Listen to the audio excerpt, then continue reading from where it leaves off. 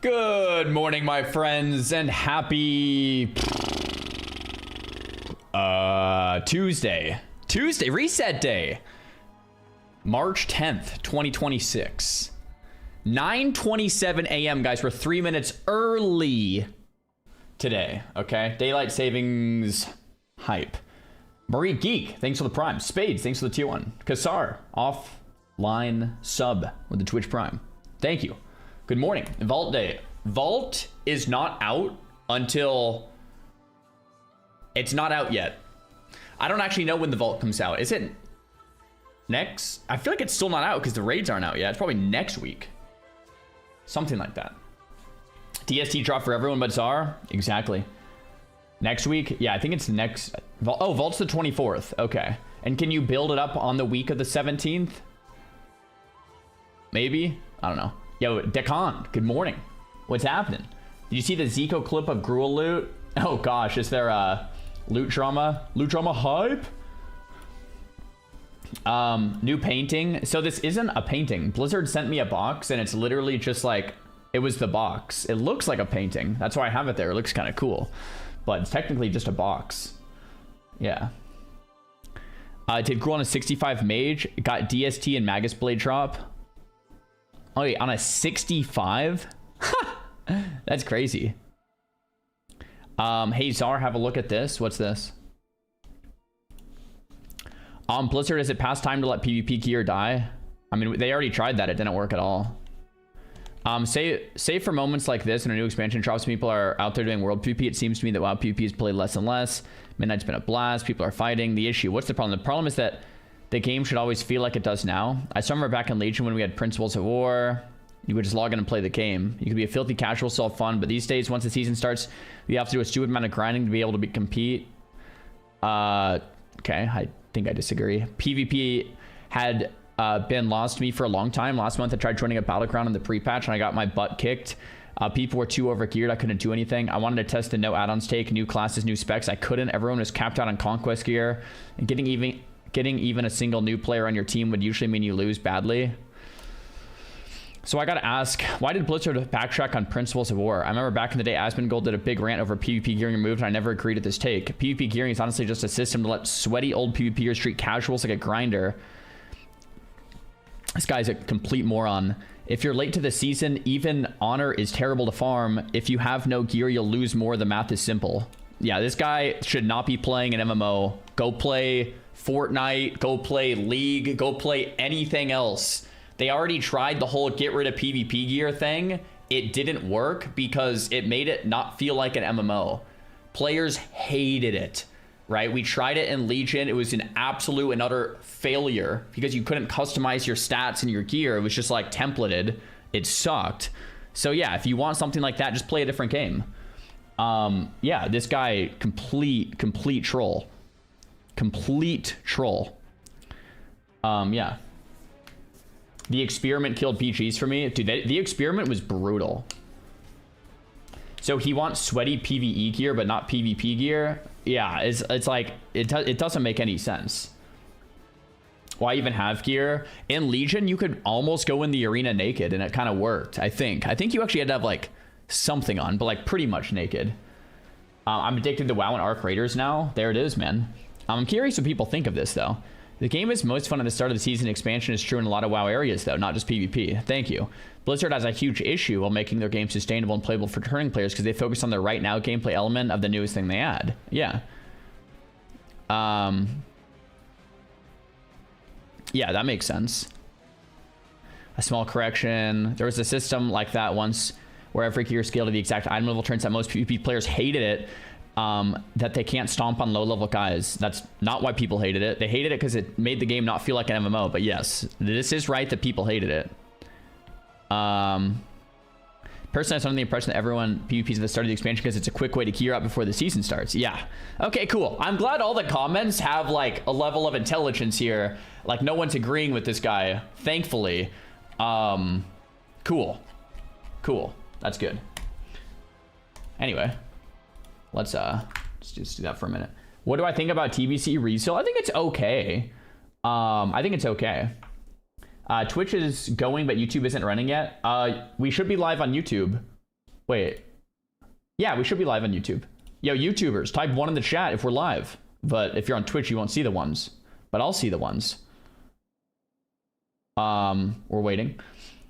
The best way to hate a game is to be a part of the subreddit. Yeah, dude. Redditors, man. 1111. Wait, no, that's Twitch chatters. Okay, here, I see the YouTubers. Yeah, YouTubers. YouTube is live. Check again, maybe? Let me know if you see it. Potentially. Never mind, needed the refresh. Cool, there we go.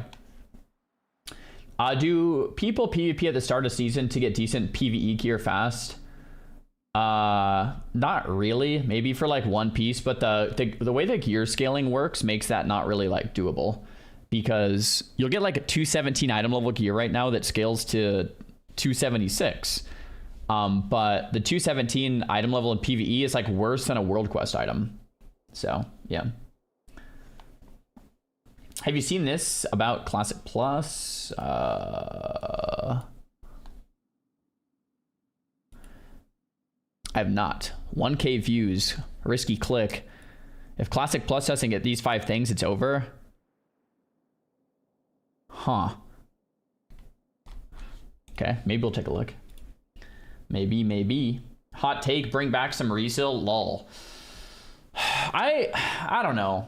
I have like a weird take on gearing. People always like to point their finger at gearing and say, this is the problem, this is the problem, this is the problem.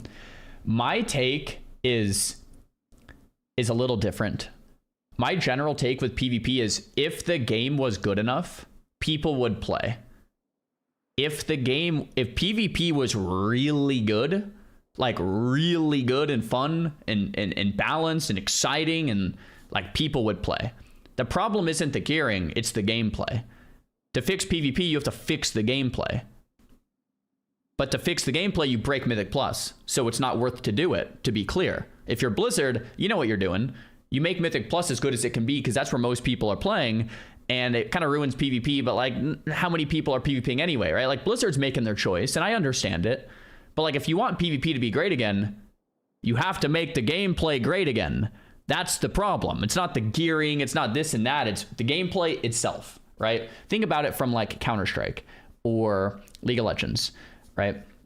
Or, you know, another PvP game. It's like, okay, how do you make Counter-Strike a good game? Is it the skins? Is it how you queue? Is it the systems? Or is it the gameplay of Counter-Strike itself? Is it the gameplay of League of Legends itself, or the login screen and how you do your runes? All the other stuff is minor. The main big thing is the game fun to play? That's the fundamental question, right? So pointing the fingers at all this other stuff, it's not that they don't matter. It's just that they matter way, way, way, way less, right? I've spent too much of my life thinking about this, unfortunately. But we can share that with you guys. So there we go. Yeah. Yeah, I used to be a PvPer, but now I'm enjoying more Mythic Plus. Bro, from my perspective, if you want to play WoW, play Mythic Plus. It is so good. It is so good. Try the new raids, hit Mythic Plus. Like, I was talking to Chanimal about this, man, and he's like, bro, it's just so good. Like, it's just so fun. And if you want a PvP, we have, like, go play League or something, man, because, like, play a game built for it. Like, that's kind of my take these days, which I didn't realize for a very, very long time. Very long time. Name a more iconic duo than Zara and Thinking in the Shower. I like to just sit there and think, man. I don't know. Just like to just think about stuff. Yeah. The fact that the game isn't free is a huge factor as well. Yeah, fair enough. Yeah, it's harder to hit critical mass. I've been disconnected.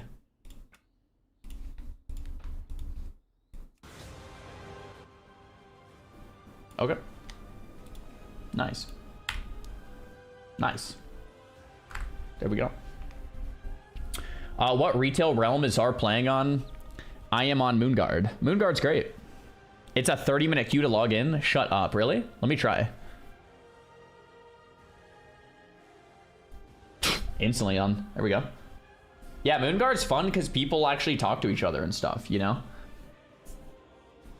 I raided Gruels and Mags last night with some of your guild, some good guys. Yo, that's what's up, Bri. Hopefully you had a good time in there. That's what's up. That's what I'm talking about. Love to see it. Streamer client, my bad. My bad. Dude, I really didn't plan to raid in TBC this much, but man, it's been a blast. Cyan, thanks for the tier 1. The only problem with gear is all the quests gives verse gear, making it difficult to get haste. I actually agree with that. I think if you wanted to talk about gearing, adding in every combination would be nice. I actually agree with that take. Broha, thanks for the tier 1. Yo, good luck. Crush it, man. I appreciate you for your good at and wise words all these years. Yo, Broha, thanks for the sub, man. Crush the interview. Little power pose going out. There we go. Hey, sir, I want to hear your advice. What's up, man? What's up? What's up? Is anything releasing today? So we have re-clears for M0s, re-clears for hard mode Prey. I think the Delve reward also resets. So we want to do 2 hard mode Preys. How many delves do we need to do? A couple delves and then full world tour Mythic Zeros. That's like the main thing. Oh, there's campaign quests too. Cool. So we'll catch up campaign. We'll kind of do everything. Yeah. Apparently, I'm hearing as well that there's a PvP necklace or ring that, like a quest. Well, it's not a PvP one. It's a PvE one that you get from a quest by doing a battleground or something. I don't know.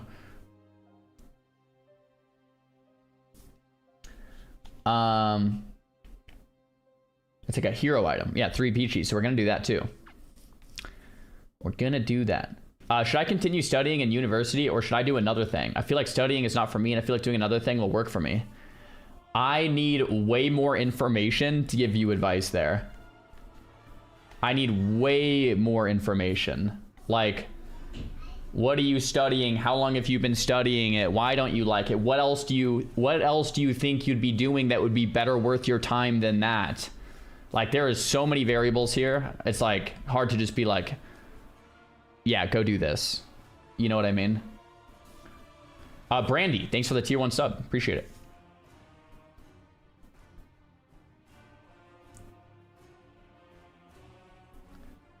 Should I drop out to be a WoW streamer? Dude.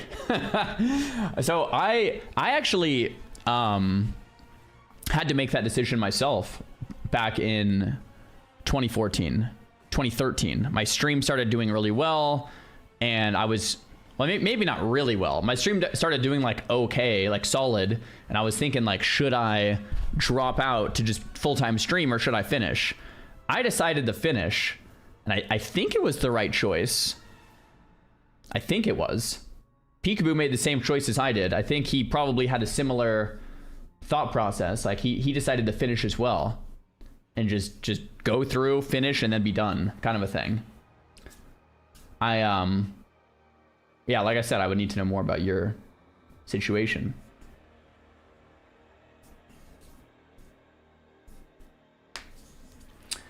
Windows NA reset? I think it's already reset. Yeah.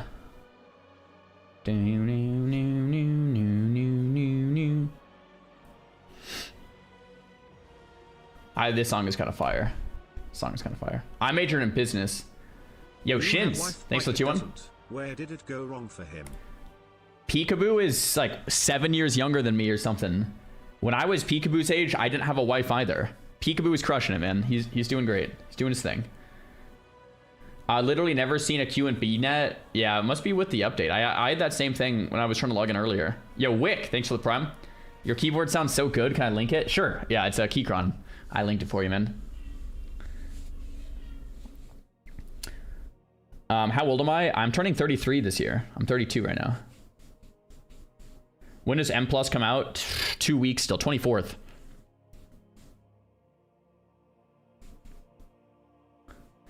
Do anything worth out of delves? Right now, I think you just hit level 7 delve. You can get some like good off pieces, but they're not super high item level. Nappy, thanks for the prime, man.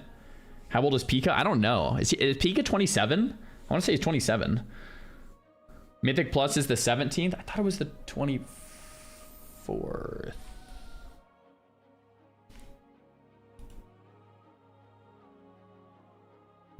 Let me see. Wowhead. Midnight timeline. Let me see if I can. Thought it was the 24th. Let me verify that before we throw out some bad info here.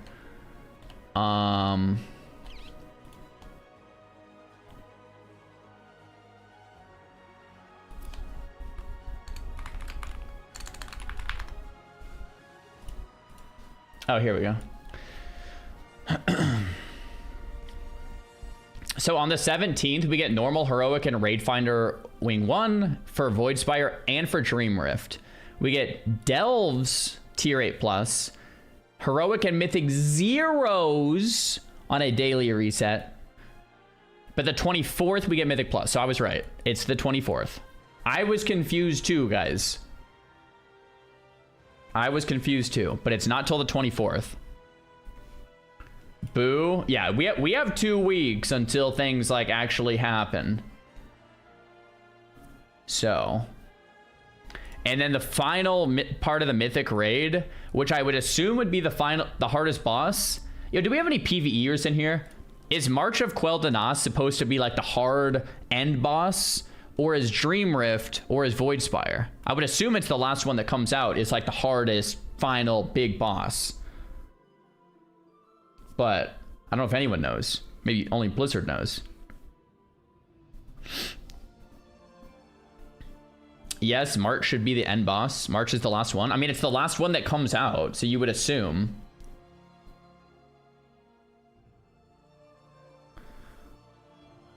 But yeah, I don't know.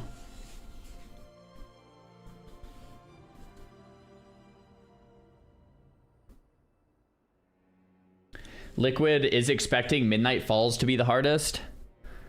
Wait, what's Midnight Falls? Dream Rift, Void Spire, or March? Those are the 3. Oh, that might be one of the bosses.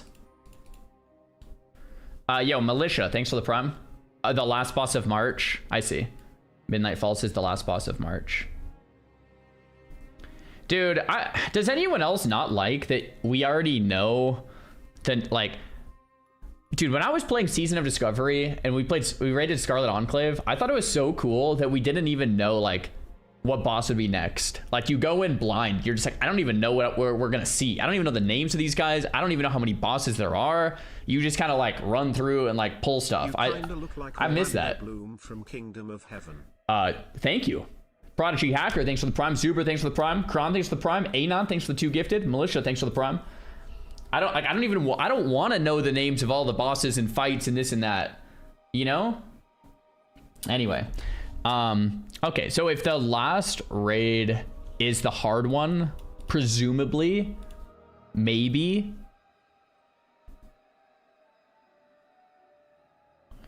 Yeah, I don't even know. All of them are hard? Yeah. So the 24th Mythic Plus comes out. Yeah, dude, I don't even know. Cheesy Totter, thanks for the 2 gifted. Appreciate it. Mythic Plus isn't until the 24th. We have 2 weeks till Mythic Plus, and we have 3 weeks until March comes out. And then we have 1 week until... Like 1 week until Void Spire and Dream Rift. Yo, Vord, thanks for the 2-1. Fishy, thanks for the 2-1. These will be fun. Normal, heroic. We'll be raiding a lot this week. Like the 17th through the 24th week, we'll be raiding a lot. Trying to figure it out. Guys, we're on a level 5 hype train to start things off. That's what's up. Am I excited for the PvP season? Nah, I don't plan to play a noob. No raid on normal is ridiculous. Wait. No raid on normal is ridiculous. Oh, yeah. Yeah, it shouldn't be too bad. Heroic's going to get tough. The Mythic gets crazy. We'll see how that goes, though.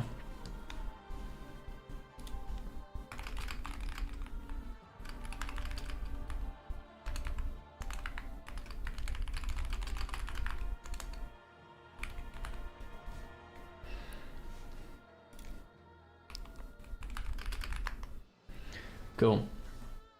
Is there a Zara community retail guild? Nah, not really. You enjoying retail? I'm liking it. Can you link us your page? What page are you looking for?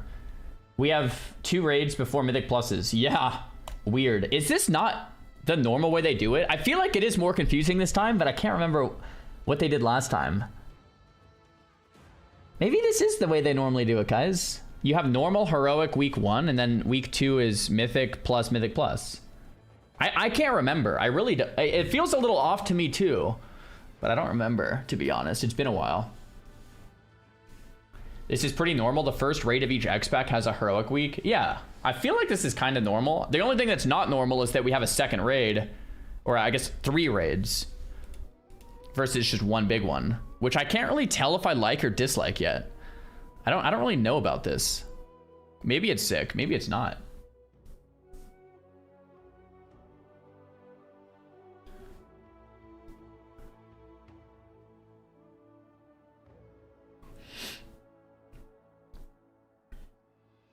Mythic Plus comes out at the same time as Raid comes out, but the loot from M Plus is capped at +7 loot. That's how it was.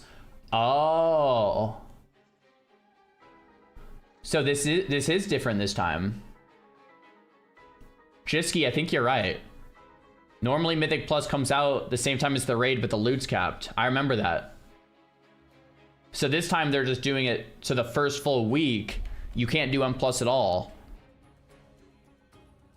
I do remember that, now that you say that. When is Road to World First? Never. It's been changed so many times.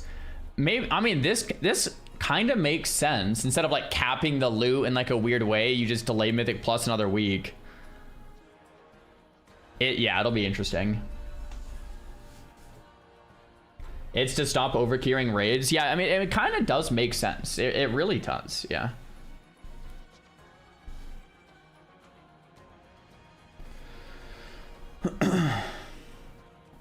It's the first time that heroic raid actually matters on the first week. Right, right. It's like it'll give you the best gear. In a recent hotfix, honor gains from training grounds match reduced by 50%. Oh my gosh, they nerfed it, huh? Well, good thing we got our gear already, I guess. Exploit early, exploit often. Unbelievable. I despise retail, this gear lockout, not releasing content, stop overgearing, some people play the game. I mean, you have lockouts, you have like content like this even in like TBC, right? You had like leveling, and then you had like heroics, and then you have like Kara Cruel Mags, then you have like the new raid, or the next raids a couple months later. Like even in TBC, we have like a schedule. Are there sparks available this week? I would assume there's 2 more. Yeah. By the way, I kind of wanted to make myself another to-do list. Because to-do list for this week would be like, okay, so 1 more spark, obviously M0 World Tour. Obviously our 2 hard mode praise. We have the continuation of the story, or the campaign. So like campaign quests. Yo, Brennan, thanks for the prime, man. Renown, I already finished Renown. Is there anything else besides these 4 things? I guess like the weekly like epic world quests. I don't know if we even need those, but let's do them. Isn't it 4 hard mode praise? 2 of them, the first 2 give gear. The other 2 don't. I'll probably do all 4. But the first 2 I think give gear.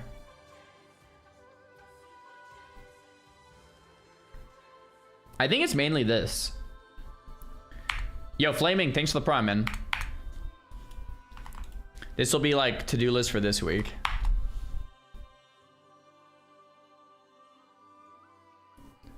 Oh, yeah, PvP. PvP weekly quest for neck / ring. I think it's like a neck or a ring or whatever, right? Yeah, you guys are right.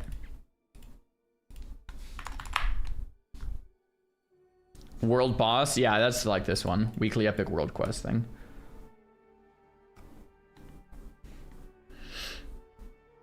How far in Renown can you go? I'm like anywhere from like 7 to 9 with them. The PvP quest is a 4-week quest. Got it, got it.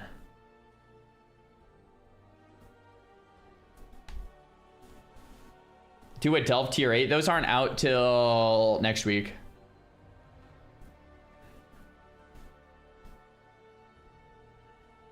You don't have a quest available that says it gives a spark this week? Okay, yeah, I'll have to figure out where to get that.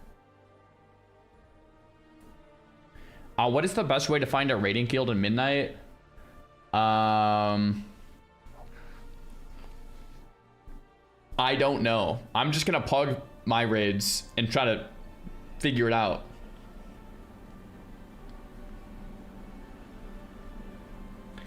Chopek just got double binding. Wait, no way. You mean on retail? Yeah, it must be because you said offhand glaive. People are saying Raider IO. Raider IO is a good place, maybe. Okay.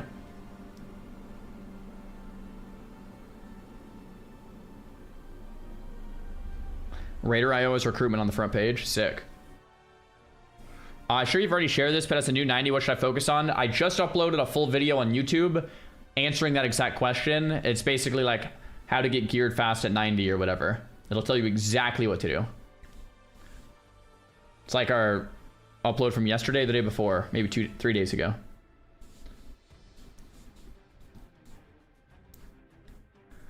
Okay, cool. Cool. Is there any reacts today? I don't know if I saw anything. I watched the Rav video yesterday.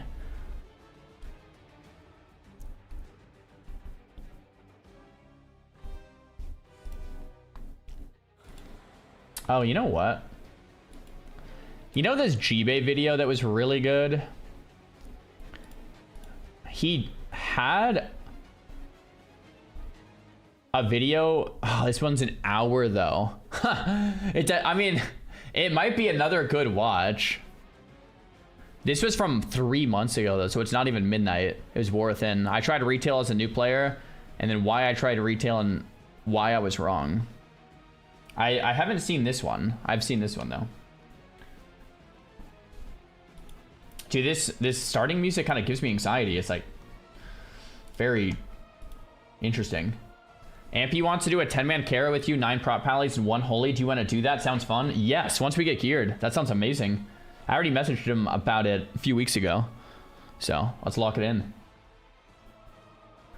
The Warcraft 3 video is great. Would be fun for you to watch it. Yeah, definitely. Have I seen Rav's new retail vid? Yeah, we watched it yesterday. Dude, Rav makes incredible content, man. I have not played Warcraft 3, no. Is maintenance over? I think so. BNet has a queue, though. I had to sit in it for a few minutes this morning.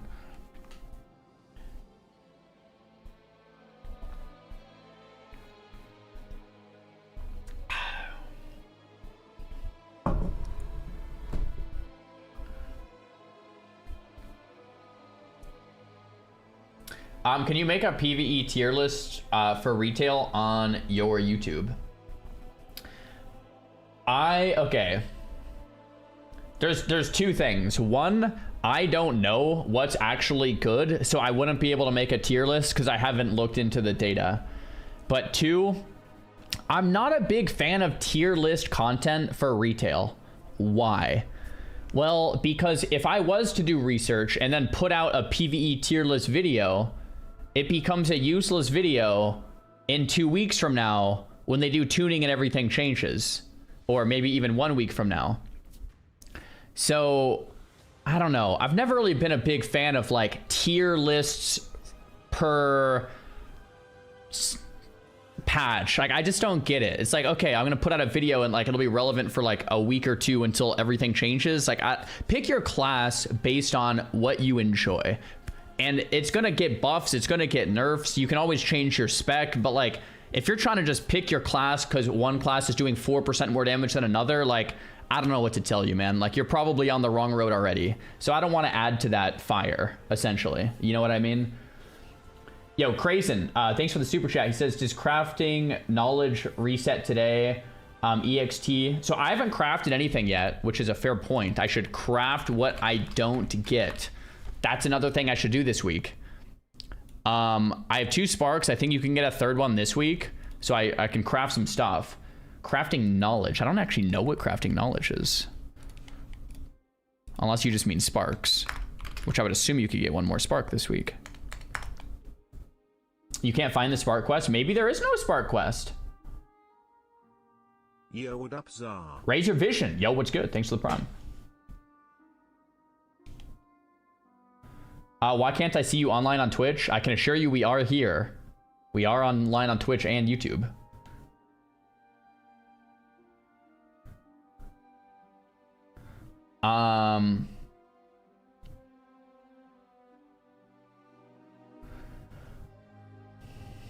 We are not going for #1 Mythic Plus, so why bother with tier lists? Actually, last expansion, we briefly hit #1 Mythic Plus before we quit. But we still didn't use a tier list last time. So maybe we don't need it again this time. Who knows? Who knows? I don't know.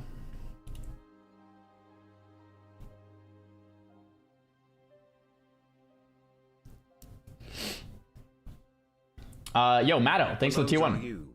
Hello. I got an important question for you. If you were to be transported to any video game you have played, is strictly single player, has to have a story and all bugs and glitches are fixed, what game would that be? A single player? Probably Oblivion. Although there's like demons coming in from the Oblivion portals. That'd be pretty scary, actually. That'd be pretty scary. Elden Ring? Nah, Elden Ring's definitely too creepy. I'd probably pick Oblivion or like Skyrim or like something like that. Definitely not Fallout. RuneScape would maybe be chill. I don't know. Hey Scholz, I feel bad for buying transmog in WoW. Chop gets smile. Thank you for the $20 dono, Science. What we're talking about. Elden Ring is creepy, question mark? Yeah. What do you mean? Dude, have you seen these cutscenes? Like, there's some stuff going on in Elden Ring. I mean, it makes for a great game, but living in the universe, I don't know about it. Where would you guys live if you could live in a single player playthrough game?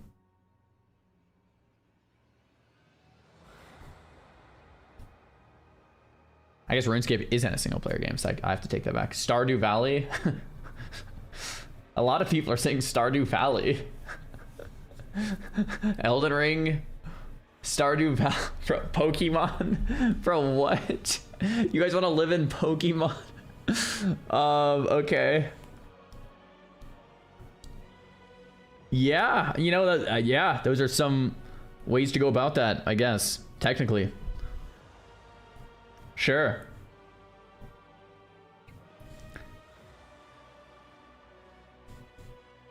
Cool. That works out. Oh, man, I'm like trying to think if I want to watch this G-Bay video. I really enjoyed the classic WoW one. Do we try the retail WoW one? I don't know. Yeah, Reapers, thanks for the prime. I'm leaning towards watching it, but it's an hour. Send, do it. Yes.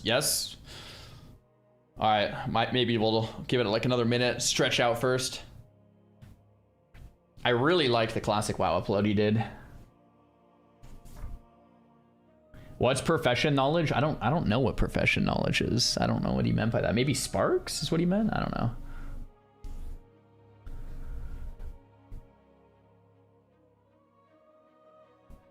Are you gonna try the new Resident Evil at all? I know it's not your cup of tea, but it'll be game of year most likely. I probably won't. No, I tuned into some people playing it, and it just seemed kind of scary. Like, I'm a softie, man. Liza P, you seem to be enjoying. I missed the League Arc a bit as well, dude. I was actually thinking about League of Legends. I was watching some League of Legends streamers, and I was like, man. I don't need it. I don't need it. I don't need it. I don't need it. I don't need it. But like, yeah, League. I was itching a little to play League, not gonna lie.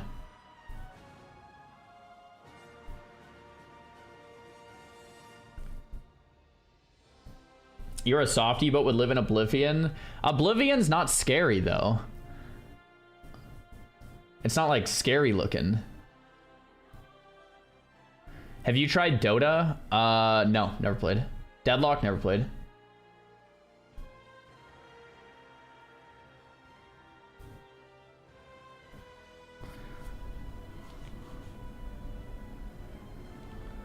Cool. What classic video did I like? This one from G-Bay. I tried classic WoW with no nostalgia. It was like really sick video. Would Peekaboo outrank you in League of Legends? I hate to admit this, Don't tell him I said this. But yes, Peekaboo is way better than me at League. Gosh, that sounded terrible. Like, look. We have to give him at least that. I hate to admit it. At least that's the one thing. I can't think of anything else. There's probably literally nothing else. But in League, yes, he would smoke me. Yes. Yes, he would smoke me. Yeah.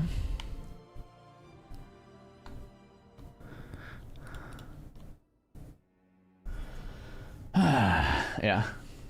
That's what happened. Hope you're having a great day. Hey, back at you, Moon. What rank am I in League? So I did a League arc last year. Was it around this time or like mid last year? And I started in, what's the lowest rank? It's Iron? The one below Bronze. Iron, I think. I started in Iron and I got to Silver. But it took me like, what, 45 days to get from Iron to Silver or something? Maybe 30? And it was a process. It was a process. It was a process. Yeah, it was a process.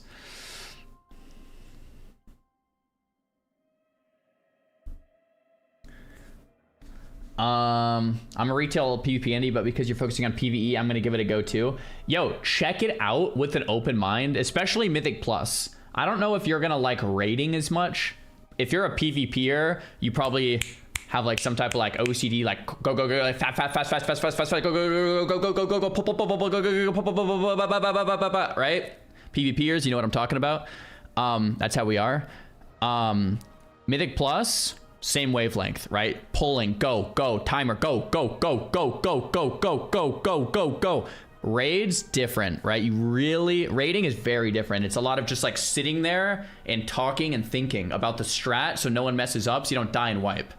Very different worlds. PvPers probably would like Mythic Plus more for the most part because you just go and send a little more APM button, boom. Raids, gotta switch the whole mental. So hopefully that helps out. Yeah, this part of the song is sick.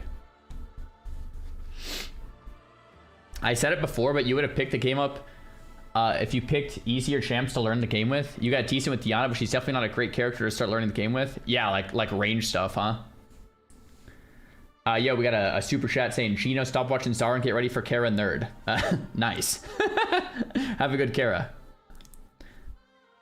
Can you give us another demonstration of how PvPers usually are? I mean, you guys know how it is. The PvP brain is just like, you can't like turn it off. It's just like, it's like go. Like you can't just like stop and sit there and chill. You know, that's how it is. Spangu, thanks for the prime. Guys, press 1 in the chat if you're a PvPer and you know what I'm talking about. Everyone else, if you don't get it, then it's fine. But I know the PvPers in the chat know what I'm talking about. Yes, there it is. There's the ones. Like, PvPers, that's how we are, man. Like, it's just how we are. It's probably what makes us good at PvP, too, is they were just like, you know, it's like, but it's different. It's different. Yep.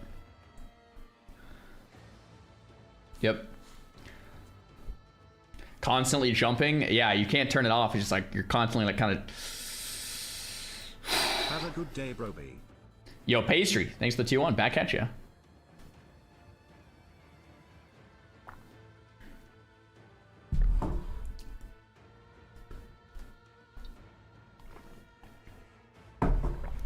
Jumping improves DPS. It's proven.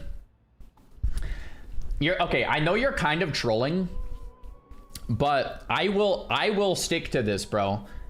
Having high APM is an important skill in any PvP game. Watch StarCraft 2 pros at the start of a game and they're spamming APM. Why? Not because it's doing anything, but to warm up their fingers so that if something were to happen, they're ready for it. Like like League of Legends, watch the pros, bro. They're clicking all over the place and moving and scanning the map at the start of a game. Like, why? Because if something were to happen, they'd catch it. In WoW, it's no different. If nothing's happening, you still want to be spamming the keys, moving the mouse, looking around, because if something were to happen, you'd be able to react quickly because you're warmed up, ready to go, ready to react. So like, I get this whole, oh, why is this guy spamming his keyboard? Like, bro, if you're not, you know what's going on, all right? If like you should be, right? If you're locked in and dialed, you're locked in and dialed. If you're not, you're not. So that's how it is. We're gonna have to lay down the law. Any game, not just WoW. Yep, true, very correct. I mean, look at the pros of any game, man. It is what it is. That's how it goes. My Warcraft 3 APM was like 300 to 500 back then. Dude, the WoW APM is like, yeah, it's surprisingly high because of movement. Yeah. I thought it was a form of Tourette's. So that's another explanation, I guess.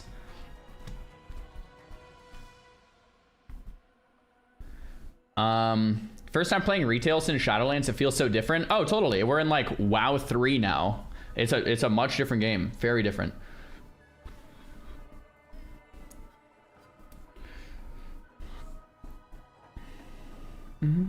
Any reacts today? I think I want to watch this G-Bay video, but I was kind of just chilling, talking with you guys. I don't know, just vibing out for a minute before we got into it.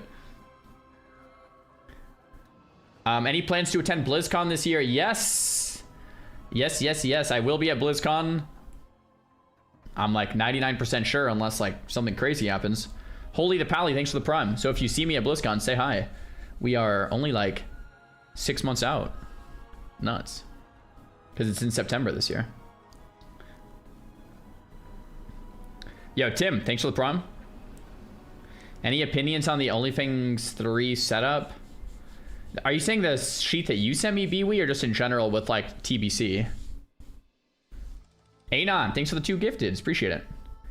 In general, I don't know, man. I don't know.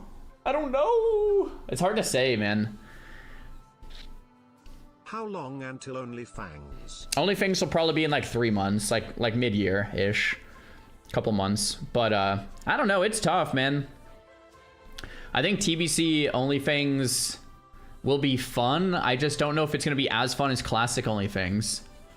But maybe I'm just a hater. Maybe it'll be amazing. Maybe it'll be great.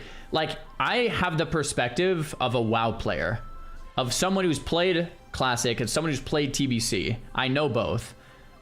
But my perspective doesn't matter as much as the people in OnlyFans that aren't WoW players. Because let's be honest, what makes OnlyFans so great? It's the non-WoW players.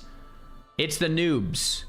It's the Tyler ones. It's the grubbies. It's the peekaboos, right? They're coming in. They don't know what they're doing. They're figuring it out. That's what makes it special. So like maybe for them, TBC will be something new, right? Like, I don't know. Like maybe it's amazing. I think from my perspective, it's, yeah, kind of tough. We'll see. I think Classic's more fun to watch for OnlyFans than TBC. I just love Classic for hardcore, man, yeah. Classic is the only mode for hardcore. For those of you guys watching a lot of these like hardcore WoW TBC streamers, has hardcore TBC been a fun experience, or is it just like as an experiment, has it been successful or not really?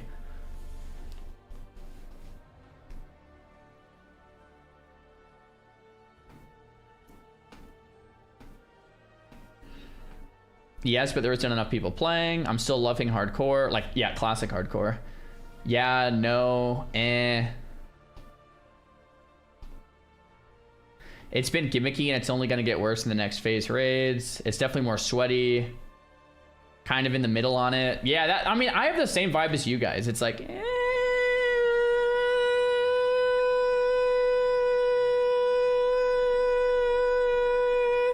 You know?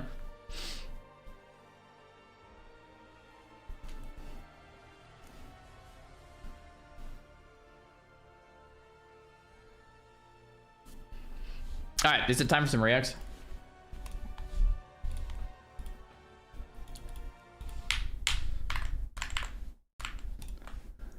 What's the opposite of ASMR? Okay. Oh my god. Oh my gosh. All right.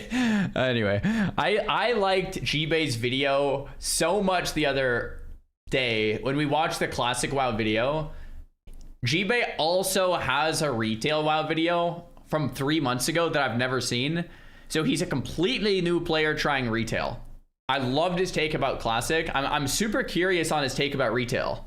He seems like a really positive dude. So I don't know if he like, yeah, I'm just curious. Like from someone who's never played, my opinion is probably there's a lot going on in retail. It's kind of just throwing you in there and it's a lot to take in. So I'm curious from an actual new player what they think. So let's check it out, G-Bay. Let's check it out. Person on Earth who found himself coming to WoW the way I did. A couple of months ago, I tried something new when I decided to play through the famously great RTS Warcraft 3 for the very first time here on my YouTube channel. Even though I grew up as a pretty massive fan of the moving little guys around on a map genre, and even though I had spent years as a professional YouTuber making hundreds of videos about MOBA games birthed entirely from this classic, I had never played it before myself. It was a funny quirk about my gaming history that I thought, hey, that might make for a fun video. Let's go try out Warcraft. Turns out, this is one of the greatest games of all time. Wow, why did it take so long for me to play it? It is a masterpiece. Not only did Warcraft 3 hold up surprisingly well in terms of its gameplay, art direction, and atmosphere to a point that I had to play through all of it, this game also told one of the most engrossing stories I had ever experienced. I felt like I was reading a Tolkien novel and got completely hooked on the Warcraft universe. Wow. So naturally, when I realized there is a whole world of Warcraft out there waiting for me, I figured that's got to be the next thing I play, because if there's one— Bro, I am kind of sold on this whole Warcraft 3 playthrough thing. I haven't played either, but like after hearing that, it's like, sheesh. I just thought it was like a normal campaign. Like most people play Warcraft 3 with PvP online, and the campaign just kind of was like a tutorial to get you into like the online gameplay. So I was like, why would I play like a tutorial? If I played Warcraft 3, I'd actually play the game. Like, I didn't think the campaign was, like, so darn good. So, I guess I didn't know. One thing I like more than moving little guys around on maps, it's MMORPGs. But WoW is somehow another game I have gone 20 years without playing. This time it's not my fault though. My parents' computer was nowhere near good enough for me to run WoW back when I was a kid, so I have spent the past 2 decades playing RuneScape instead. That all changes today. In this video, I'm going to be diving into the Warcraft universe for the very first time. Again, we're going to be playing through WoW, exploring the land of Azeroth with a freedom I've never experienced. And I'm super excited about this because this isn't going to be just another new player tries WoW video like I'm sure plenty others have made on YouTube. I actually have a cool perspective here that I don't think anyone else has experienced. Having just finished beating Warcraft 3 and falling in love with it, I'm someone who is eager to dive in and explore Azeroth more, while also having no idea what to expect with WoW. I'm like a kid from 2003 who just beat the Frozen Throne only to fall into a coma for 20 years, waking up— Okay, so now I can see why all the comments were like, bruh, you should have played Classic if you just came from Warcraft 3. Bruh, what are you doing on retail? Because that's why he made the Classic one that we watched already. So I'm watching these in like reverse order. I should watch the Warcraft 3 one next. But I'm still really curious on his retail take. Now, hearing there's a whole MMO built on my favorite video game universe, and considering Blizzard have been developing WoW for a full 2 decades at this point, this game must be the best it's ever been, right?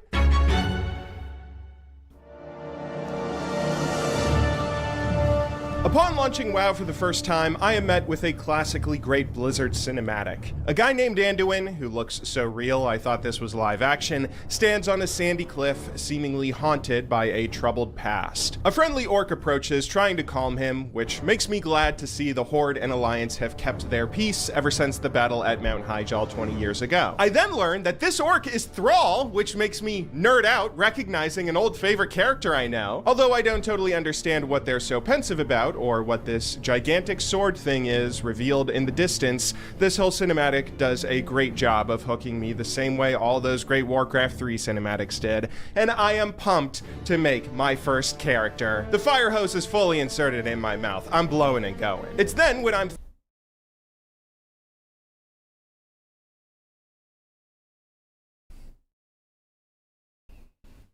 thrust into character creation, where I've Thrust?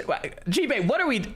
Find myself 90% thrilled and 10% horrified at what's laid out before me. I'm thrilled at seeing all of the options I have available. Not only are all the old races I know, like trolls, dwarves, orcs, and blood elves, featured as playable factions, but there's a ton of other playable races too. I could be the joke panda guy I got from that tower defense bonus mission, or I could be a dragon, or a furry for some reason. The only downside I'm seeing, and the reason I am 10% horrified, is because they made the Draenei not ugly? When this monstrosity was featured as an auxiliary race in the Frozen Throne, I was over the moon. This is such an ugly creature, I couldn't help but love him. So why did they turn him into just another boring human? Wait, is that what Draenei's look like in Warcraft 3? Like that? I never knew that. Is that actually... They changed them completely? Oh, what? Oh, they're kind of... He's at Broken, it's kind of different. That's Fallen. I see, it's a little different.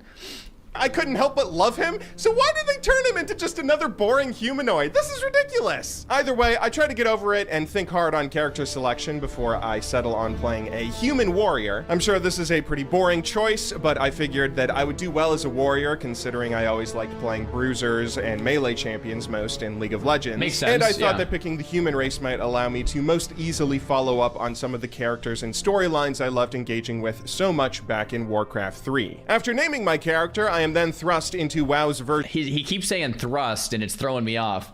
What I was gonna say though, and this is just a really random minor note, but I still like feel kind of, I still don't really like that you can play a panda in WoW, a Vulpera in WoW, a dragon in WoW. Like something about it still feels like a little anti-WoW to me. Am I the only one here? I might be the only one here. This might be a weird take, but it still just feels kind of weird. Like Warcraft, like Vulpera, like it's kind of like a weird minor kind of side note, but I thought it was worth mentioning. It's like, all right. Of Tutorial Island, and we are off on our adventure. It all begins on a ship where I'm sailing alongside Alliance soldiers in search of a lost expedition who recently went missing while exploring an uncharted island. After crash. Okay, funny enough, I'm actually interested in what's to come next because I haven't made a brand new level 1 retail character and been through this at all before. I don't think. So I actually don't know the storyline, like when you crash and do. I think I've seen like some clips of it here and there, but I've actually never done it. Landing on said island, I have to take charge to help regather our forces and fight off the hostile wildlife. This provides a fun little opportunity to learn some of the basics of how to move, what our abilities do, and how to complete in-game quests. The tutorial can feel a little ham-fisted at times, but not any more so than Warcraft 3's, with Mr. Disembodied Voice explaining how an RTS works. Before long, I'm leveling up fast, getting tons of new abilities, and Captain Garrick teaches me some of the basics of how to play warrior, which is a neat moment. I assume she has separate dialogue lines for whatever class you choose to play. Honestly, everything does feel a little bit easy, if anything. I'm basically one-shotting most of the mobs I fight, never really losing much health even before getting tips on how to play my class. So either the tutorial has been dumbed down enough that I'm not in any real danger, or maybe warrior is just kind of simple to play. We then go on. Or maybe you're insane at gaming. Or maybe it's really easy.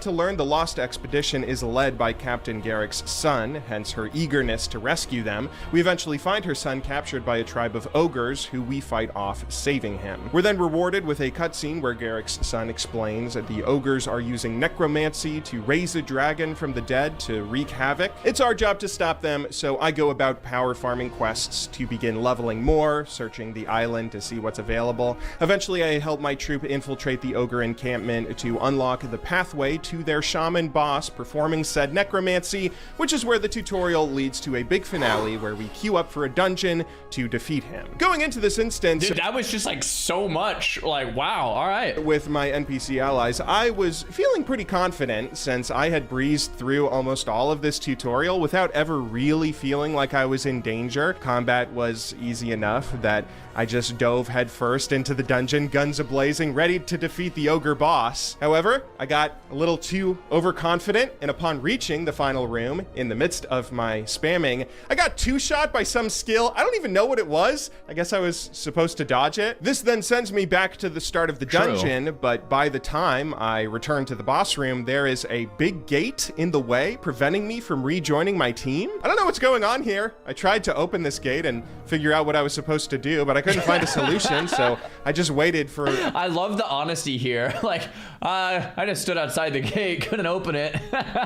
a full 12 minutes while my NPC friends finished the bosses for me. Gonna be honest, that didn't feel great. I get that I made a mistake by not dodging the ogre's skill shots, but I should have had the chance to learn from it, right? Like, it feels as though dying should have reset the dungeon or something, so That's definitely a fair point. It's like, yeah. I could go through it again. Instead, I beat the final mission in the cheesiest way possible, Congrats. just letting all of my allies finish the job for me, which left me not totally knowing how to go through dungeons, an issue that is going to crop up later. But apart from that buggy finale, this tutorial did a fine enough job of easing me into WoW. I learned some of the basics, I killed some baddies, and got all the way to level 10, which feels nice now that I have a few abilities I can learn how to combo together. The tutorial ends when we're sent flying back home with our troop off to Stormwind, capital of the Alliance, where our real journey is about to begin. Now, in my experience, MMOs are always most fun when players set a goal for themselves. True. Having such huge expansive worlds filled with so many options of things to do,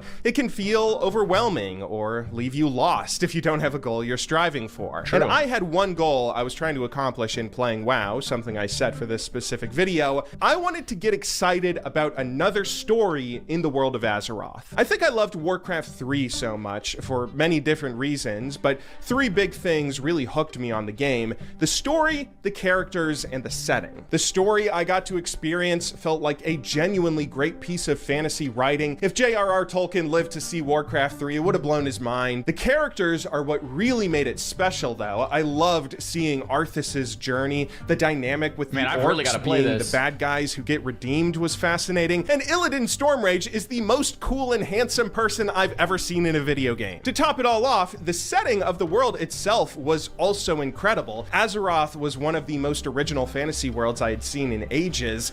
I didn't know Illidan was in Warcraft 3. It felt like the universe was its own character in many ways, leaving me eager to explore and learn more. And since Blizzard, of course, never made a Warcraft 4, World of Warcraft must be the place where everyone got to continue the great stories of this universe. This is clearly where I'm meant to go if I want to explore Azeroth and find whatever is told next, hence my goal. I will say I realize that playing WoW for the sake of story is a bit of a weird thing to do in today's day and age. Even though I had never played WoW before, I know what people say there's about a clip it, I right? know. The game doesn't begin until you reach max level. You're supposed to play for the end game raids or the PvP content or whatever. And I True. don't doubt that the people who say that are right. I am sure that there is fantastic end game content that Blizzard have made, but I think that something people often forget about MMOs is that nobody ever starts playing an MMO because it has great endgame content. If that were true, we'd all be playing Blade and Soul, since that PvP was so damn good. Nobody would have ever played Dofus. I swear, it took like 5 years of grinding for you to reach max level in that game. No, what gets people to start playing an MMO is a much more simple act of falling in love with the world.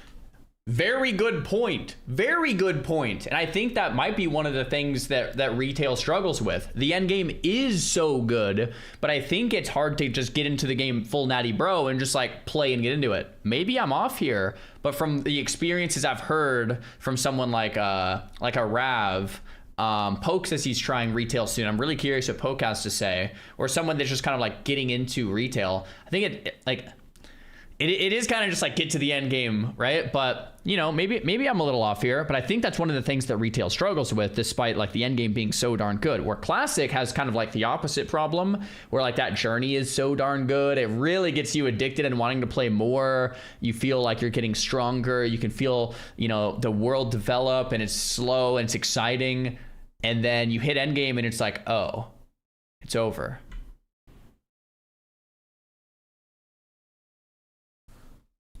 getting lost in exploration, the story, the characters and quests. We might strive for the endgame content eventually, but it all begins with that childlike sense of wonder of getting lost in a fantastical land. Whatever the case, that is my goal. I want to get excited about whatever new stories WoW has to offer. And honestly, it shouldn't be that hard considering I am already obsessed with the world. Blizzard has a very low bar to clear for me, but no need to delay any further. Let's go ahead and hit the ground running. Let's check it out. Entering Stormwind for the first time, the quest chain from the tutorial continued, teaching me some more basic mechanics, like how to set my Hearthstone to an inn so I can blue pill recall there whenever I want. I was also thrown into the world of specializations, which is a very big, exciting system, but one that I thought maybe I'm supposed to learn it later, since there's this option to auto-do whatever it thinks is best for me. I then go get a mount, which kind of surprises me. Mounts typically make traveling the world a lot faster, which is nice as a convenience, but normally that comes after you've explored and leveled quite a bit on foot first, right? I don't know why I'm given access to this griffin at just level 10, but it doesn't seem like it can fly, and thank goodness for that. That would make traveling around areas way too easy. Speaking of areas, holy heck, a lot has been added to the game since 2003. Back in Warcraft 3, the only land I knew existed was Kalimdor, the Eastern Kingdoms, and Northrend. So why are there so many other islands? And how did Thrall sail in a straight line due west from the Eastern Kingdoms to Kalimdor without bumping into one of these other places? That seems like a bit of an oversight. True. Suddenly, I'm interrupted by a message from a strange man named Rathian telling me I need to go do a quest on the Dragon Isles, which I'm a little excited about at first. Like, hey, maybe this is a new story I can dive into. But I don't really know who this person is. I don't know what the Dragon Isles are. They sure weren't in Reign of Chaos. So I decide to just ignore his quest and go off searching for something different. I walk around a little while looking at all the quests. I really appreciate the honesty. Like, he's being really positive and exciting, but he's just being honest. Like, I don't know who this guy is, so why should I care, right? Like, I'm gonna look for something that I like that's familiar, you know? Like, I really appreciate the honesty. Available to me, of which there are quite a few, and I read through the dialogue of each and every one carefully. I get a little worried that the game keeps on highlighting the accept button every time I look at a quest, like I'm doing something wrong by taking the time to read the dialogue somebody wrote. Most of these don't sound super interesting in terms of their narrative. I love it, bro. He's reading the quest in retail. It's just like, it's like highlights the, like, bro, just click this, like, next quest, go, go, go, go, go, go, go, go, go. And G-Base's just like, hold on, I'm reading this. I love it, dude. So I just keep on hitting decline instead, still searching for a story that will... He reads the quest and clicks decline. Bro, that's so good. Oh my gosh. This quest doesn't seem very interesting. I'm gonna decline this one. I'm gonna go to the next one. Oh man, I love it. Pique my interest. Eventually, though, I bump into a quest that has a different, more important looking layout than all the others, with Anduin, that guy from the cinematic. Apparently, there's an urgent war council underway, so I should head up to Stormwind Keep, and since this seems like a much more real quest line compared to all the others, I decide to head there right away. It seems like everyone was waiting on my level 10 ass, since as soon as I walk in, Anduin says it's time to start the meeting, and I get to have a real bit of story. And hang on, wait, that's Jaina Proudmoore! Survivors say they encountered strange and terrifying magics. And a massive Zandalari fleet. Impossible! It's one of Sylvanas' tricks! Sylvanas! Oh good, she's still around. I hope she's been doing well. And wait, Coltyrus, I swear I've heard that name before. If I could bring Coltyrus back into the Alliance...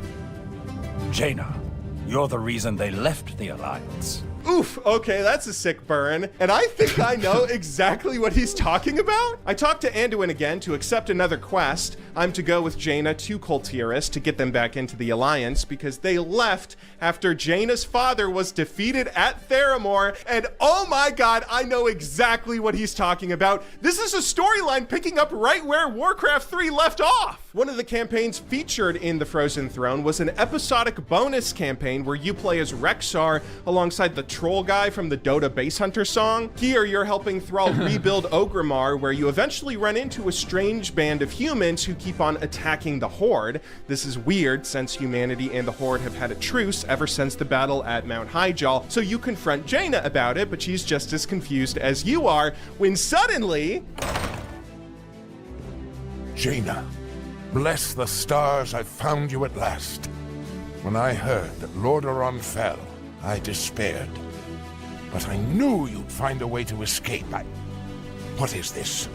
An ogre? Jaina's dad is behind it all. He's from some separate land called Koltiris, and seeing as he didn't get the message that we just ended racism, he's trying to wipe the orcs off the face of the planet. You then sneak away and with Jaina's blessing manage to rally Horde races to a massive assault on Theramore, where you eventually kill Jaina's dad, ending the campaign with victory. That was one of the last things that you got to see in Warcraft 3 though. You don't know what happens next, but now— Holy crap, spoilers, boys. Spoilers. I didn't know any of this. Oh my goodness. I do. I get to see a direct continuation of the story, which is so What cool the that heck? Blizzard are following up on it over 20 years later. So I go down to the dock to meet up with Jaina, where we set sail for Koltiris. As we take to the seas, we're treated to a cutscene where Jaina has a nightmare vision of her father playing with her as a child one moment before calling her a murderer the next. I am so pumped watching. Wait a minute. This is...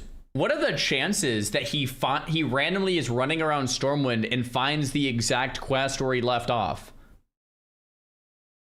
G-Bay, did you do some research and pick the right quest? He got lucky? Like, bro, what are the chances he actually... Like, that's gotta be incredibly very low, right? He legit read all of them? Yeah, but to even be in the right city, in the right zone, I mean, true, he did read all of them until he found this, but still, the WoW world is pretty big. This because I know exactly what's going on, and don't worry, Jaina, or should I call you Arthas, because you did nothing wrong. We then land in Koltiris, where the locals meet Jaina and myself, as we are then dragged to see her mother. Oh boy, another surprise parent. As Jaina begs for forgiveness and asks Koltiris for aid, this other lady gets mad and seemingly helps convince Jaina's mom that she should be put to death, maybe?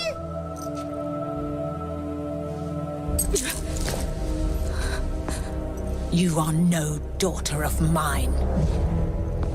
Dang. Do what you will. She is nothing to me. Dang. We're left with a super suspenseful cut to black as the campaign... Bro, I've gotta say, like, when BFA was a thing, I was skip, max level, Q, rank one, alt mage, rank one, like literally just right to the end.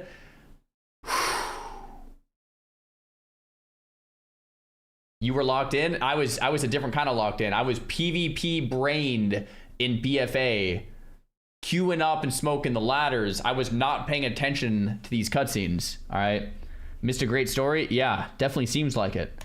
And truly begins, and holy hell, I am so excited now. Let me be clear, I kind of think that all of this looks sort of awful. Like, I hate the art direction that Blizzard took these cutscenes in, if you could say this art had any direction. Everyone just looks like a stupid Disney character for the most part. Oh my gosh, he said it. He said it. He said it. He said it. Oh my gosh, he said it. True. Okay, I think I want to be respectful to the Blizzard artists. Look, it's good art. It's just not Warcrafty. It's been said. I think even a lot of people at Blizzard would agree with this. If you're at Blizzard watching, I think you guys would even agree with this. Like, look, it's good art, but the art direction isn't Warcraft anymore. I think it's probably too far gone. At this point, I don't think you ever like steer the ship back. But I do think that was a pretty massive mistake, leaving the Warcraft universe art and moving into this direction. I agree, Shibe. I agree. You have an Ursula ripoff over here being quite obviously evil, while Jaina went from a badass mage character model in Warcraft 3 to literally looking like Adele Dazeem from Frozen. The in-game cutscene... I like this guy. Yeah, this guy has some great takes. That's a thumbs up right there. Yeah, that's a thumbs up. These aren't much better either. Everyone just looks like a badly animated sim. I guarantee you, Lil Simsy could make a more dramatic cutscene if you're really insistent on animating this in The Sims 4 Blizzard. But you know what? I don't even care. This is exactly what I was asking for. Following up on old storylines from Warcraft 3 where I get to explore the lands and history that hooked me on this wonderful universe in the first place, I will ignore each and every fault, Blizzard. Just give me more of your beautiful world. Things cool off pretty quickly as we then awake in a prison with Jaina nowhere to be found. Instead, our cellmate is this Flynn character who is working for a client who's hired him to break us out of here. He's a bit of a cheeky Captain Jack Sparrow ripoff type person. Come on, hit me. Oh! Oh, you brute! God! God! Help! Oh! I didn't laugh, but I can appreciate the attempt at trying to make a new likable NPC. We managed to break out of this prison that's apparently owned by that Ursula person from the previous cinematic, Lady Priscilla Ashvane and her Ashvane Trading Company. During our escape, Flynn discovers some kind of extra powerful gunpowder before leading us to freedom through the sewers. Emerging from underground, we're greeted by a big scary thing that... It's kind of like the start of Oblivion, a little bit. Eats some guy. Good enough reason as ever to flee further, meeting up with our rendezvous on the shoreline. Here we are introduced to Talia, Flynn's partner in crime, who sails us back to the main city of Boralis. Talia mentions Jaina a couple of times, recognizing me as her companion from before, and I'm getting excited because now I'm thinking maybe we're gonna go on some big quest to save her, but instead we get a little tour around Boralis. Okay, that didn't feel like the most pressing issue in the plot, but I appreciate it. We then meet Cyrus Crestfall, the man who orchestrated our escape, who explains a bit more about the history of Koltiris and what's going on. He shares some war stories where I start to drift off and get a bit bored because I notice that my character is apparently sleepy for some reason. I don't know why. I kind of fiddle around with my UI to try to see what that's all about, and I just miss some of the story that goes completely over my head. Eventually, I get the message that... I never thought about that. Like the rested XP, like ZZZ, because you're in an inn. From a new player, you might be like, why am I sleeping?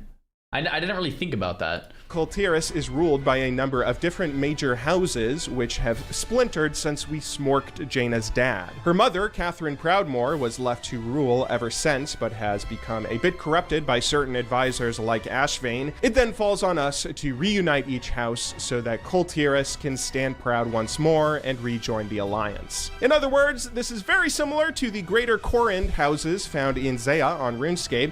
I have gone through this kind of story once before. I sure as hell can do it again. Step 1 looks to be the most satisfying step, as we're meant to take down this Priscilla Ashvane character and maybe make Catherine see that she is obviously evil. Just look at her character model. Our new friends seem to believe she's doing something nefarious with that gunpowder we discovered earlier in her prison, so it's our job to figure out what scheming is going on and bring evidence to Catherine. We then travel to meet up with one of Cyrus's old buddies near the Ashvane Foundry and take some quests, which lead us to discover that Ashvane is apparently using child slaves? Come on, Blizzard, I got the message. She's the evil bad guy. You modeled her after a Disney villain. She does not need to be any more cartoonishly evil. We help free some of those urchin workers as well as the townsfolk she's also captured, taking out some guards and learning more about this gunpowder. As I go around doing all these quests, I get to see a bit more narrative dumped on me with these company messages that are broadcast by Ashvane herself. And I gotta say,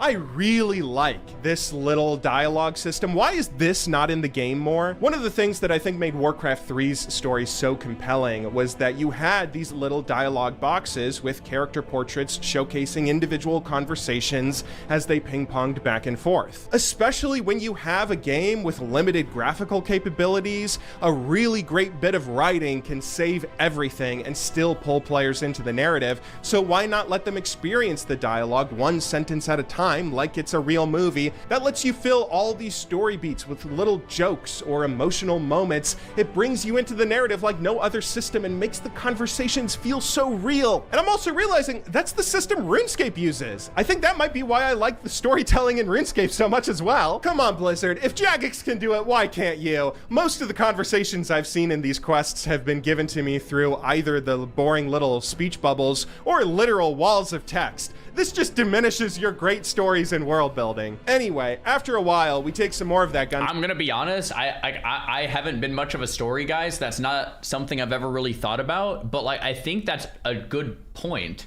Like that's a completely fair point from the story POV. I have to think about that one a bit more, but I'm glad he pointed that out. Powder stuff before meeting up with our old buddy Flynn. He then leads us to a little trading hub where we can study it further, learning it's something called Azurite, which I can gather from context is going to be the magical MacGuffin driving a lot of the plot, but that's fine. Soon after, Flynn sees a smuggling ship that he's sure is carrying a bit of Azurite. I am then convinced by him to stow away so we can figure out where Ashvane is sending it, but not before I am subjected to a few more jokes from Mr. Comedy Relief over here. Oh no, I think my barrel has pee in it. Nope, never mind. It's ale. We're good. I don't know. I feel like the jokes are trying a little bit too hard, but whatever, it's fine. Our vessel sets sail, but doesn't stay out to sea long, as our navigator is soon tempted to sail us right into a group of jagged rocks while passing by some sirens. This means a few more quests of gathering up the crew, fighting off the sirens, and helping Flynn break free from one particularly charming lady. After we sober him up, we get back on track, heading to the nearby pirate town of Freehold. There we infiltrate a gang of pirates to try and figure out where the Azurite is going, only to get Flynn beat up when some old friends of his discover what he's doing, as they're apparently in league with Ashvane. Talia then shows up to save the two of us before we get our heads kicked in, and just flies us to the next location to continue the quest chain. All in all, I'm gonna be honest, the story has felt a little bit like a whirlwind at this point, and I'm becoming less engaged with each following step. Like, Priscilla Ashvane is just an uninteresting character. She's just evil, obviously. That's her only defining trait,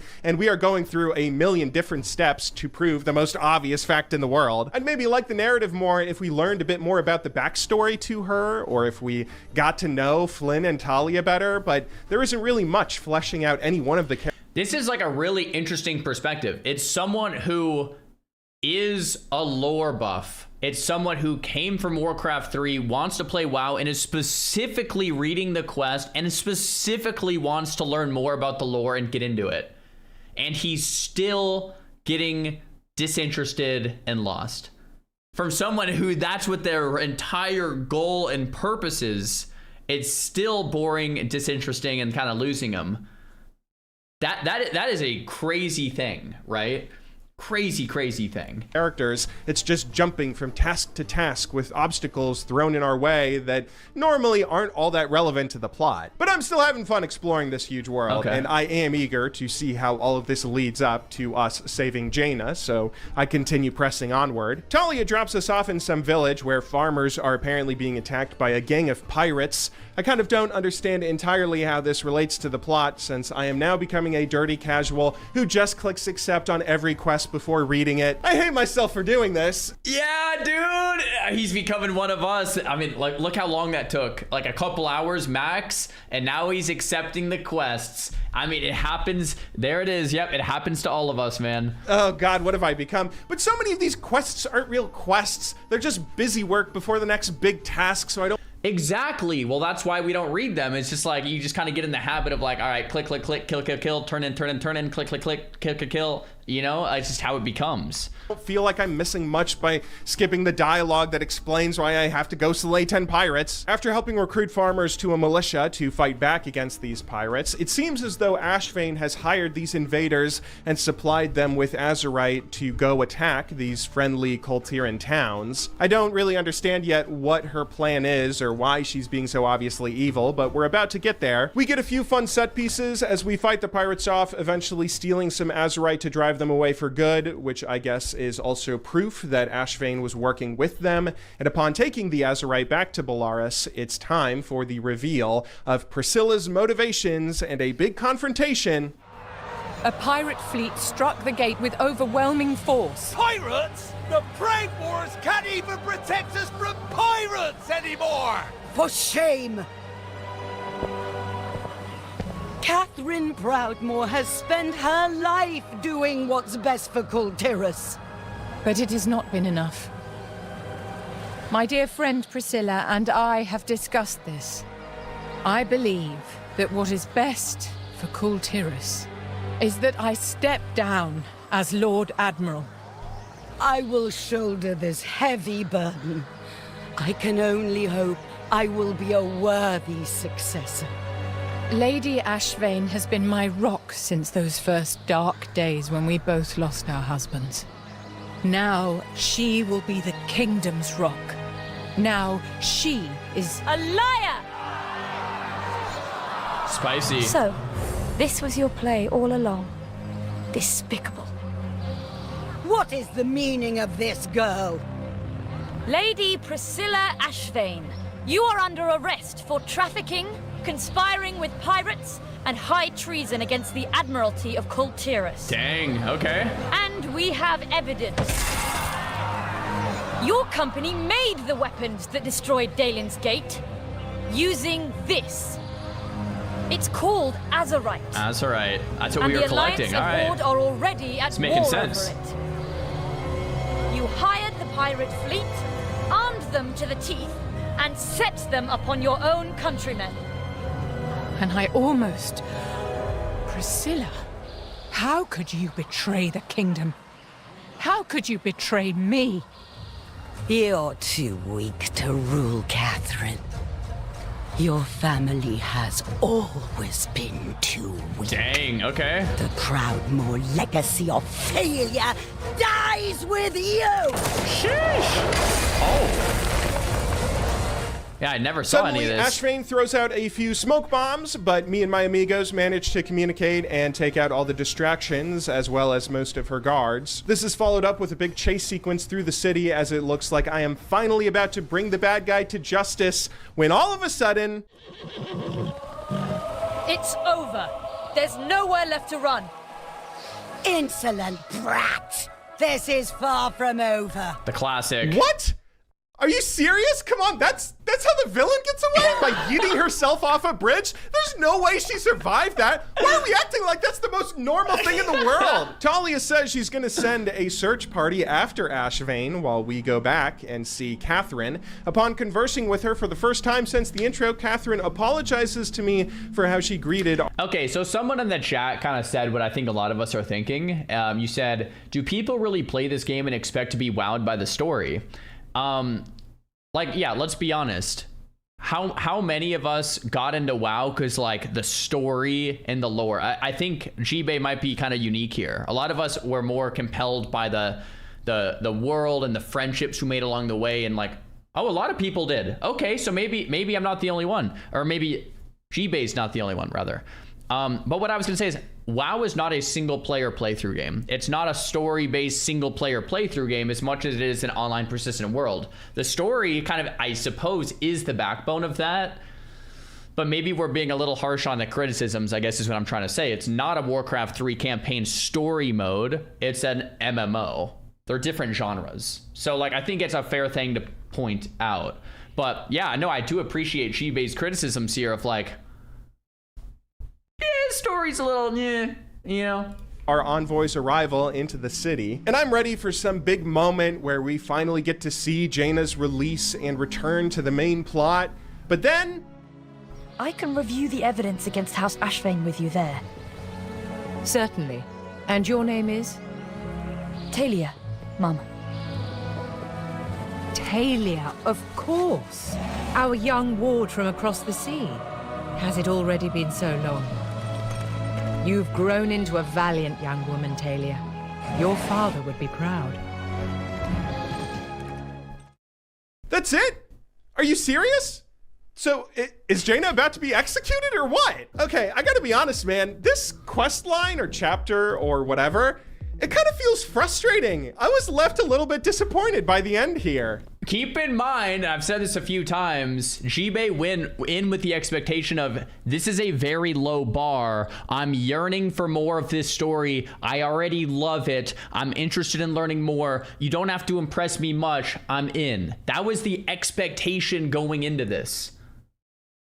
That was the level that, you know, like, it's crazy to think about. I'm frustrated just because it's full of so much potential. The Warcraft universe is so awesome and filled with so many stories, and I was thrilled at the idea of exploring Kul Tiras when I found this questline with Jaina. I mean, a child who's forced to let her father meet his own demise, now dealing with the fallout of her actions, even if they were justified? That's an interesting idea. And you know what? The campaign's not over. Maybe we'll get back to Jaina eventually. In the meantime, I would have also been very happy discovering the new stories and lore of all these characters thrown my way, learning about Ashvane's past, or fleshing out Talia and Flynn more. But I didn't really get to do any of that. The only thing I got to do with my allies was hear a few bad jokes from Flynn and see the most obvious sexual tension between him and Talia that it was so boring I didn't even think it was worth mentioning. I didn't get to learn anything about Ashvane either, though. She was just an obviously evil villain doing evil things because she's the antagonist. I guess I'm just disappointed because I thought in that intro cutscene that,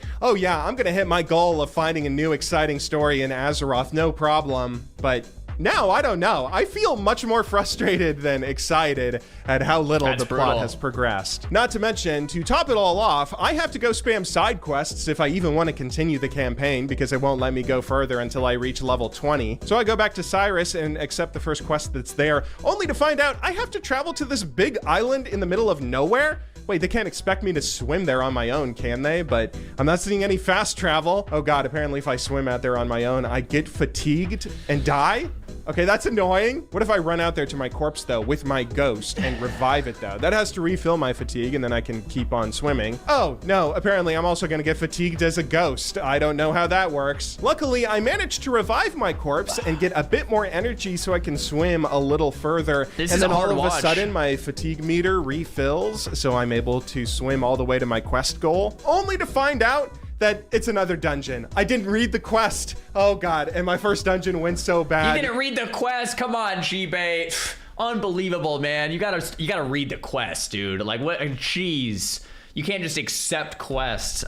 There's no way I'm gonna be able to do this right. I tried to solo it to see if that's possible, but yeah, that is not something I'm gonna be able to do. I then remember Blizzard has some sort of looking for group queue that everyone always complains about on the internet as being too casual. And if that's true, why does this dungeon not show up in the dungeon section of the group finder? I am wholly upset and frustrated and humiliated at how stupid I must be to not be able to get any of these systems to work. No, I don't think you're stupid, bro. Like I said going into this video, WoW is such a big world now. It's on its 22nd year or something, almost. It's like, it's so massive. That's why when people say what's easier to figure out, I say classic. Like, classic's easier to figure out. Like you can play retail. Retail's a great game. The end game is phenomenal. The Mythic Plus and the new raids are great, but like to get there it's another beast, bro. So I return to Belarus defeated, but find a few simpler quests to pick up and hit level 20. I'm actually pretty sad at this point in my playthrough. I just wanted to have fun in Azeroth with a new story, and it feels like I'm further than ever from reaching that goal. But luckily, unbeknownst to me at the time, my playthrough is about to turn a corner. Okay, cool. Let's see it. A new story, here we go. Having just solved House Ashvane's problem and hit level 20, we have two new developments. Firstly, we are now able to return to Cyrus and Talia, who give us our next task, heading to the region of Drustvar to help out House Waycrest. Secondly, our mount can now fly, which is neat, and it makes travel easy, but wow, it is so easy now for me to bypass so much of Azeroth as I go around exploring. I am not sure how I feel about that. We just watched the Bellular video yesterday about how flying makes you miss a lot of the beauty in Midnight because the zones are so well done and you can fly right away. It's kind of like the exact conversation here.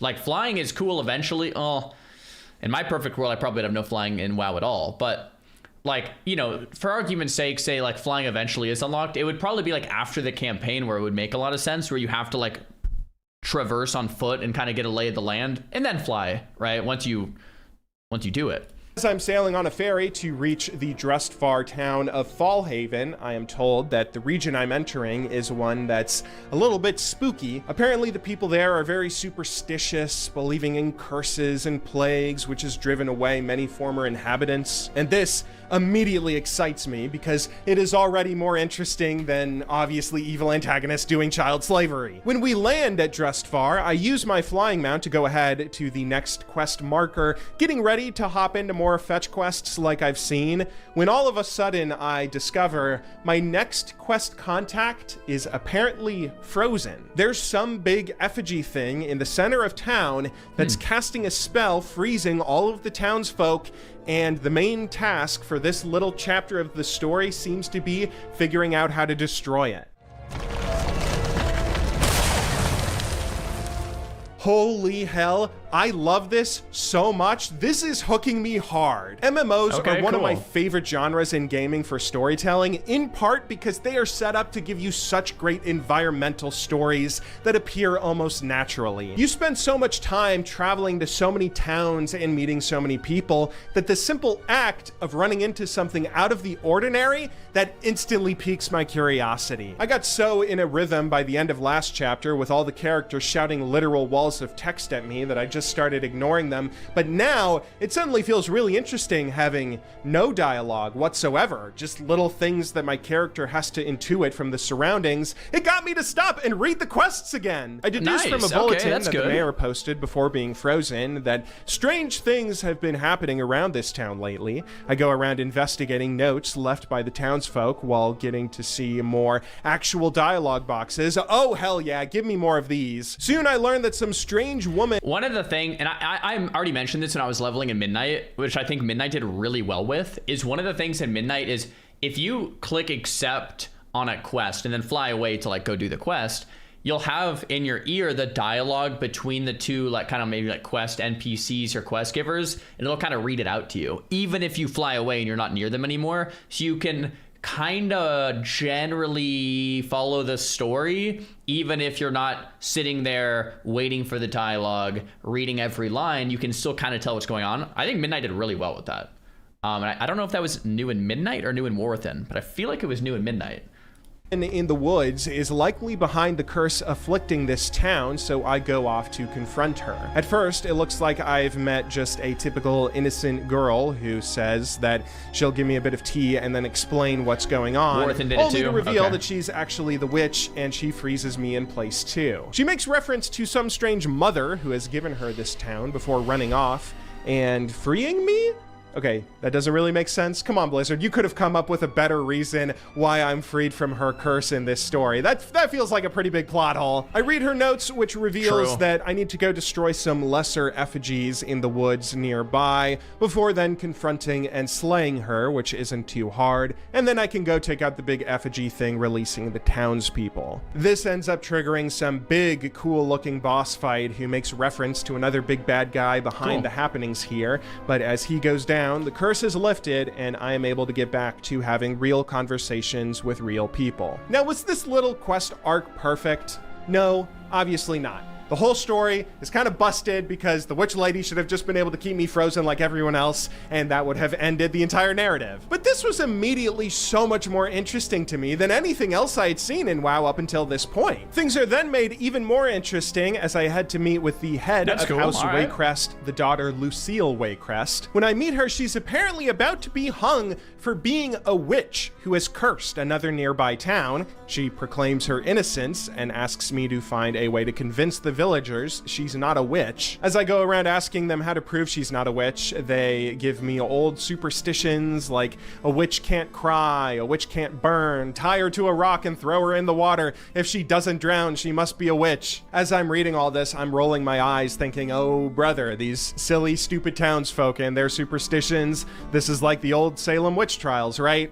Only then to realize, wait, Maybe they're real. We did just see an actual witch who actually cursed a town. Maybe in the Warcraft universe, these really are ways to prove someone's a witch in disguise, like we saw earlier. It's such a cool subversion of expectations. And then as I go to help perform some of the more non-lethal tests to prove that somebody's not a witch, eventually I seem to stave off Lucille's execution. The constable who wanted to hang her isn't 100% convinced because the nearby town of Fletcher's Hollow is actually dealing with a witch's curse, having been overrun by monsters. We agree to take care of them for the townsfolk, so we head over to that town, helping out some of the locals and kill more of the baddies. And even though this is turning into more of those classic, boring, kill 10 enemy type fetch quests, now it makes a lot more sense in the story, so I don't actually mind them. We learn in defending the area that a whole coven of witches is behind whatever's going on in Drustvar. A matron named LeVay is here in this town specifically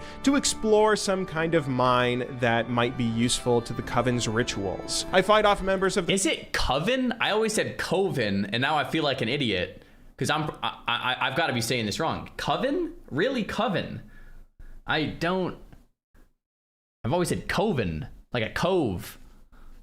Okay, yeah, I say a lot of things wrong, so it's, yeah. Coven okay. Before discovering Coven. a way to possess one of their own big monster guys, heading into the mine to explore further and confront the boss. As I defeat the matron, she again says that the Coven will triumph and Kultiris will fall, hinting that the story isn't done. How do you say oven? Oven. As we return to the constable with proof that another witch was responsible for the curse, we are finally able to set Lucille free. She then takes us on a little adventure revealing some history that ages ago, House Waycrest had fought back this coven of witches that are called the Drust, who used to call this land home. We then officially reform the Order of M0s, who were the ones that fought the Drust back then, meaning it is now our job to reassemble a new order. Gonna say it once again, this is awesome! This is exactly what I was after, learning about new lore and history and characterizing this new land. I'm having so much fun that I've forgotten about Jaina at this point. She could be executed and I wouldn't even care. Well, I mean, I obviously would care, but I'm so lost in the side quest, it's making me forget what the main quest goal was, which that's how you can tell you're having fun in an MMO. But just wait, we haven't even gotten to the best part yet. So we go around the area reassembling the Order of M0s by getting Lucille's friends to join up with us. We also weed out any witches in hiding by stabbing nearby villagers with a silver needle, which again, I think is just some sort of dumb superstition or joke, but no, some of these were actually witches. After a little ceremony officially restarting the order, we go off and continue pushing back the coven, attempting to find the mother of all the witches who is apparently commanding them. And I should say at this point, I am loving the main campaign so much that I am kind of intentionally ignoring any side quests I run into. I learned by now that you can tell the difference between a main story campaign quest and one of the side quests by the kind of background that the text is on when you accept one. You can also see it in your sidebar. And by now I've seen that most of the side quests are the more boring ones where I'm just told to go and kill 10 spiders because the spiders have overrun the town or whatever. That makes sense. You know, if it's optional content, I'm sure Blizzard doesn't want to invest a bunch of time making a great story because a bunch of players might just not even experience it, and that would be wasted time, right? But that does have the added side effect of me choosing to ignore almost all of the side quests. It seems like leveling up makes all the other enemies I face scale to my level, so there's no need for me to care about questing for— You know, one of the things that I'm thinking about this in terms of like storytelling is something that a lot of really good shows end up having the same problem with too, is at some point after like 5 seasons of a good show, and you try to come out with a season 6 and then a season 7 and then a season 8, like at some point you can't just like keep making stuff up at some point, or else it just starts to feel like fluff, because it is. Because like a good story is usually the old classical traditional stories, and they eventually end and they're good, right? The classics. And it's like, okay, cool, this works. But when you try to make a good story never end, it becomes fluff. And I feel like I don't know, something like like Game of Thrones. I guess we didn't actually have the right ending, so that's maybe a little different. But something in like a Warcraft universe, if you're forced to rewrite the story or add more to the story every year or two, at some point it's like, well, yeah, And the reason I think about this is more from like a game design perspective, because I'm not really like much of a story guy, is like the chess analogy I've used. Like if someone hired you to come up with chess 2 that's better than chess 1, could you do it? Probably not. But say you did, and then the next year they hired you to make chess 3 that had to be better than chess 2. Could you do it? Like, certainly not. But then the next year they had you make chess 4 that had to be better than chess 3, 2, and 1. You're definitely, like, it's an impossible task, right? From the game design perspective. And that's kind of where we're at with like, WoW. I think, and I've thought about this a lot before from the game design, a game like Counter-Strike actually handles it pretty well. What do? Well, they don't change much. It's like a winning formula. They don't really change too much. It's not like every year they redo all the weapons, all the mechanics, and try to, it's like, no, this works. Let's actually almost change close to nothing, right? And yeah, it's like if you try to just keep reinventing every year, it's like it's really, what am I trying to say? It's an impossible task. And it seems to be the same with a story or a movie or something or a show where it's like, okay, every year we have to reinvent the whole story and tell it again. It's like, what is it? It's an impossible task is really what it is, right?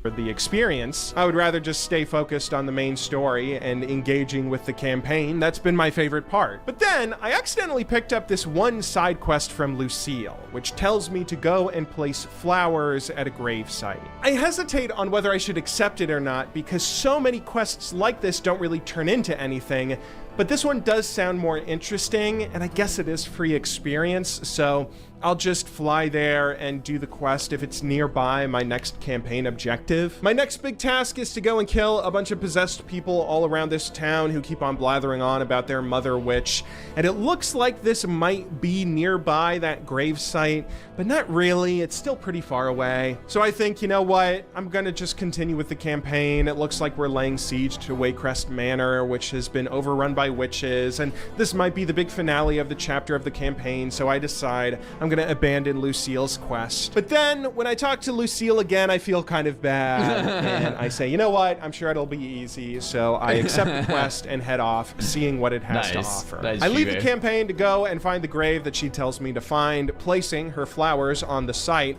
when suddenly a ghost appears. I tell him Lucille sent me, where he then reveals that he was her former fiancé. He is a ghost, having died, but is unable to pass on into the afterlife as he doesn't actually know how he died, and asks if I can find out for him. Now, honestly, I kind of feel bad for the dude. I thought for a moment I might just lay the flowers down and then return to the main campaign, but now I'm invested. I want to find out what happened to the poor bloke, so I accept his quest. Nice. He says his ring might unlock the clues of whatever happened on his wedding day when he passed, so I go to his former wedding site to try and find the ring, where upon picking it up, I feel like I briefly remember this. Thank you so much for coming. Yeah. We are honored to have you. I am transported back in time to his and Lucille's wedding. Alexander, still alive for the moment, is worried that Lucille's father is late to the ceremony, so we are sent off to find him in the nearby home. As we look around, we can hear that he's arguing with Lucy's mother about whether this marriage is a good idea, as apparently Alexander doesn't come from any kind of noble family like the Waycrests. Her father reminds Lucy's mom that their daughter is just following her heart the same way that they did when they got married, when I find them in their bedroom. We then learn that the Lord is only late because he lost his speech for the wedding, which we help him find so everything can commence. The two of us then make our way to the ceremony where we get to sit and watch, and that's when it happens. It is my honor to wed these two in the presence of the land, the sky, and the sea. Alexander, have you prepared the... Wait, what was that? Nothing personal, kid. Alexander! No! Oh no, he hit him with the nothing personal, kid. Sheesh. God, what a terrible way to die. Alexander has been killed, and while Lucille and her father are fine, her mother is nowhere to be seen. Lord Arthur asks us to find her, so we head back into the house to search, only when we hear... Here is your money, outlaw. Take it before anyone sees you. Always a pleasure doing business with you, lady. Seems we have a visitor. Greetings. Idiot! There can be no witnesses! Don't worry. I'll get rid of this pest. I can't You attack had that turret. better! Kill him instantly, easily, not even hard. Lady Waycrest is a powerful enemy. Nice. You will regret seeing this.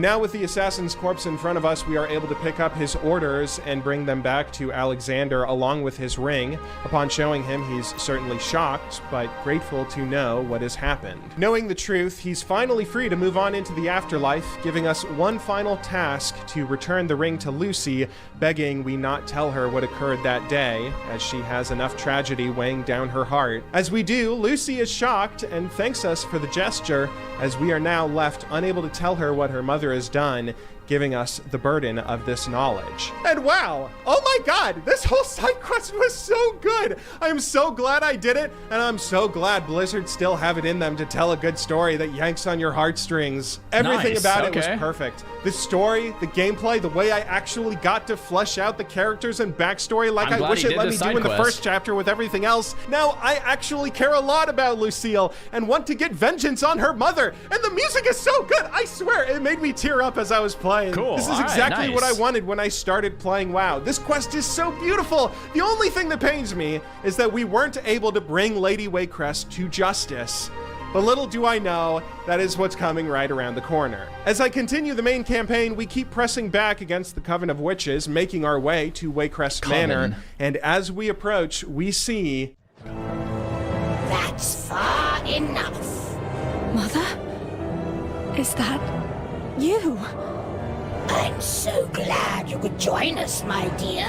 Your father has missed you, sir. Sheesh. Oh my god. That's why they all kept on calling her mother. All of the witches and servants. It was right in front of my eyes the whole time. How did I miss it? It looks like we can get revenge after all. We take down our poor ally who's been possessed before giving chase up to Waycrest Manor. I am so happy to see that in our sidebar it's telling us our next quest is to slay Lady Waycrest, tying a nice clean bow on this whole adventure, and then...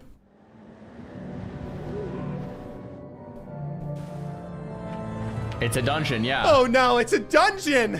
Why? Why is the finale to this wonderful quest line, the ending, such a big part of the story? Why is it a part of a dungeon?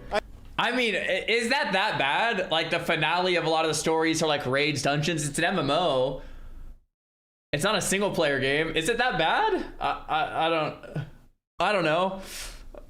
I have failed at every dungeon I've tried in this game, and I can't even figure out how to use the stupid looking for group thingy, but I can't let Lady Waycrest get away with it. What am I gonna do? When I entered Waycrest Manor for the first time, I had these NPC allies with me, so I thought maybe I could do the dungeon with them, at least for the first run to get through. Oh, this is why Blizzard added like story mode raids. It's for the G-Bays.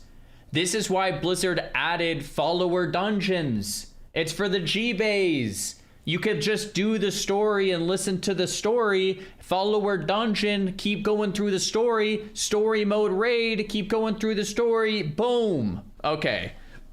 Nice, Blizzard. Okay, I got it now.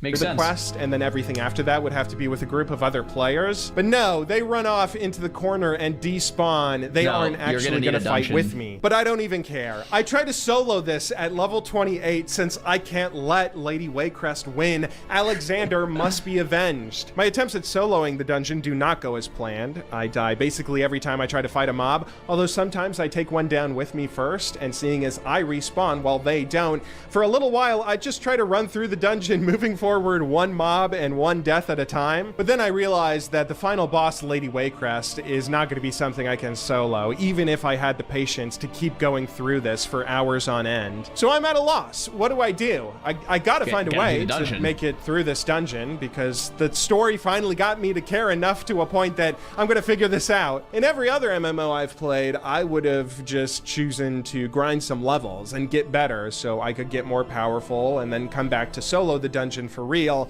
But since in WoW, all enemies apparently scale to my level, I assumed that wouldn't actually work.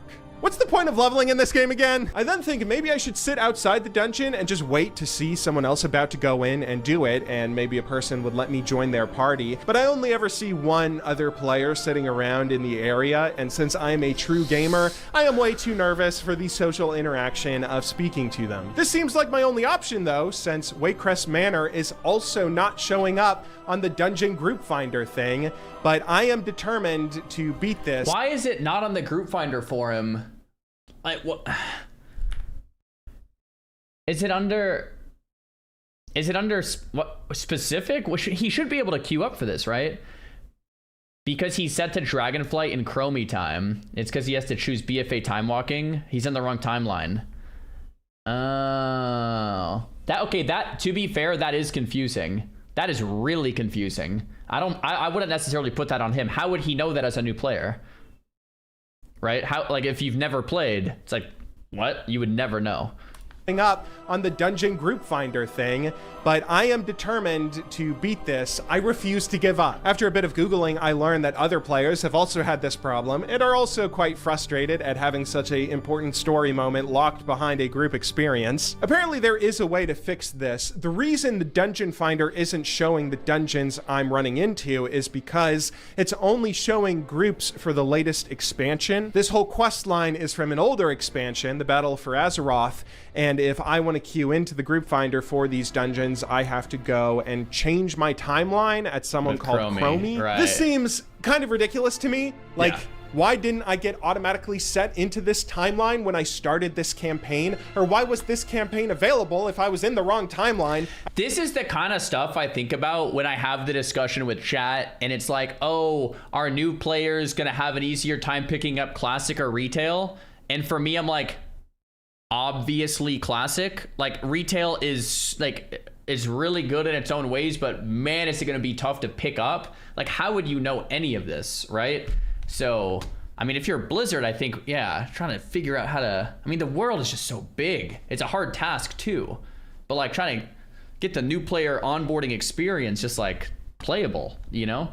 I don't really understand, but I slowly make my way back to Stormwind to change my timeline at Chromie, and there we go. I can queue for Waycrest Manor. I do hear from other WoW players that it's almost impossible to find a group through the dungeon finder for specific dungeons like this, especially in older expansions, but I don't care. I have spent 20 years playing RuneScape. A test of patience is not something that will deter me. So I queue up and wait. I try to queue for damage because that's the spec I'm running with, and seeing as there's 3 damage per team and I don't know what I'm doing, that feels like the role where I'll mess up the group least. However, 20 minutes later, and I am nowhere near to finding a group. We have no tank, no healer, and not even a full damage team yet. I slowly come to realize that finding a tank and healer is going to probably be the most difficult part of this, so I say, you know what? This is really eye-opening, man. It's someone who's like wanting to play our game.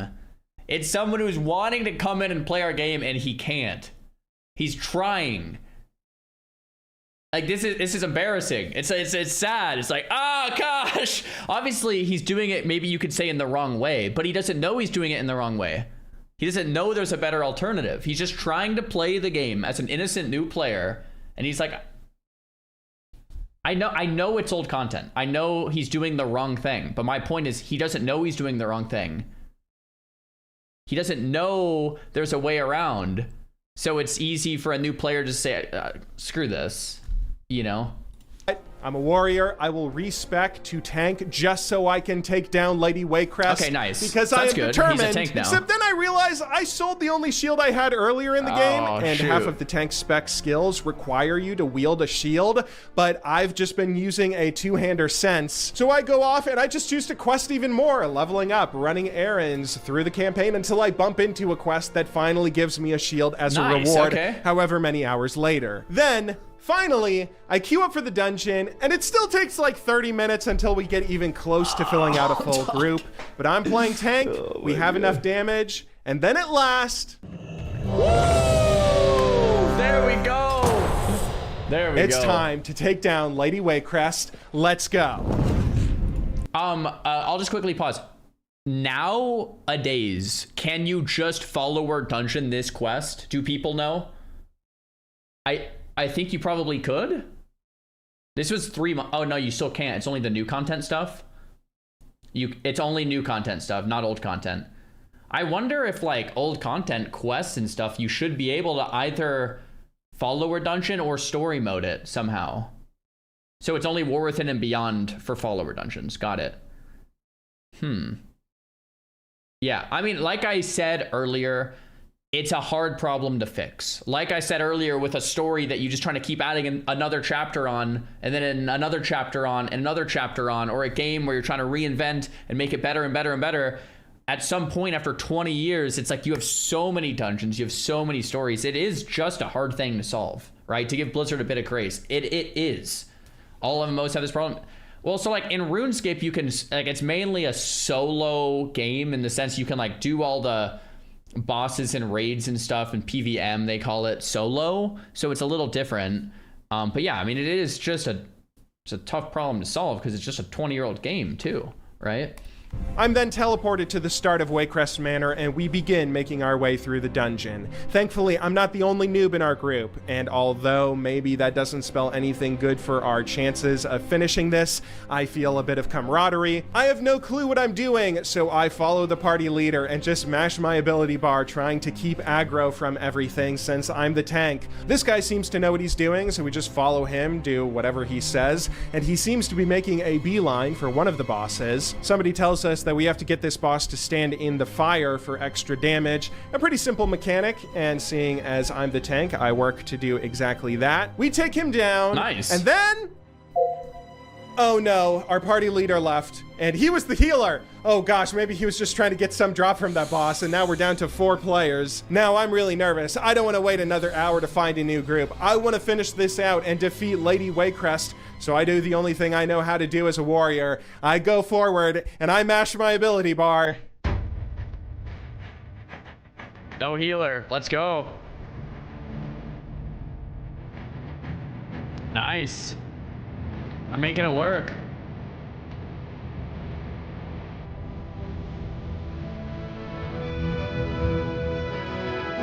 Wow. They're formatting it. Lady Waycrest, there we go.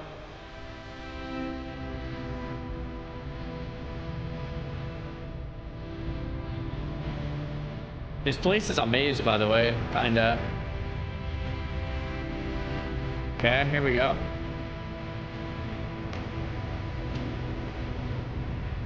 There we go.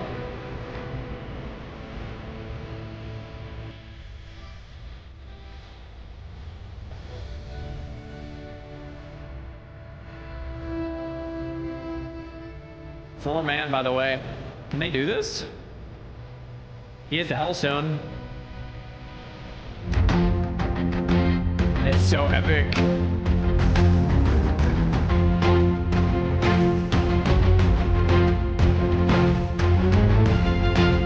Wow, no healer necessary. Crash Sheep A. Well done. I did it. I got revenge and took down Lady Waycrest. I did it. I'm so excited at my accomplishment that I then jump into a pit where I cannot see what's happening in the final beats of the story, and my recording software really starts killing my FPS. Oh boy. This big bad guy shows up though, Gorak Toll, who says that Lady Waycrest meant nothing.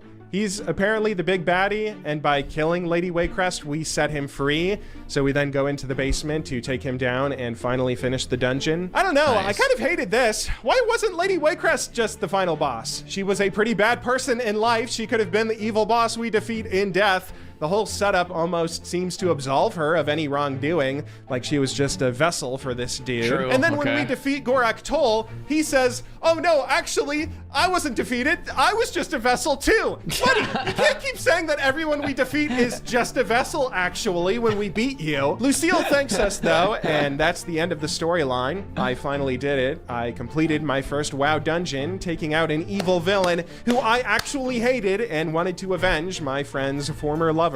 But you know, all of this, it kind of left me really conflicted in how I feel about World of Warcraft. Conclusions. All right, here we go.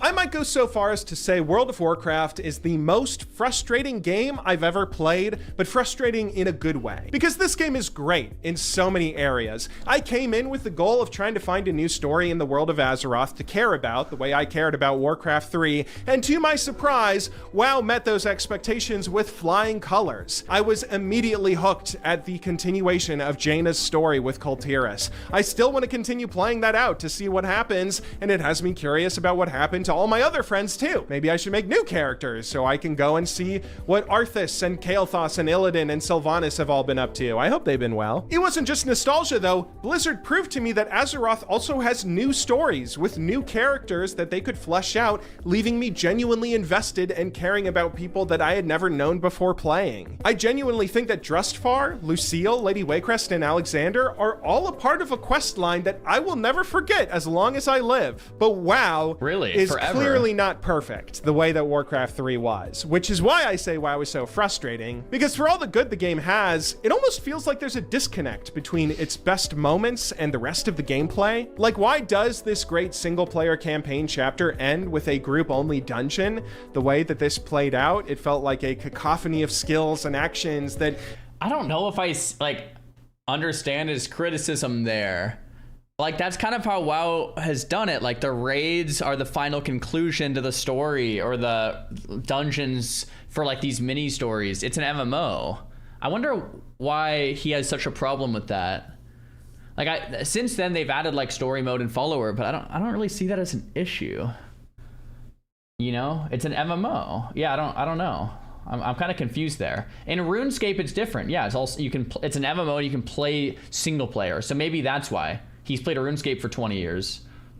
Made it hard for me to focus on the narrative. I was a little more zeroed in on the gameplay. The story of finding a group, having a guy leave, finishing out the dungeon with no healer, and helping out the other players on my team was the real story that I remember from my first dungeon. I didn't really get to experience whatever the narrative was. It just felt like an odd choice. I kind of think WoW would benefit from having a story mode for dungeons, like how RuneScape has the story mode for its endgame raid, the Theater of Blood. That at least lets players not only experience a little solo narrative in going through the raid for the first time, but it also has the added benefit of teaching new players the raid's mechanics. I would have appreciated something similar here, so I didn't need to sit in the dungeon finder for an hour before finishing out the story's arc. It also felt like there was a disconnect in how the narrative ping-ponged between these super dramatic cutscenes that felt like massive plot developments, only to slow the story to a snail's pace and send me on 40 fetch quests about way less interesting, less exciting people that the game didn't even try to make me care about. I had so much fun in WoW because of Drustvar, really, but if I had only gone through the Ashvane arc, I might have felt a lot more negatively. I should also mention that as a new player, there were a lot of systems that just confused me in ways that I don't think Blizzard intended, not just with Chromie not auto-setting my campaign timeline or the other issues with the Dungeon Finder. The fact that talents have this auto-select option, you know what that tells me as a new player, Blizzard? That tells me that this system is too complicated for a dumb new player like myself, so I should just set up your automated system and forget about it for the most part. But that just means I never go in and actually read my talents myself or figure out even what they do. At least I shouldn't really bother doing that until maybe I reach the end game. I guess I would do that if he puts that clip of Sidu losing to Botar Fabio here. I mean, that's brutal, man. Sorry, Bean. Sorry, Snuts. Like, that's crazy to put that moment in there. I was trying to strategize for PvP. I also eventually unlocked an option to autocast my abilities. Like there was this button that appeared at one point where instead of manually choosing my abilities in combat, I could just spam that one key over and over and it would rotate through my skills for me. That's even worse. I tried that just to see if it would work, and the fact that it did really blew me away. If I had used this, I wouldn't have ever needed to learn any of my skills. There were other gameplay issues too, like getting a mount at level 10 meant I never had to travel Azeroth on foot. Getting a flying mount at level 20 meant I hardly had to spend any time on the ground. I get that these are meant to be quality of life things for new players, but come on, Blizzard. This is all just teaching me to skip through so much of the game and not bother learning any of it. Why do you want me to not play your game? I don't want to sound like a hater though. I genuinely had fun playing through this experience. I think I'm going to keep on playing WoW for at least a bit longer. Maybe I should try to max out so I can get into PvP, or maybe I should try Classic and see the differences between retail and the old version. Then again, I think my wife and daughter have probably suffered enough neglect with me beating all of Warcraft 3 for last video and then getting into WoW for this one, all for work. But anyway, if you're listening to my voice now, that means you made it all the way to the end of this video, and I appreciate you giving me your time today. I hope you felt like it was enjoyable. If you would like to see more from me, consider subscribing or leaving a comment letting me know what else you would like to see on my channel. Now that I'm on a bit of an MMO kick, that I'm thinking maybe I'm gonna go play some RuneScape next. Sailing comes out the day after I'm recording this, so maybe I could do a video on that if for some more that content. won't piss off all the World of Warcraft fans who just joined the channel. But either way, whenever we meet again, thank you very much once more for watching this video. I will see you all in the next one, but until then, good luck in solo queue and have a wonderful day. Another great upload, bro. Insta thumbs up. I think we thumbs it up a while ago. I'm sure all the comments are saying go play Classic. This guy's an idiot reading quest dialogues and declining them. No, it's not an idiot. It's hilarious. You really need to play WoW. Wait, no, not that one. Yeah. This is like someone watching Game of Thrones 1 and 2, then skipping to 7, 8. Thumbs up for G-Bay to start playing WoW Classic. Absolute strategy of modern WoW that you stumbled in the PFA first. Other people have mentioned we basically jumped from Warcraft 3 to Warcraft 12. Right, like, this is not Olin Forest. So once again, like, I don't ever like being just complaining to complain or whining to whine. It's really easy to whine. It's a lot harder to come up with a solution. And like I said throughout this video, clearly there is a problem onboarding new players to retail. It's confusing. It is a lot to do, whatever. Like, we all agree there. I think Blizzard agrees there. So, but what's the solution? Like, the Chromie solution is what they came up with, but it's just even more confusing. Scaling with the world, Chromie, timelines, it's just even more confusing. So what do you do? What do you do for a new player that wants to check out WoW? But like right now, it is, like, let's be honest, it's tough. It's tough for a new player to come into retail, right? So Classic Plus, yeah, but that's a different. I'm saying if you wanted to improve retail's new player onboarding experience, where you just get new players excited, they can actually just play the game, what would you do? Now, I'm not saying like a new game or Classic Plus. I'm saying for retail. This video is outdated. I mean, it's 3 months old, right? Obviously, this is Warwithin, not Midnight. So in Midnight, there is some improvements to follower dungeons, but only Warwithin forward. So it's still, yeah, like older content. You still can't follower dungeon story mode stuff, right? That's only newer stuff. I would get a haircut. That's what you do. Okay. Oh, it's Dragonflight forward. Okay. Oh, Midnight did revamp new player experience. Okay, so maybe it's better now. And what did Midnight do to make it better? Like, what did they do? Like, while we're brainstorming, what did Midnight do? I haven't seen anyone make a new character. Play the new player experience. So it's not the boat thing anymore? It's not better? They drop you right into Dragonflight now? I thought that's how it was for a while. They added a new story mode. That's good. Bellular's video on it. Go play Classic. No, it's much better onboarding. I mean, that's good. That's good, right? Like, I'm trying to think, like, to me, what would an ideal onboarding experience look like? And, like, okay, this is going to sound troll if you're more of a retail person here.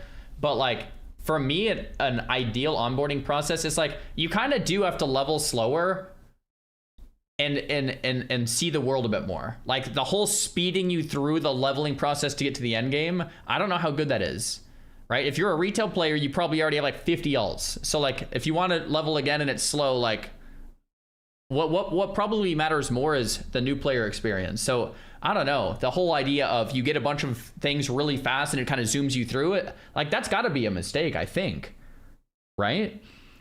I think like the kind of leveling slow, being on foot longer, like I think new players would really appreciate that. If you've never played WoW, for us that have played WoW, it sounds kind of cringe, but for people that have never played WoW, like they would probably really appreciate that, right?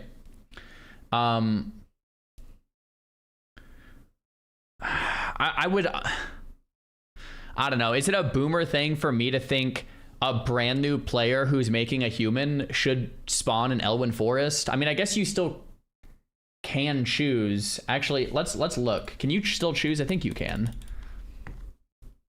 I only have 35 alts. Thank you very much. Yeah, true. Yes, you can. Yeah, I'm pretty sure you can choose like Exile's Reach or like the new one, or maybe it's even updated now in Midnight. But if like you choose like a human warrior, Exile's Reach or Northshire, I see. So you can choose this. That's cool. Yeah, maybe one of these days what I should do is actually just level a new retail character. It's been a long time. You know, actually, funny enough, this mage was a new mage I made for War Within from level 1.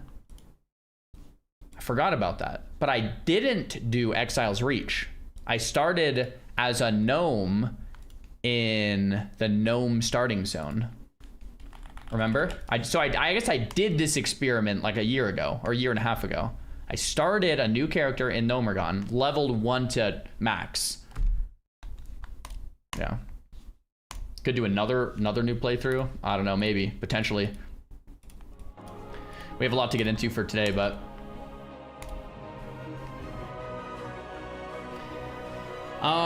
anyway, I'm still trying to brainstorm, like, yeah, at the end of the day, I want WoW the best it can be, and watch, like, I'm gonna be honest, guys, that video was kind of a hard watch, knowing that there's players that want to actively try and get into our game, and it's just hard, you know what I mean? It was kind of a hard watch in some points. It's like, dang, man, I don't want it to be a hard experience to get into my favorite game ever, you know?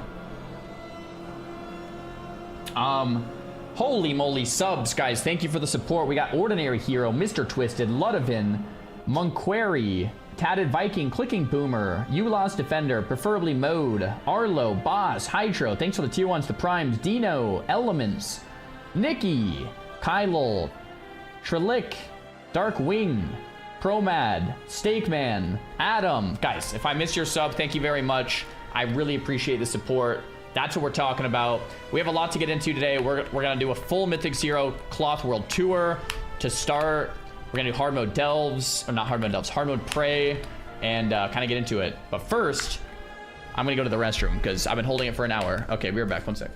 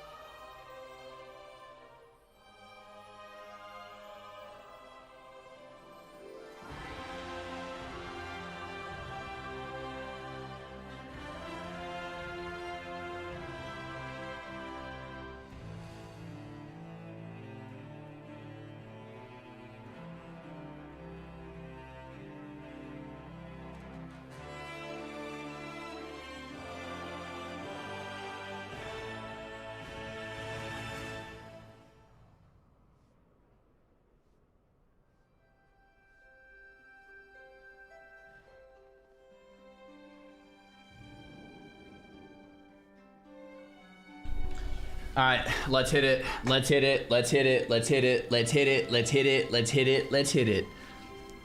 Let's smoke some dungeons, guys. We've been waiting all week for this. Last week we M0'd. We got way more upgrades. Let's go. Yo, Yushi, I was gonna make a cloth only run. Oh, you're on your monk. Oh,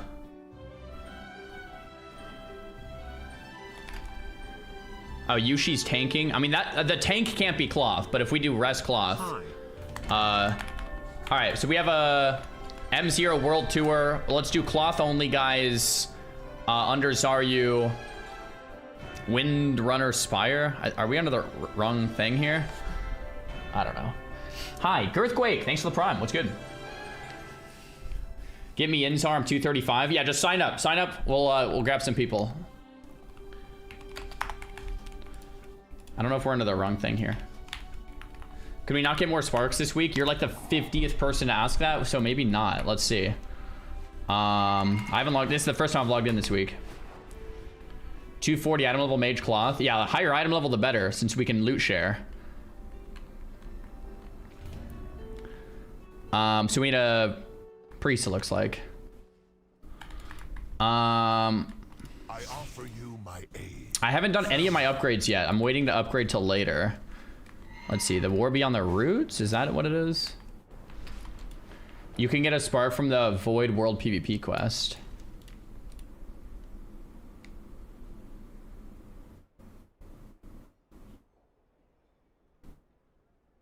Kind of want that cloth belt.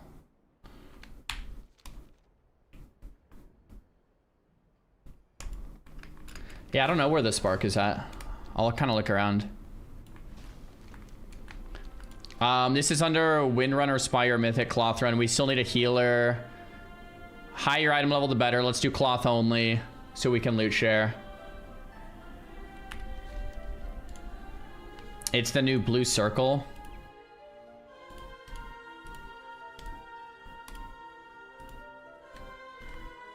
Early morning training.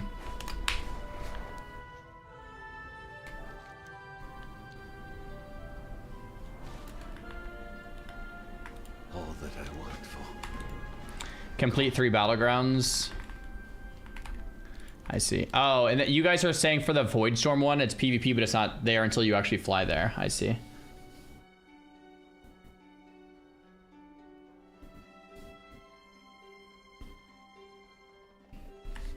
Hey, what up, Crix? How's it going, dude? So we have 3 different pre-signups.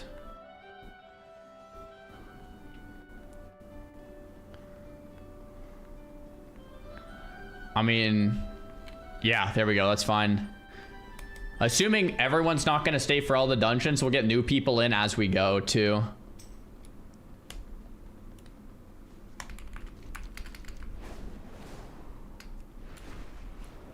Someone just said if you go to the PvP vendor in Silvermoon, the quest is there for the spark. It doesn't show at the map. Oh. It doesn't show on the map, but it is here. We endure. Spark of War. Well, that's honor in the singularity.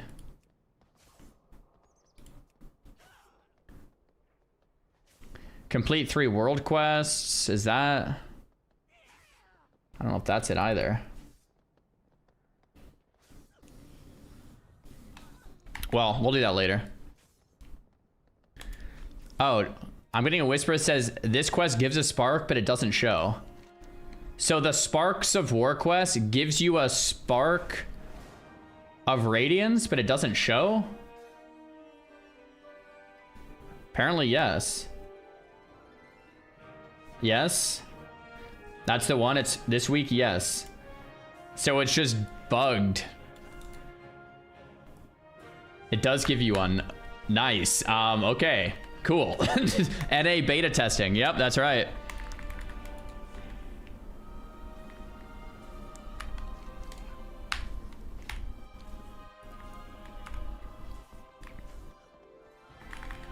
New.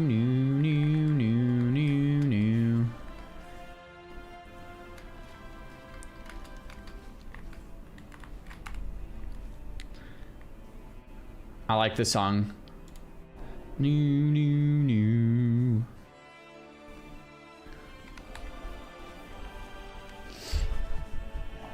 Wait, where do you pick that quest up? It's right here. In Silvermoon, Yushi, on me.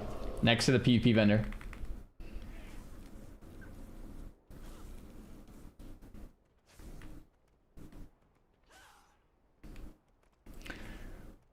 If that's the case, people are going to be angry on a Reddit thread because they don't want a PvP for their spark. Oh yeah, people will definitely be angry. Alright, where do you want to go first? We're going to go Murder Row first. Okay. I mean, it's right here. I thought this was a no spark week. Apparently not.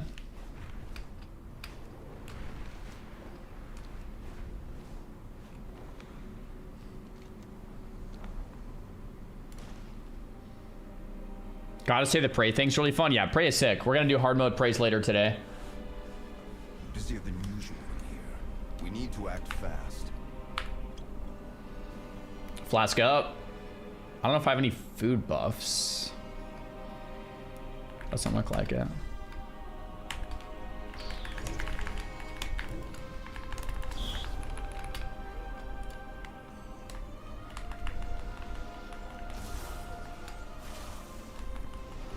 Man, I'm so excited to like M+.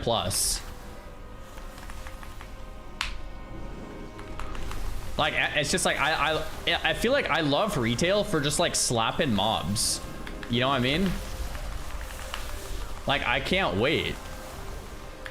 We have 2 more weeks to wait, so we have to wait, but I can't wait. Look at that damage, bro.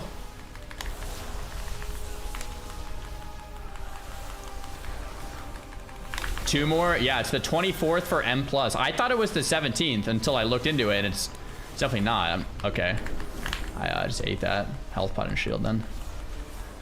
I didn't realize that either until I looked it up. Yeah, the 24th, guys. M+ comes out 24th.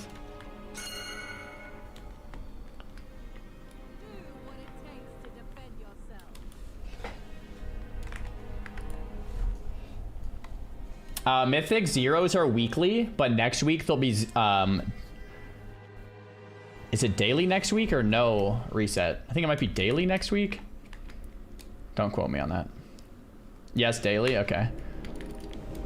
So next week it can get pretty sweaty. Oh my gosh, Yushi, you are so dead, brother. Knew it.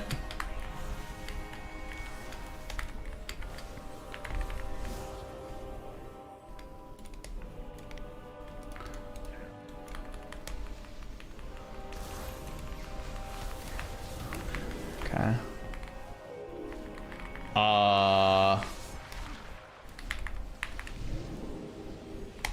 Cool. Here we go. We should be blasting in a sec here.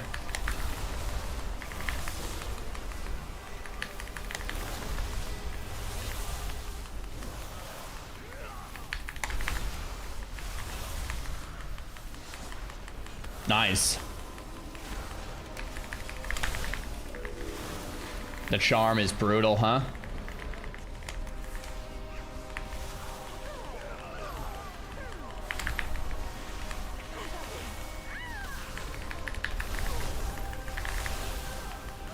Nice.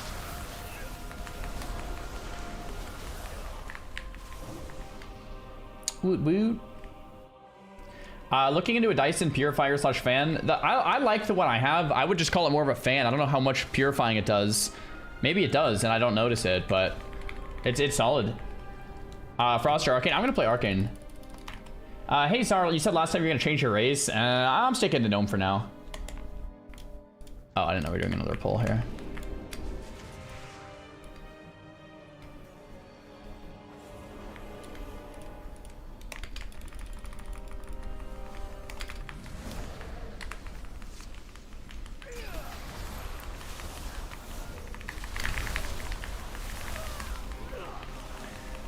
Maybe I'll still swap, but I was gonna go like elf or something.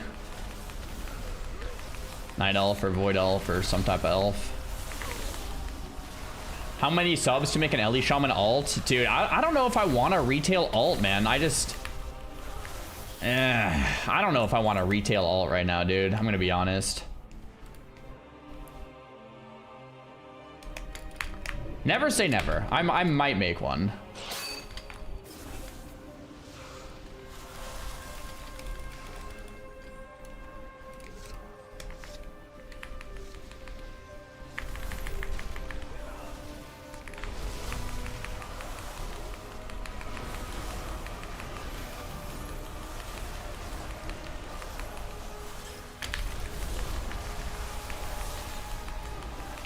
Bum ba bum.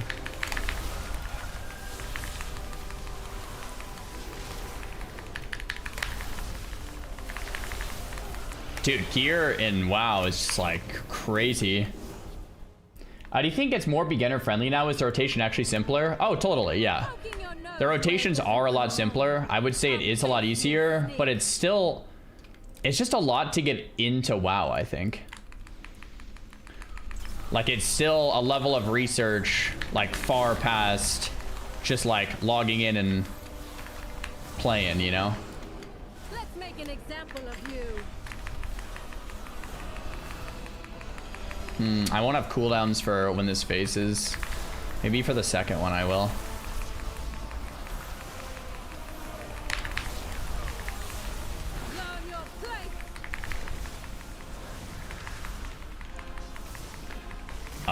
I have cooldowns in like 30 seconds.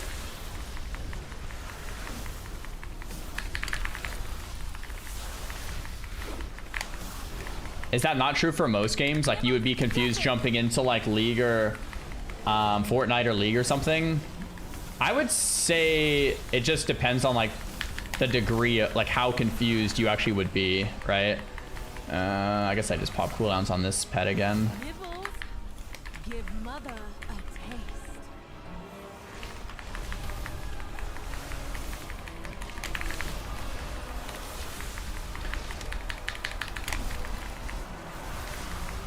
Okay, here we go.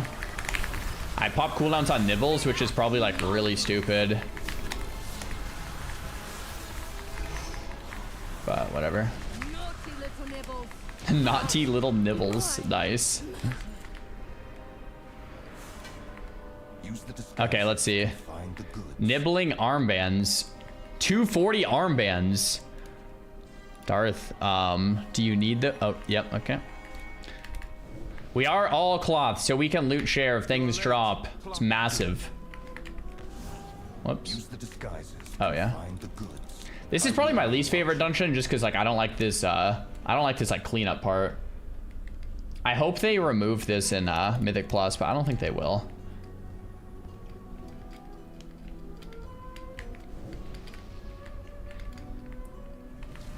Didn't you HR those? Nah. What up, Pharaoh? What's my new favorite dungeon? I'll tell you today, once we actually get there. I'm gonna do a world tour today, so I don't know. I feel like no dungeon like immediately strikes me as this is my favorite, but maybe I'll know better once we actually get into it today.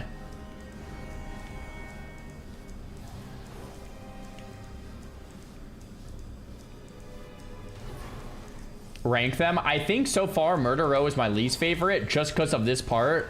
Every time it just like throws me out of the loop of like I'm doing a WoW dungeon to like I'm role playing and cleaning things up. Like it just feels weird. So I'd say this is probably my least favorite one. Every time I've done this is what happens.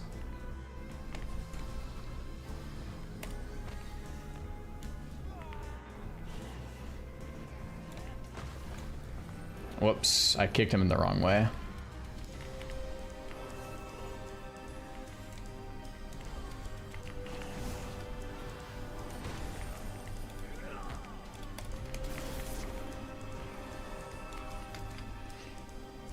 It just lasts so long, too. We have another 45 seconds.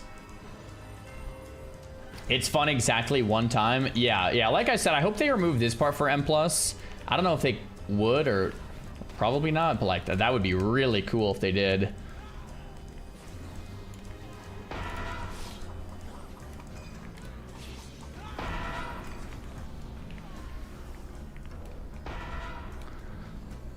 A steak. Sunwell's glory shine on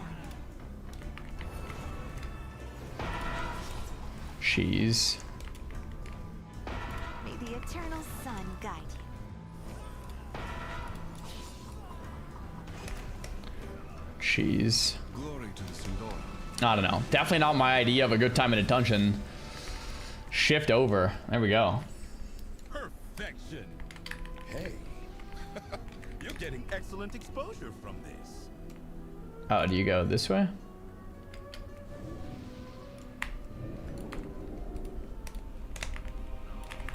Oh, here we go.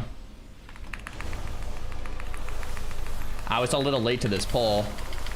I think all these mobs are gonna die before we ramp.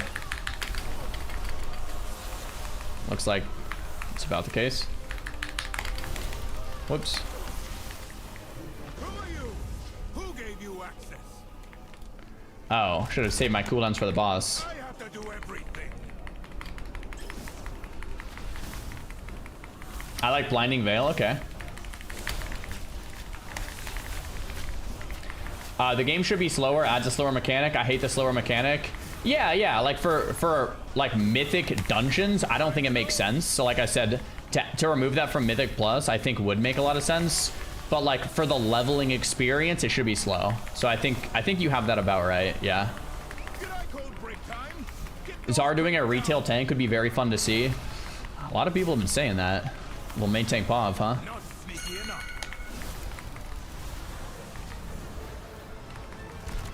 I don't know. Which one we missed there?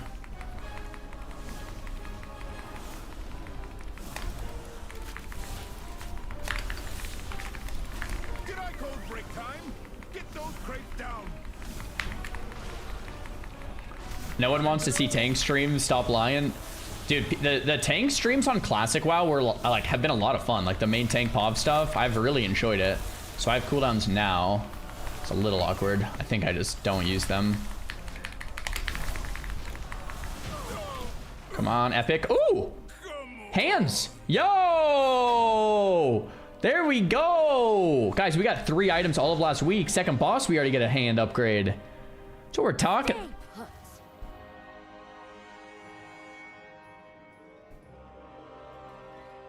Did you really think it would be this simple?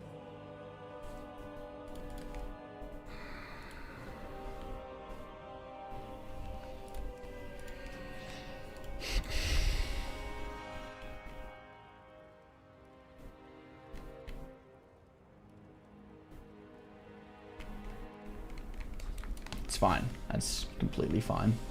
Sorry, so spaced out.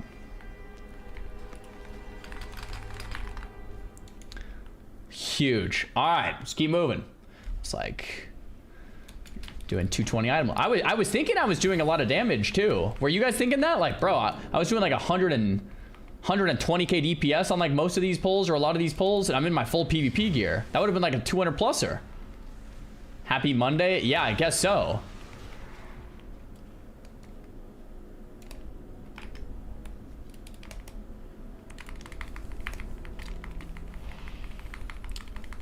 Oh, it's Tuesday. Well, I guess so.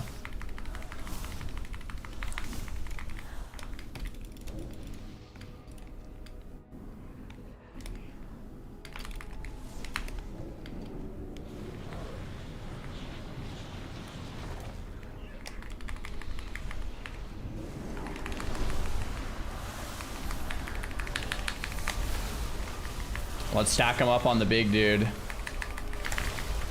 There we go.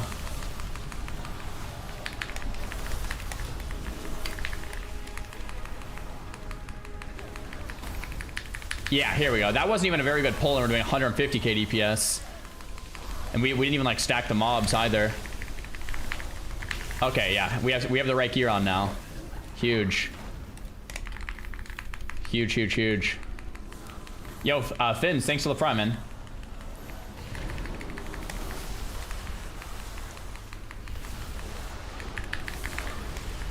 Ow, that hurt. What is Arcane Pulse?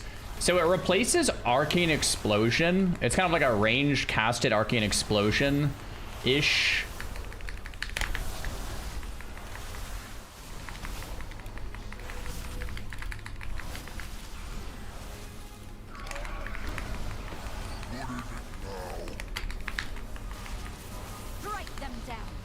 It's better on 3 or more mobs. On 1 or 2 mobs, you still Arcane Blast, but on 3 or more, Arcane Pulse. It's kind of cool. I definitely don't mind it. I didn't mind the old design either, with just heavy prio damage with cooldowns to AoE. Like, pretty cool. It's an AoE builder. That's exactly right. Yeah, that's exactly right.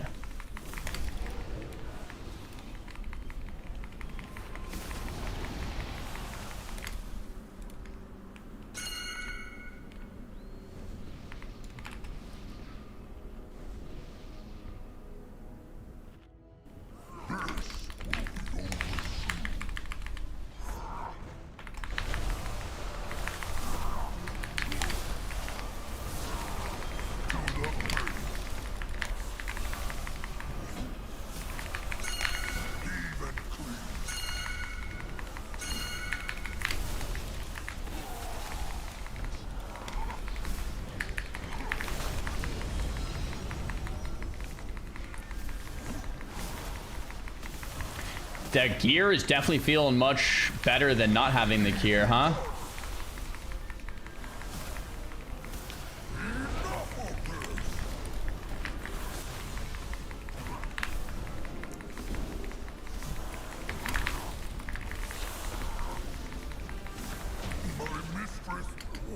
Yeah. Come on, loot, loot, loot. No, okay. We got loot on last boss. Can't be mad about it. Mincy just got some boots. Yo, haste mask are my best stats and it replaces a blue. Yo. Mincy, do you have boots already? Oh, you don't. Okay, never mind. We need those. We need those. We're all, no, guys, we're all cloth, which means we can share loot. Which means if people don't need loot, we can give it to other people that might need it. You see what I'm saying? This is not streamer priv, guys. Anyone's doing this if you're trying to min max.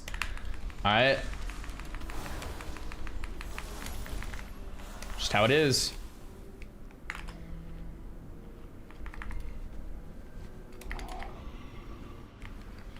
Just how it is.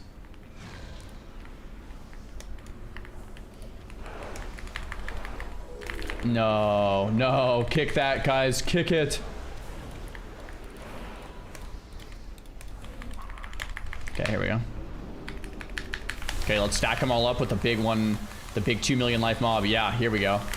Oh yeah, here we go.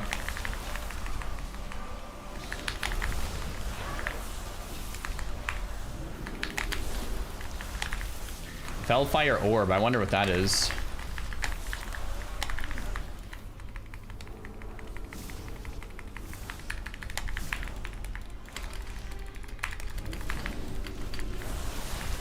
Cool. Guys, don't pretend you haven't done a cloth stack before for loot, man. Don't even pretend. It's just part of it, man.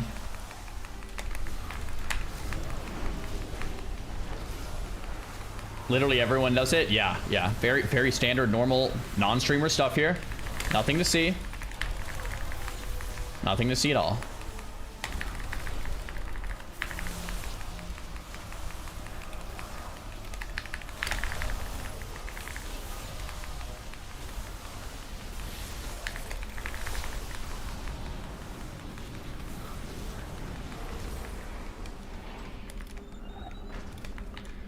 How do you decide who gets it if you don't need? Next question. All right, cool.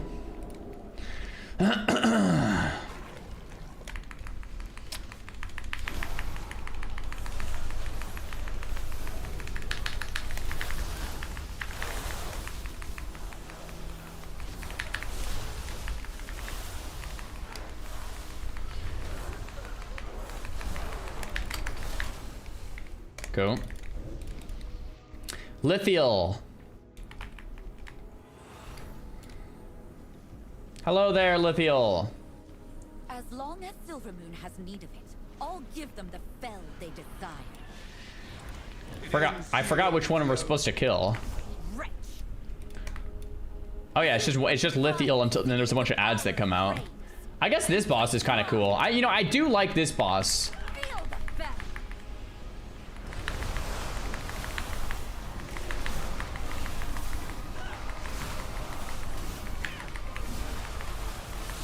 I think this boss is definitely fun.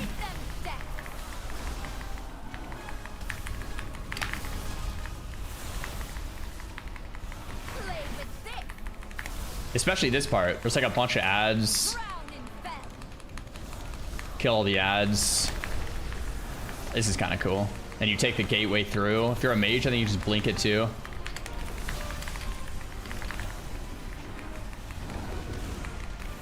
I don't know if you can do the infernal.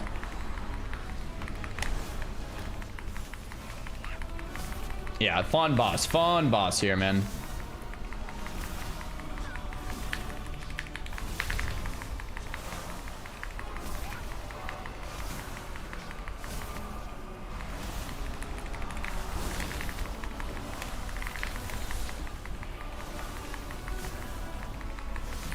I really want to go back to that missile build though, dude. The orb build feels so weird. What is it? Veteran Dawncrist. I thought that was another epic at first. Our tank got a helmet. It looks like. Nice. You got a head. Cool. Well, I do like this dungeon. This dungeon's cool. Better Blizz plates. Yeah, all my add-ons are in Discord with all my profiles too if you guys want any of them.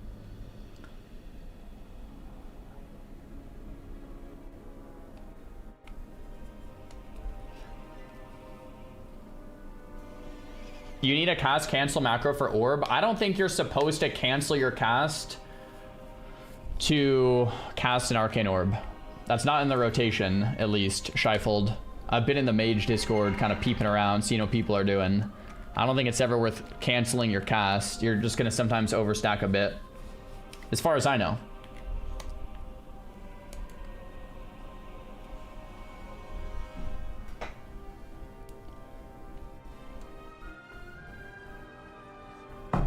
Can I do an M0 World Tour and PvP gear? Yeah, M0s aren't hard. It's more just like learning the mechanics and stuff. I'm amped up. We got some gloves already, though. The only thing now we need are boots. Boots and bracers are like the two biggest things we need.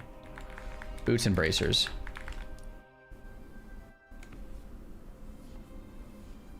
Cloth stacking is good this week. It wasn't as good last week, but now this week, since everyone already got like one round, if you get duplicates, you can trade.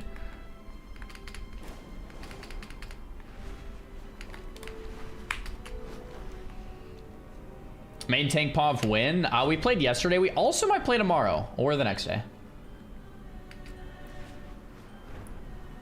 You should cloth stack specifically with people that have boots and bracers already. You're actually right. I don't want to kick anyone at this point, but yeah, that's actually what I should have done. That would have been really, really 5-head, but that's okay. Doesn't matter that much.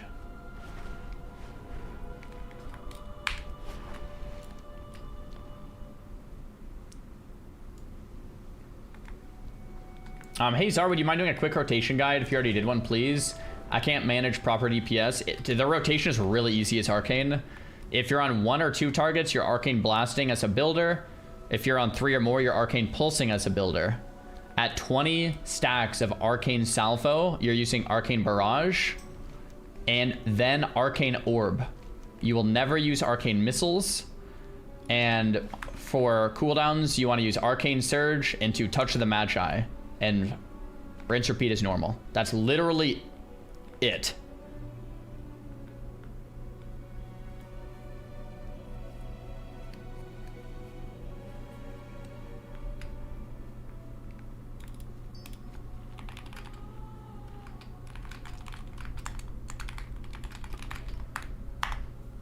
No more PhD to play Arcane? Yeah. Like, you're literally just spamming either Arcane Blast or Arcane Pulse, barraging at 20 salvo stacks, or right after the barrage, and that's it. If you go which you will, you just keep barraging every time you're and that's the entire rotation. So here you're gonna do surge, touch, and to spam pulse until 20 salvo. We're at 14, 16, 17, 19, 20 into a barrage, into an orb. Oh man, dispel, dispel, dispel, dispel, dispel, dispel, dispel. Oh, that's brutal. Okay, he's at 20 salvo. We just barrage into an orb again. I don't know what. This pull kind of sucked because everything died too fast, and we got CC'd. But that's kind of the idea. Okay, so Magister's Terrace is pretty cool so far. You left a message for me. I'm afraid you'll have to incapacitate the guards. Once again, same kind of a deal. Arcane pulse till 20 salvo. So just spamming pulse, pulse, pulse, pulse. I will want to use Touch of the Magi here in a sec, just to keep it on cooldown for the tempo to have it with Arcane Surge. Barrage at 20 stacks into an orb. Pulsing up to 20 stacks into a barrage, into an orb. Done. Pulsing till 20 stacks into a barrage. I'm even gonna save my orb since these guys are basically dead. So yeah, it's literally the AoE rotation, and single target's the same. This dungeon was in TBC originally, yeah, but it wasn't like this. Magister's Terrace. Missile buff win. I hope we get a missile buff for the missile build, Sunfire, whatever it's called, Sunfury, Sunfire, like any second now. I'm gonna hold my cooldowns till next pull. These guys are all dead. I almost popped here, but I'll just wait.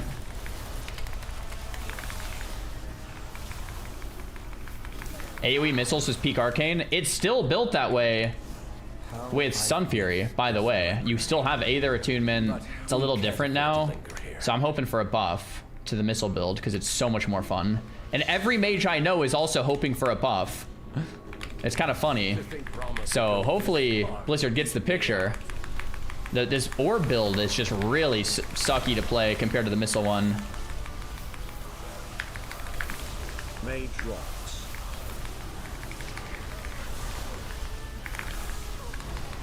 That's like a 200k DPS pull right there. Once again, just a couple buttons, man. Nothing crazy. All students must follow policy. Oh, this would have been much better to pop my cooldowns on this pull right here, though. Policy that I seem to be. Yeah, Magister's Terrace is cool so far. Does anyone know the first 4 dungeons that we're getting in the rotation?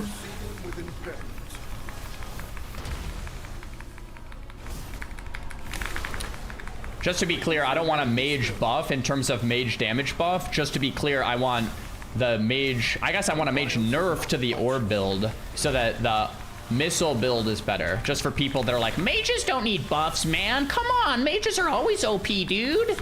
I'm not talking about mage... if anything, a mage nerf. Like a nerf the orb build so missile build is better is what I meant to say. Please stand by.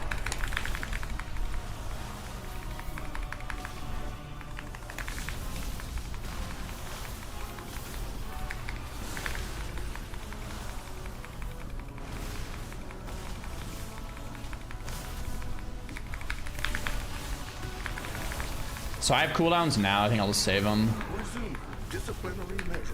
So this is where the rotation feels off. Like, you're just kind of and you just deal with it. Like, I have cooldowns, so that's why I'm not like a big fan of the way the arcane build plays right now. Because you just kind of go Someone just got a mythic haste versus waste. Nice. Although not really, since an epic waste we all already have. So all these mobs are just gonna die instantly here.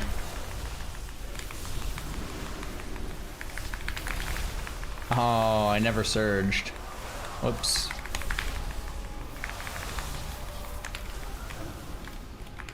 It was an epic waste, agreed.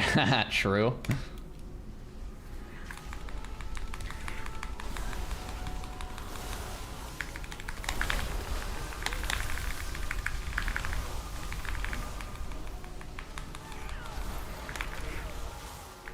The polymorph, brutal.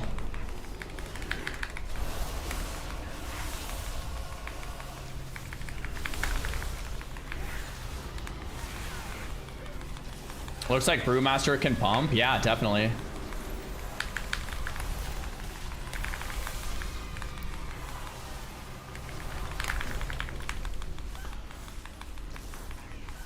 Do you use Arcane Blast for single target or pulse only? Arcane Blast for single or 2 target. Yeah. Pulse is better on 3 or more.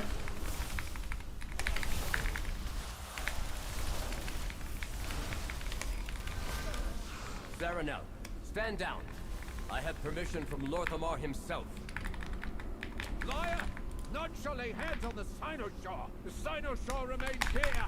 Dirfidor! Restrain him. I'll take care of these shields. Your fall is written.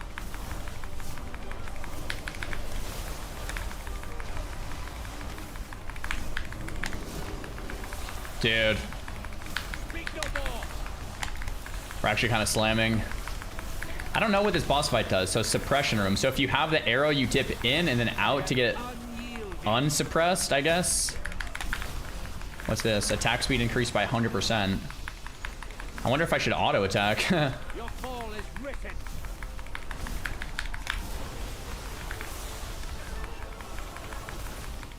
So just kind of keep slamming. Nice. Come on, loot. Nothing. Help me remove the wards around the Sinister. Okay, so someone got a 240 cloak. It's definitely better than mine.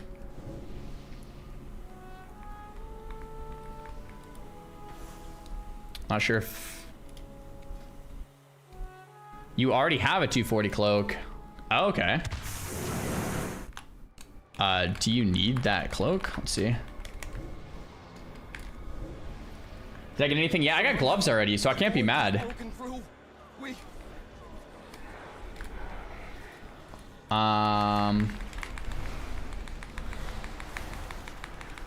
Locke says re-roll for cloak / roll. I got a 91.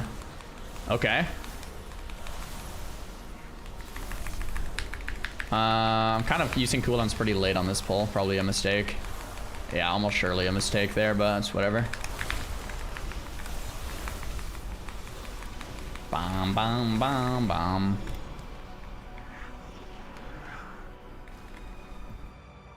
Will you trade it for good ethics or just get it with no shame? I'm an Etiku gamer, if you guys are new around here. Etiku only, so it's important to me that we stay Etiku. Yep. Dude, I wish I had cooldowns for this pull. Oh my gosh. We'll probably blast even with no cooldowns here.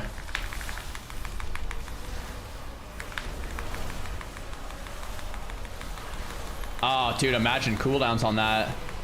That would have been a 300k peaker.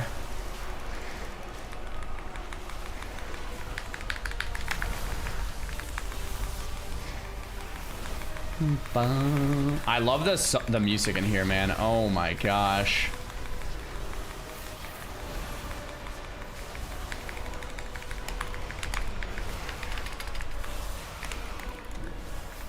$110k damage with no, or DPS with no cooldowns, bro. Imagine.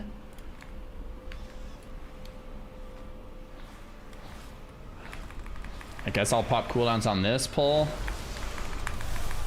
Kind of flat, but if I was in voice with my monk, I'd be like, yo, yo, yo, go big, go big. We got it all up.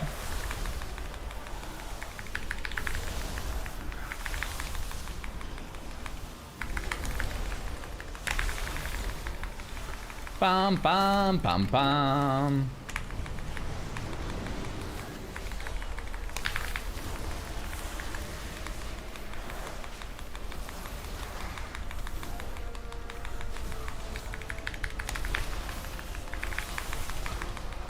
Man, even Arcane, even no cooldowns, bro. We're doing 150k on this pull with no CD. Nothing at all. It's not bad.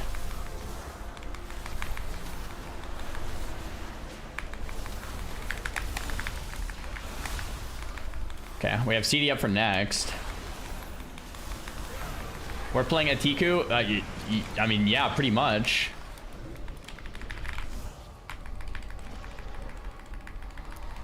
as per usual.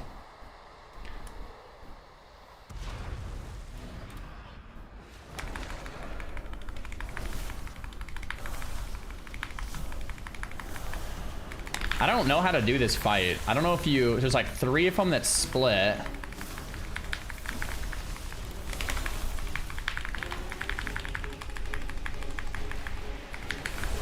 I don't know. I'm just gonna hit this one.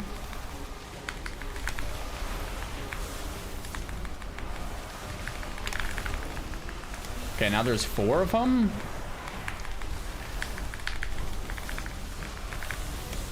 There's like ones with shields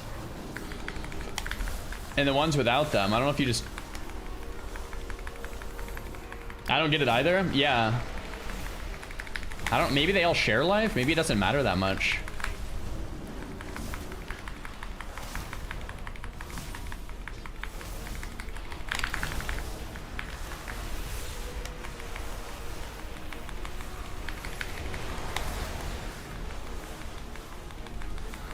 I feel like ideally we would want to try to stack all these, huh?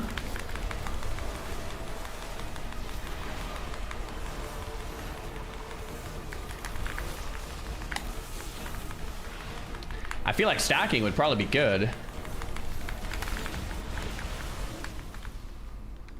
Maybe it doesn't matter. Come on, loot, loot, loot. Oh, oh, Haste Mastery socketed with avoidance. 2 best stats, dude. So our emission of light gets completely wasted, but that's got to be worth. That's massive. I don't even think I put it on right now since mine is socketed and enchanted, so I'll do that after the run. That's really, really sick though. We already have 2 pieces of gear in 2 runs. Last week we got 3 pieces of gear in all of our runs. Oh crap, they're doing a massive pull here. A little late to the party here.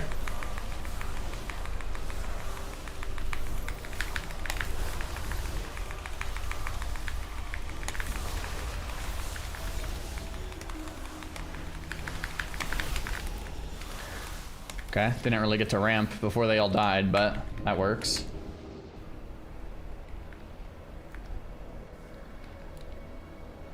Just a normal non-streamer cloth stack? Yeah, exactly. Better Blizz frames, it's in my Discord, Trep, with my profile if you want it.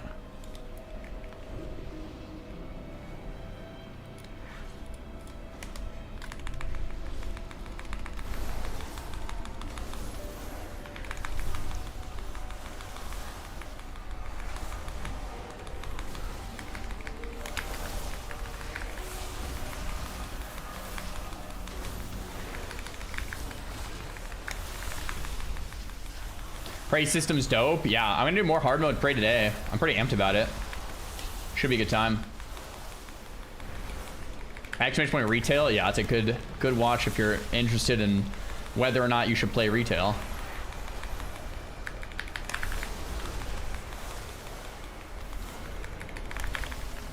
We can do Prey now that they reset. I have 2 more hard modes for some gear.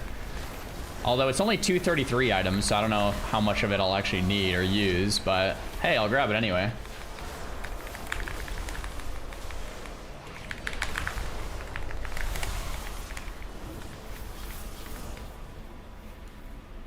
Champion, I know what to do. I'll need to attune the Cynosure to the Void Storm. What is that monstrosity? You dare? Then die. Oh, we pulled. All right, let's do it. Degentrius. It's kind of like Dementrius.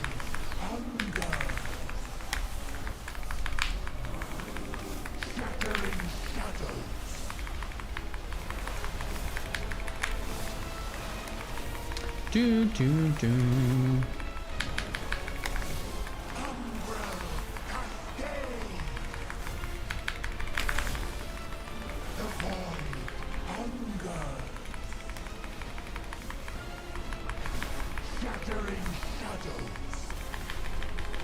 I'm just gonna use my Hellstone then. Just pop it.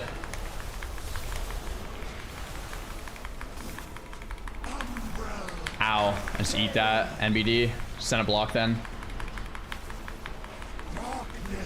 I'll just send a health bot then.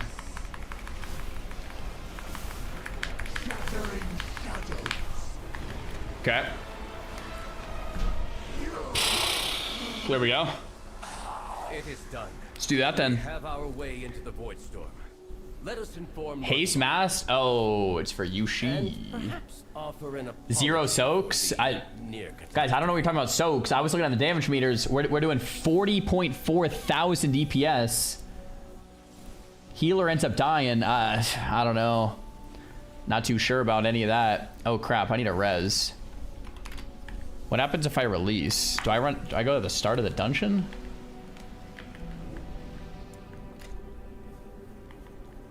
Typical DPS brain? Yeah. I actually don't know. I like, no kidding. I'm not kidding. I actually don't know the mechanic. I don't know. Like, so I was supposed to soak something. I was just avoiding the like standing in different quadrants and like aiming my thing away from other people and avoiding the thing that was aiming at me. I didn't see what was soakable. Clearly I missed that.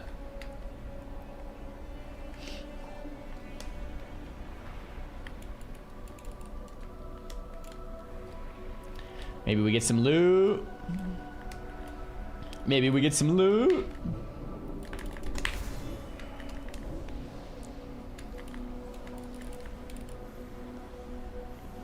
It was smart for Blizzard to make the last war within phase about Void so they can reuse a lot of the enemies and effects of the expansion, or vice versa. Oh, true. That kind of went over my head.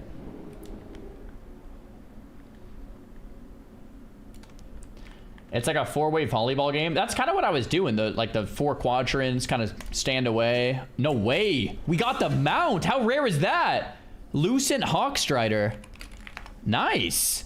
Is that a rare drop?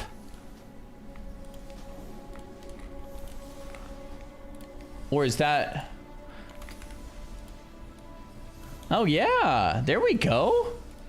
Hey guys, I'm a mount collector again. Let's go, we're back into it. W. Thank you, Blizzard. Take it. Roll it off at Tiku. Whoa, whoa, whoa, whoa, whoa. That is not a Tiku. Don't know what you're talking about. Mount up. I can't mount in a dungeon, so I'm gonna leave the dungeon to see what it looks like. Good thing we looted. Guess it would have went to my mailbox.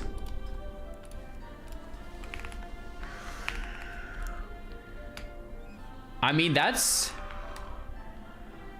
not bad.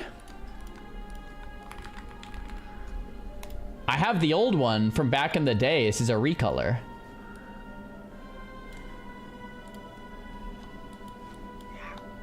Or like a reskin, rather.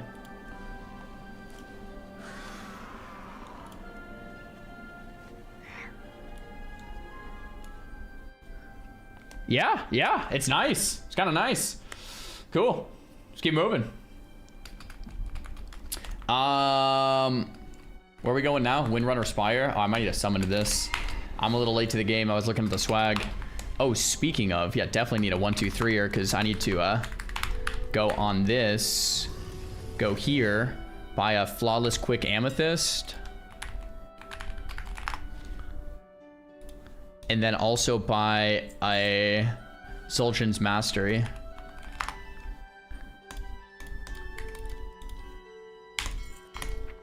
Open this, socket that, enchant this, and then equip that and save it. Boom! More big. Actually, this 237 ring is better than my 233 one because it's Haze Mastery speed and it's upgraded. Would you guys ever use an adventurer ring over the veteran? Yeah, probably, right?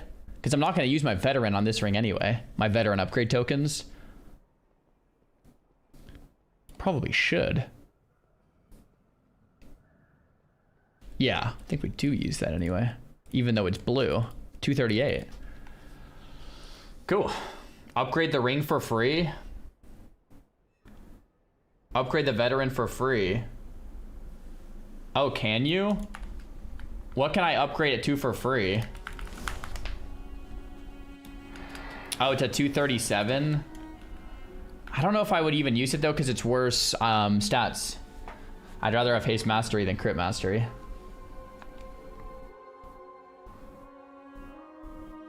So I think this one's better anyway.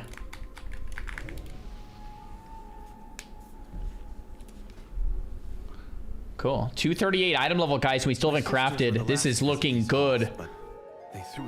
We need boots and bracers. If we can calm the spirits here, maybe they'll return. Boots, bracers, man. That's what we need. The general was sharp and steadfast, while the peacekeeper kept the calm. Which path will you choose? Oh, crap. Sorry, team. I was a little AFK here.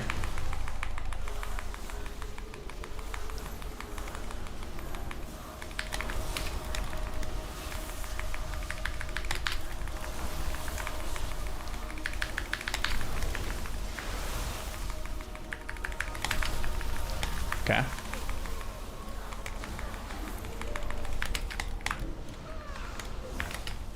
Nice. Ragthorn, 5 gifted subs. Let's go, man. Welcome in, guys. Ragthorn, thank you very much. Enjoy your lack of ads and your emotes on the channel, guys. Now that you're subbed up. You gonna focus more on Midnight or TBC? I'm trying to do both. I'm trying my best to balance it out. I wish they weren't stacked, but it is what it is. Tending to the gardens here, but the wilderness has overtaken it now. So like that, the NPCs like reading out the dialogue like that, I think is really cool. I like that a lot. Gore, thanks for the prime. Death is Deaf, thanks for the prime. Death is Deaf. It's kind of a cool name. How do you find the class balancing in Midnight so far? I don't know. I haven't really looked into it too much. I'm not too sure. Usually retail class balancing though is like pretty good. Or like pretty decent. Oh gosh. Someone pulled, man. Someone pulled. Okay, here we go. Kind of sucks that I didn't get to do any damage on that pull, but there we go. Yo, Soleil TTV, thank you very much for the 5 gifted subs. Welcome in, guys. I guess we're going down here now. I'm just gonna pop cooldowns even though it's a kind of a baby pull. I forgot to look at damage from the last dungeon, by the way. What's this? Absorbs damage and haste increased? Oh yeah, give me that. Soothing sounds of my heart brought Verisa this dungeon's kind of cool too. I don't think it matters until they're done with balance tuning. The thing about retail is they're never done with balance tuning. Right? It's like, I don't know. I feel like with retail, it's always just play what you like because there's going to be balance tuning every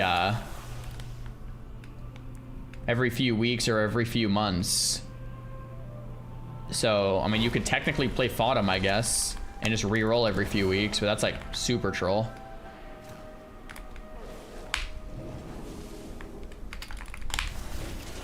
Crap.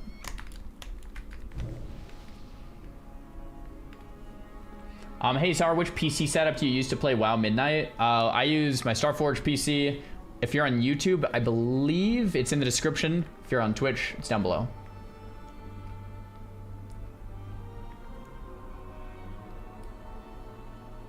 Every week starting the 17th is balancing. Exactly.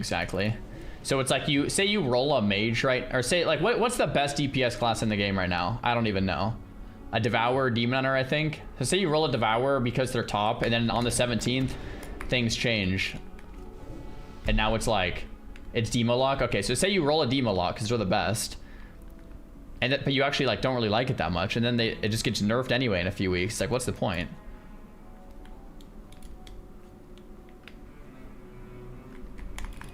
So, I don't know. Unless you're in a Race to World First kind of a guild or like a cutting edge guild or whatever, I feel like it's not really worth even paying attention to for like most of us.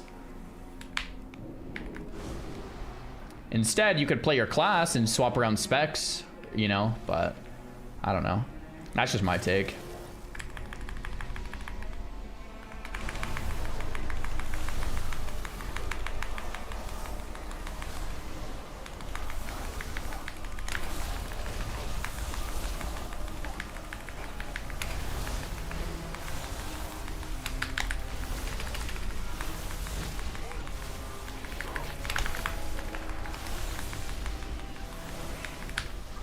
Oh, wow. Did I pull aggro there?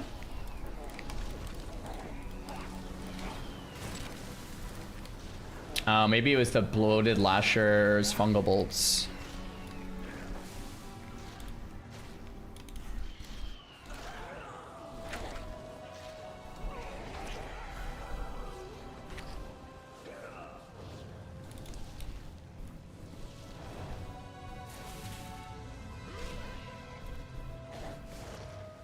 Ouch.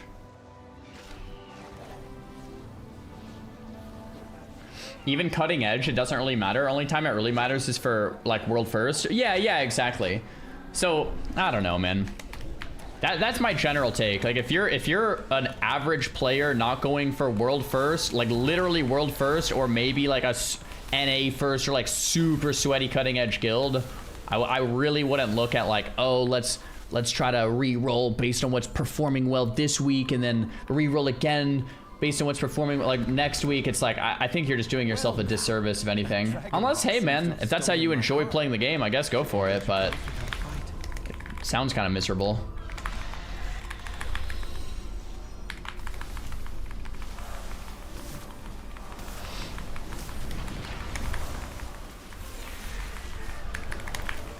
Okay, so there's some mechanic here. Okay, so you don't stand in the fire. Got it. I'm trying to like pay attention generally to the mechanics for Mythic Plus in 2 weeks. So you just kind of get pushed around and you avoid the tornadoes. I'll just health pot, I guess. Don't really know what hit me there.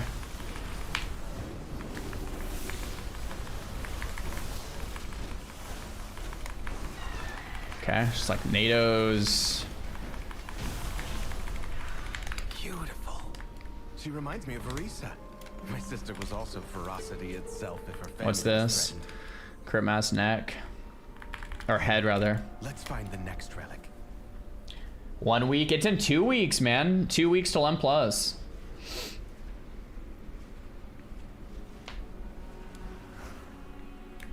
A lot of the world sub 100 world guilds still play their best players even if they play undertuned specs. Yeah, exactly.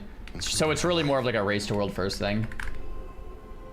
It's the 17th? No, guys, it's the 24th. It's 2 weeks. We double checked, triple checked, quadruple checked. If you don't believe me, look it up. It's in 2 weeks for Mythic Plus.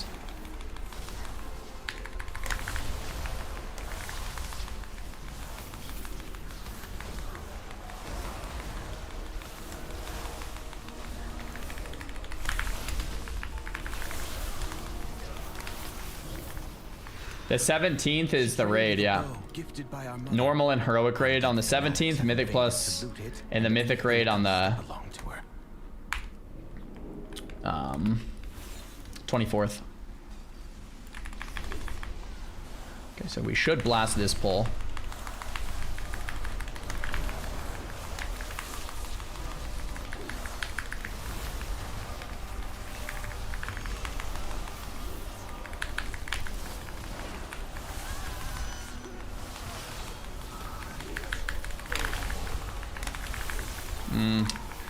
Little under 200k still.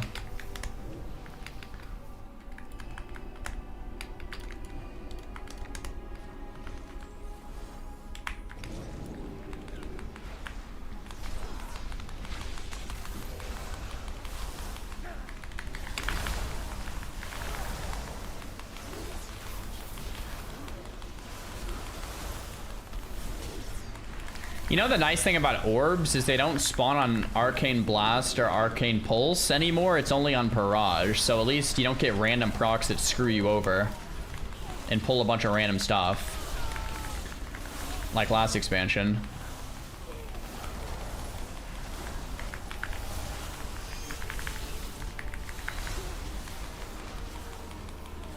Hey Zara, Classic Andy here, having a hard time not feeling overwhelmed by all the different things going on in retail. Yeah, that's normal. I wouldn't feel discouraged like that. That is, I think anyone playing retail for the first time is gonna feel that. There's just a lot to take in and understand. If you have any like specific questions, let me know. At the end of the day, we're doing a dungeon. Damage meters bottom right. We're doing stuff. trying to think. We're PvEing, we're doing damage, we have our rotations, there's mechanics. We're trying to get some loot. There's quests around the world. Like at the end of the day, like the fundamentals of WoW are still kind of there, but there's just a lot more like happening and on the screen and like stuff to pay attention to and stuff on the ground to avoid. And speaking of,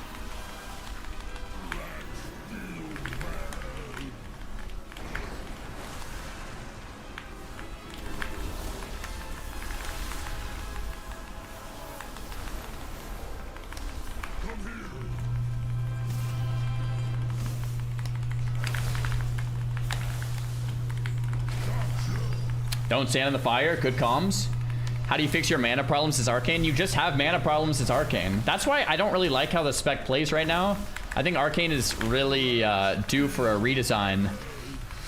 Week 1 at midnight. I don't think the orb spec plays very well. Shoot. Could have blocked, I guess.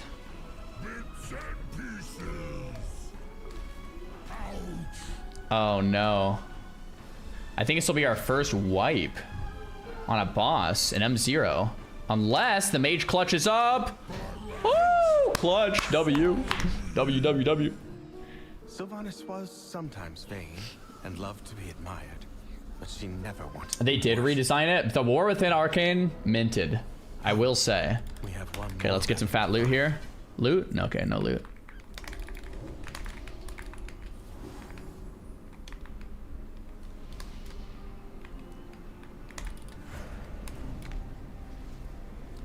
Yeah, Nino, I feel that. I think that's a valid criticism, yeah.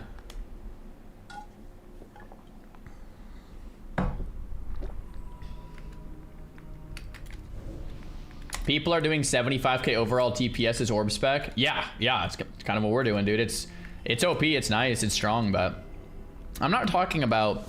I don't know if this is an English thing versus a non-English thing, but when I say I'm not enjoying something, it doesn't have to necessarily be the damage meters being good or bad. I'm talking about the way the class plays.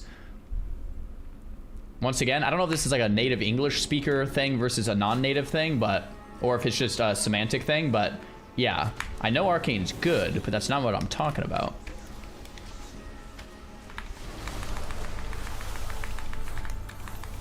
People, I think, misunderstood me for years. Back when I was playing a lot of arenas, I would say like something along the lines of like, oh man, I want like Frost to like, I don't enjoy the way Frost plays, and people are like, shut up, Frost is overpowered, and I'm like, that's not what I said though. I said I don't enjoy the way it's played. Shut up, mages are OP. It's like, it's not what I'm saying though at all, but okay. I don't know. I've dealt with this thing, this same semantical thing for like a decade now. People seem to be very confused by it still. So I'll try to say it loud for everyone in the back. It's not about the strength, but the playstyle. It seems to have called on the ghosts of vengeance past. We'll need that map from them.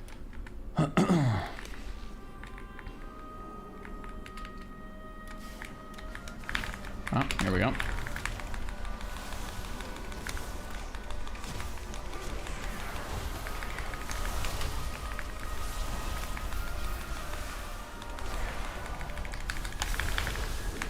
Big damn.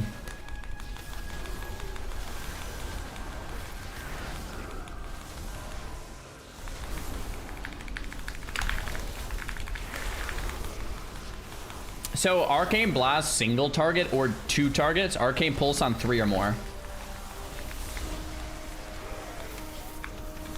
Is mayonnaise an instrument? I don't think it is.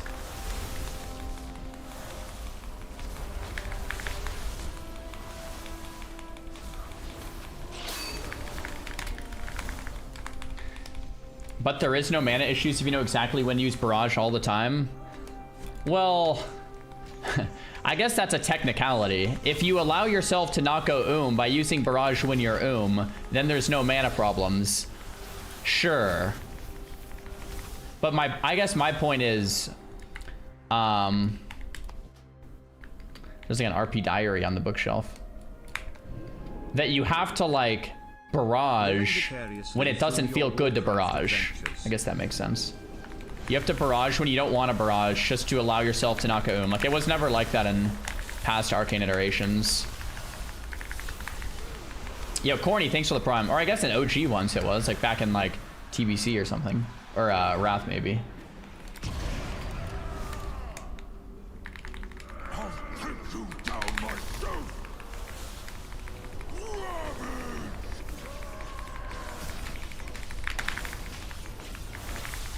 Spark Quest is now available for Spark Irradiance. Woohoo!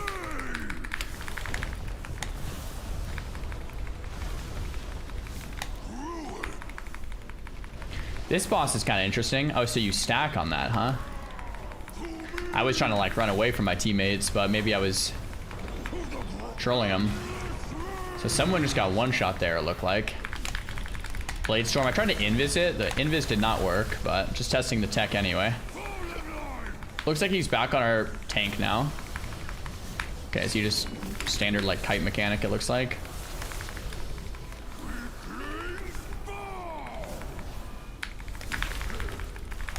Okay.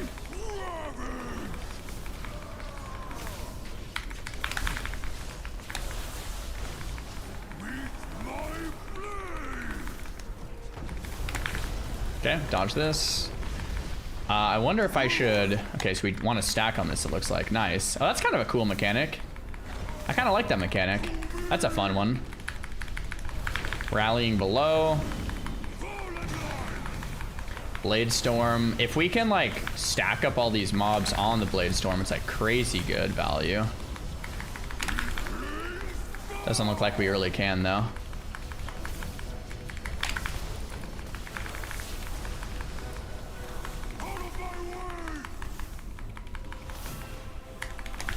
Okay, so I had the arrow in my head, but he didn't jump on me.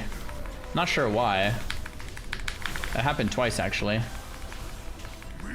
So, like, right there, I had to barrage without any way to regain my stacks. I had no touch. I had no, like that. You barrage when you're when you don't have a way to regain stacks. I guess that's a more specific criticism of how Arcane plays right now, right? You have to barrage when you're when you have no way to regen stacks, and that's part of the rotation. No charges, you're just barraging. Doesn't feel good. My sisters will return to me. When you go do you barrage your charges for mana? Exactly, yeah. You just barrage and then keep blasting. That's kind of like my biggest criticism of it.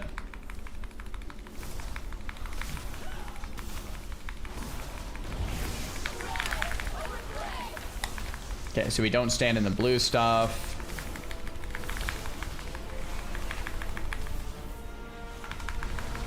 We have cooldowns, we have plenty of mana.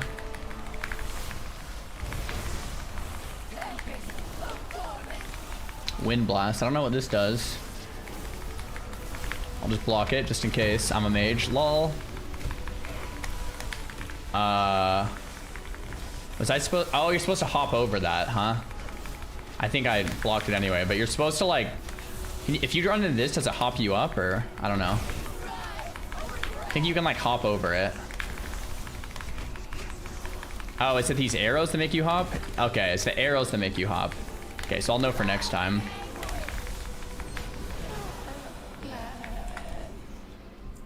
What's this? Yo, 240 trinket.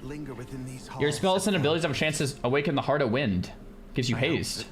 I wonder if that's better than Dawn Root. As for myself, I shall that's got to be better, right? Gives haste, yeah. It's probably better than Dawn Root. It's probably not as good as the 246 one, but cool. It's an A+ trinket. Sick. Okay, that's really good. And I guess I'll keep the Crucible of Erratic Energies. Nice. So we got 3 upgrades already. Ring, trinket, and what did I get? Ring, trinket, and... Is it only 2 upgrades? I thought I got a 3rd thing. Oh, gloves, right? Yeah, gloves.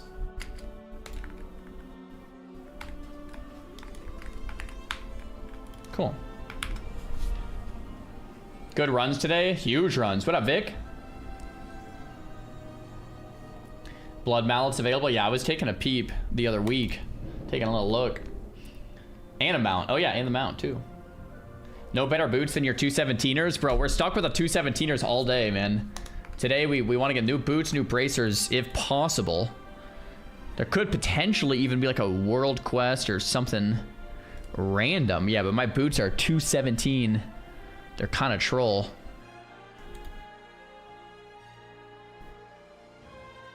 Oh, 220 boots, Haste Mastery out in the world right now.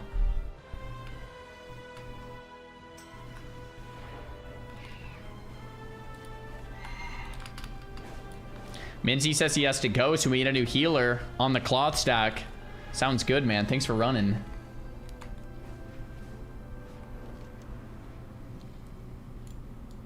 Catalog every newcomer. I want to know secrets among these latest arrivals. Take pictures of wildlife. I mean, we're in the city, so. Why does it say take pictures of wildlife and I'm taking pictures of people? Bro, what the heck? Sure.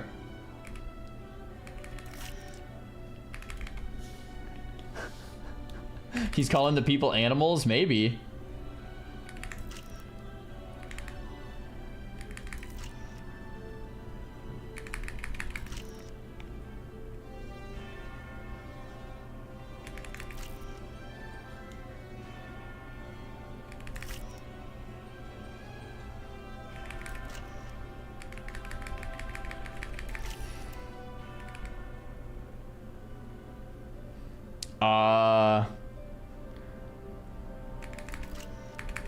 There we go.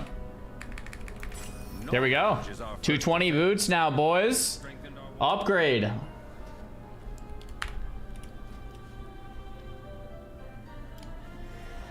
Midnight Superior. Ah, yeah. Okay, we still want new boots because 220 is pretty bad, and new bracers. But besides that, man, we're 238, man. Like, we're in a great spot. We still have a ton of dungeons. We have a ton of, we have our 2 hard mode praise as well. Sick. Okay, so we need a new healer, guys. Cloth stack. We're world touring it. We've done, like Murder Row and, Magister's Terrace and one other. And then we're doing the rest still. And we've also done Windrunner Spire.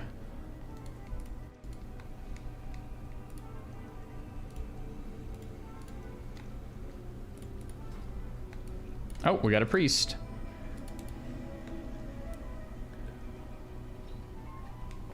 Use Adventurer Crest on them.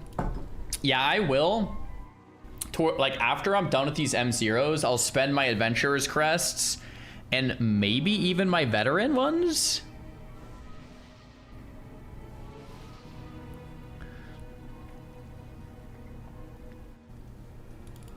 No, do I save the Veteran ones? Maybe I just use the Adventurer. I will craft something though, I think. Do not worry about your friend. There would be Hashe, Nalarak, the Dreamer, the Lord of War will test that strength. A Hashe is only as strong as their warriors. So you too will be tested in Nalarak's dream. Wait, did I just run out of the dungeon? Oops. Which weekly gives gear this time around? Well, just M0s are massive. Oh, here we go. So this is probably my least favorite dungeon too. I don't like this one either. There's too much role playing, not enough slapping mobs. So this one and Murder Row I don't like as much. Holy Pally, thanks for the 5 gifted subs. I appreciate that. Welcome in, guys. Enjoy not watching ads. I'm not a fan of this dungeon. We don't have our healer here, it looks like.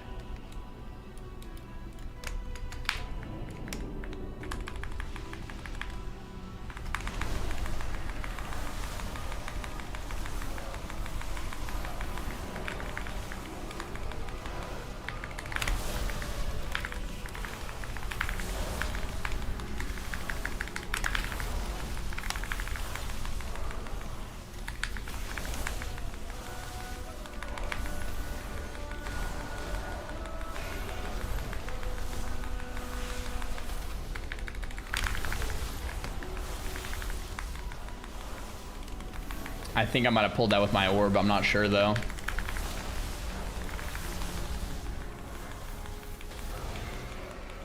That pull should have been between 2 and 300k. Yeah, I got CC'd. I got like silenced and kicked, and that things weren't stacked. But I agree. That could have easily been a 2 or 300k pull if that was like done properly. Easy, easy. Did you not yet do the M0s from reset last Wednesday? I did, yeah. We're doing it again. Well done.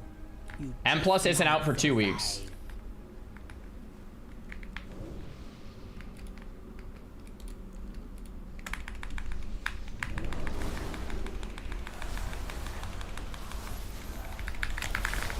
Demo Roar? I did a little knock up on that one. Demo Roar again. I guess I'll use late cooldowns here. That's kind of awkward. Probably a waste of cooldowns. Definitely a waste of cooldowns.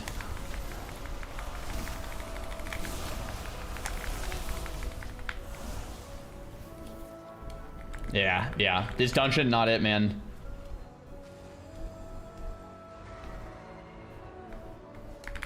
Did you do the PvP quest? I think it takes a few weeks to do that one, but I did pick it up, so we'll be like starting it today, I think.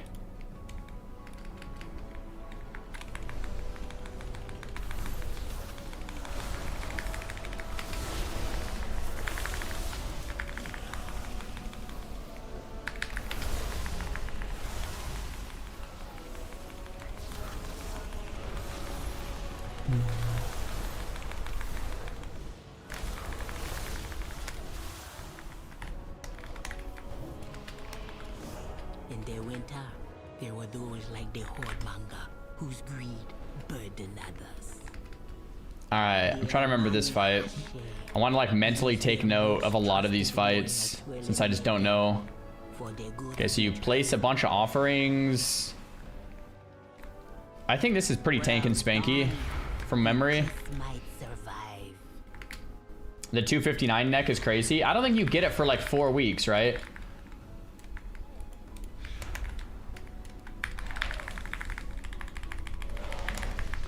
Okay, so I think we just kind of attack this mob.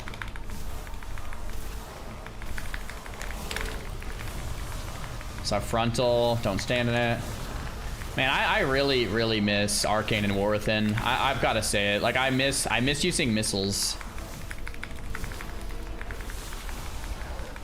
Their rotation is a little too flat. A little bit.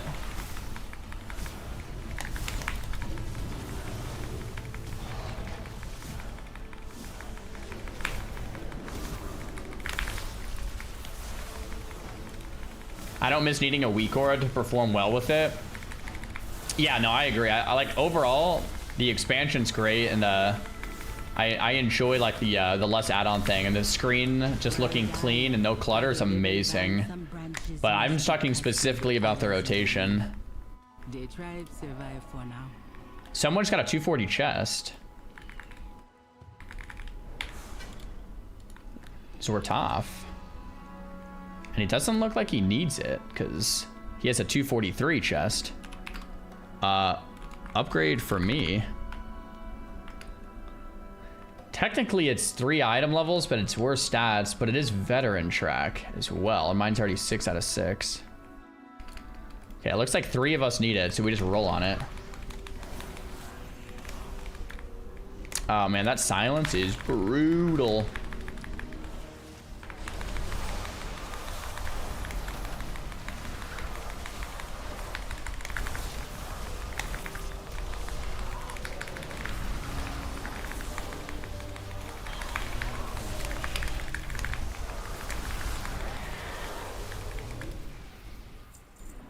Okay, we're rolling on it. I rolled a 48. Darth with the 96er. Nice, dude.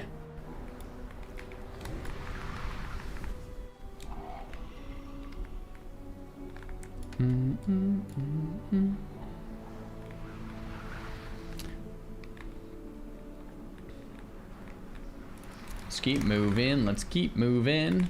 Here we go.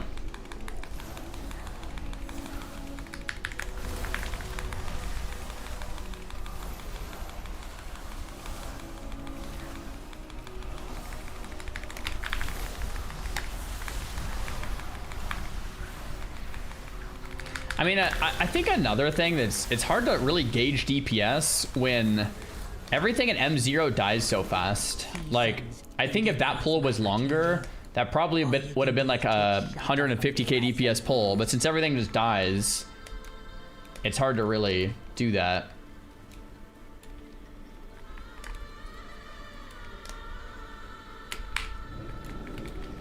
Our tank is up here alone.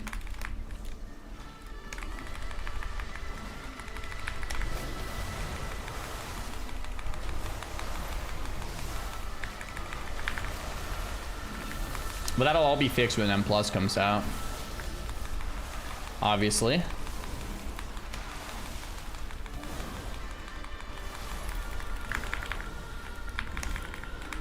I keep using Invis as like a wall. Oh, you want to destroy these? I could probably escape artist that.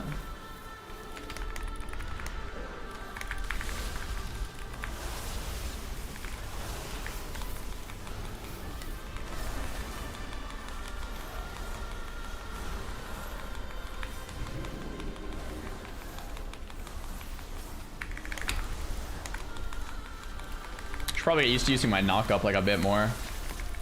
I'm using a better Blizz frames and better Blizz plates. They're in my Discord if you want my profile as Carsey.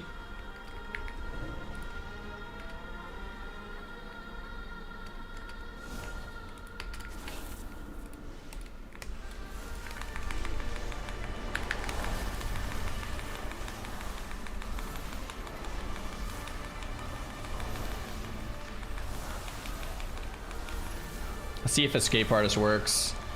Can't test it for a few seconds, I guess. Okay, well, it's gonna die anyway.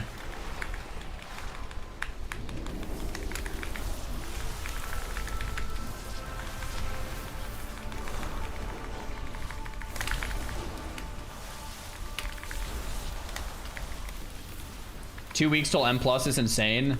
So apparently what they did last expansion is they released Mythic Plus after the, like, during the heroic week, so like next week, but they capped the item level of gear you could get. So you only wanted to do like M7s. Anything higher than that was just a waste, kinda. Okay, so this boss I remember being pretty cool.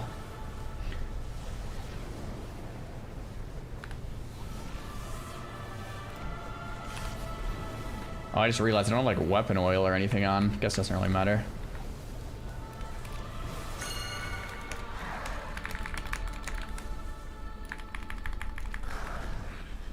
Bam, bam, bam, bam, bam, bam. This week should be heroic week. IMO. I mean, I think this is how it normally is, guys. Like, we have a few weeks. It's kind of how it goes. Madslaw, thanks for the sub, man. What's the plan this week? A full M0 re-clear in your campaign and your 2 hard mode praise. And then your Spark quest. I'd say those are like the big ones.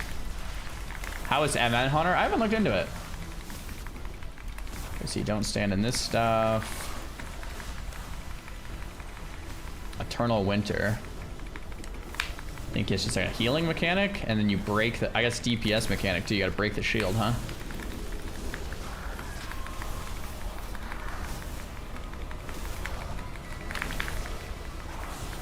Yeah, what up to Ireland, man? Calisthenic training is going well. I was doing some handstand stuff this past weekend. Took a little break there, but it was fun. You have proved your strength and endurance. Okay, someone got... Oh, bracers! See if he needs those. Whoops. Whoops. Inspect. Oh my gosh, he doesn't need them because he just got other ones. Yo. Bracers are huge. Assume he doesn't need the stat better. He said roll out the bracers. Guys, we have blue bracers here. Replaces these for me. Slash roll. 32! Yikes!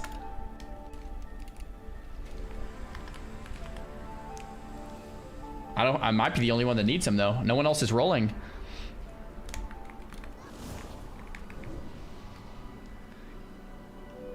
You can stay in the snow when the cast is on.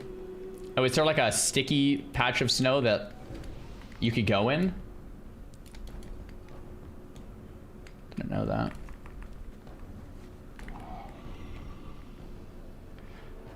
Put it on. I want to see Prime Czar in retail. I've been waiting for this since you quit M+ in Season 1. I want to see you hit #1 mage and keys again. Dude. I don't know. We'll see. You guys think there's a chance we hit #1 mage and keys again? I mean, we hit #1 arcane mage in Warthen very briefly. It was for like 15 minutes until we got past, but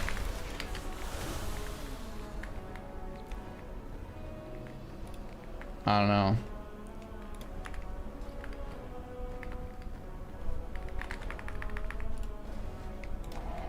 Bracer. Nice, thank you. Cool. Guys, the cloth stack is working, man. 239 item level. Okay, so now boots will be the last piece we get like a really big upgrade from.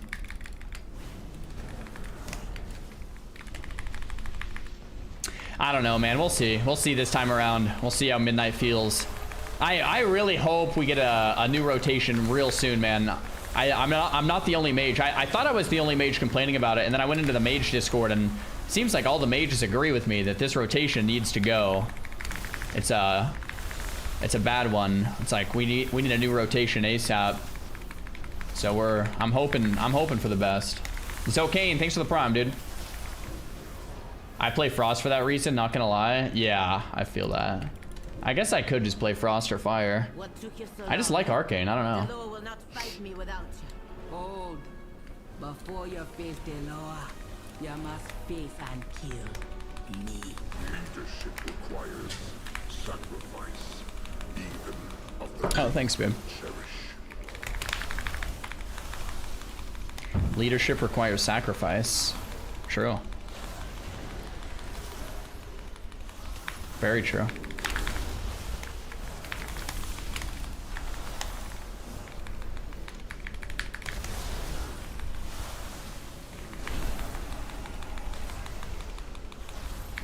Explosive combustion. Are you supposed to kill that or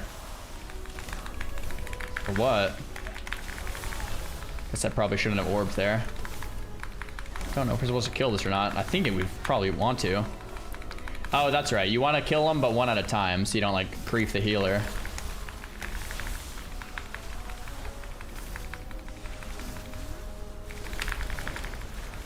Well done, Amaneko.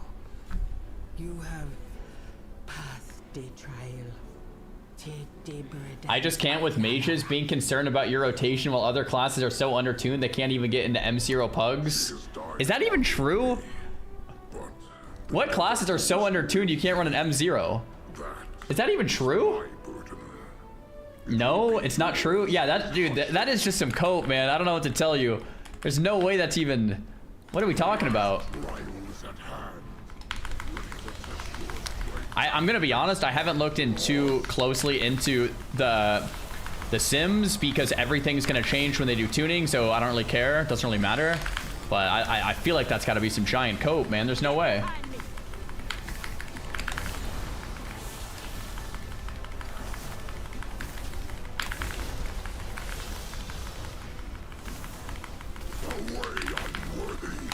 But yeah, no, I think, oh wow, what's this? I'm just getting pushed to the edge, okay. I think in general, like caring about how your class is played is a good thing to care about. I would actually say it's a better thing to care about than caring about your DPS.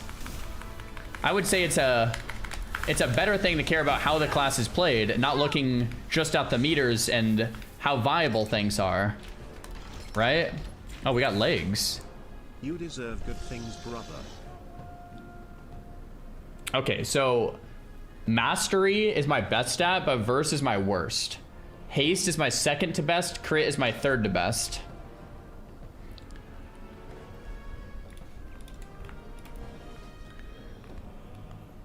This guy's verse mastery 237s, so my legs are 3 item levels better. The new pants are better for me, but they're like, I think they're like barely better because verse sucks, right?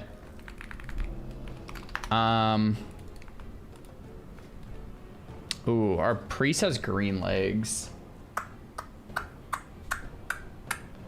trying to think. Thinking about legs, one sec.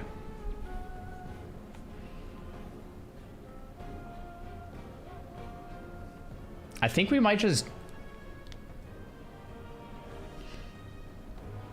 I don't know.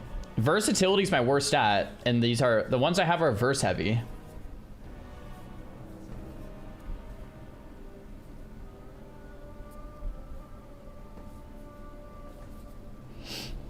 Help a Padre out.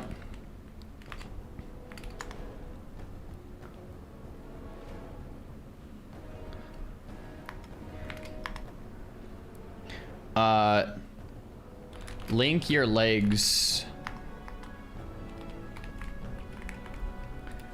I think the priest had greens, but the mage I think had ones that were like almost the same. So I feel like that if anything, it should go to priest, not mage.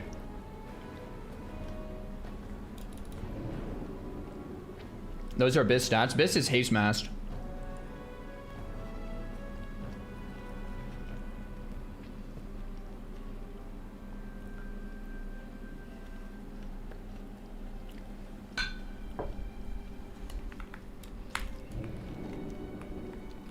I think we give them to the priest, even though it's an upgrade. I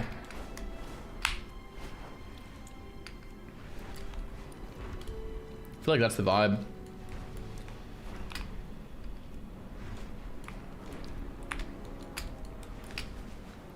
Isn't the reset tomorrow? On EU it is, yeah.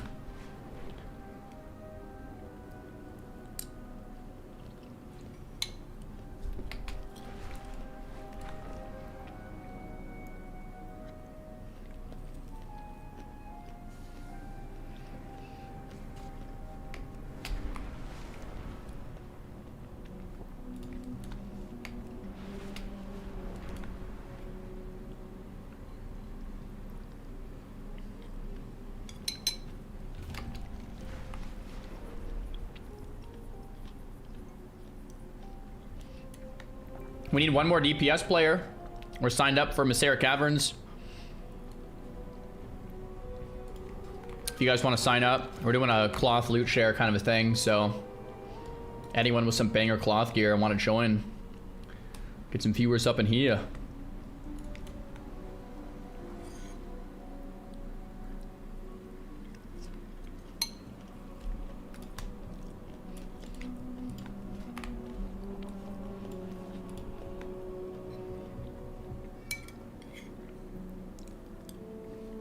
Have a good stream. Yo, TJ, thanks for the prime, bro.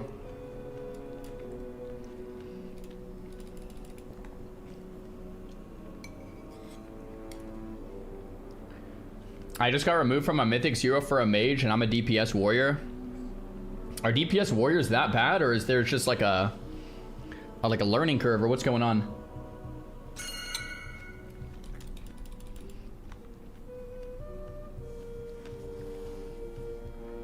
Fury's good, but arms is bad. I see. Does it affect your viewer count when you switch between classic and retail? How are the gas? So, I'm in a really weird position where I can play classic or retail and my viewer count is about the same. Which one, I feel very grateful and blessed that I'm in a very unique position like that. Most people can either play one or the other. I can do either one, kind of play whatever I want. And people watch either way. So shout out to you guys. That's pretty awesome. I would say though, I play classic most of the year. So most of my viewers probably enjoy classic more, and classic definitely peaks higher. But like in general, like I kind of play whatever I want.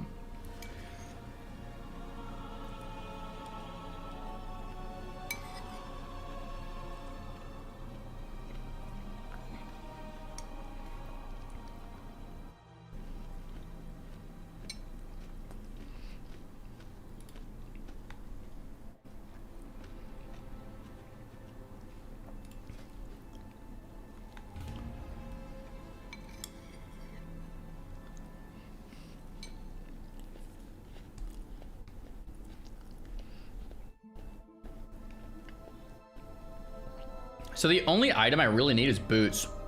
But even if I don't get boots, I can upgrade mine to 237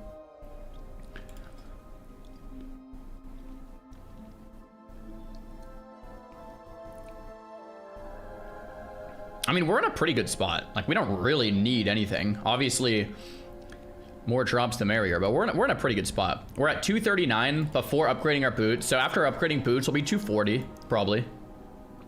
And that's without crafting anything either. 240 without crafting. I think we're in a great spot.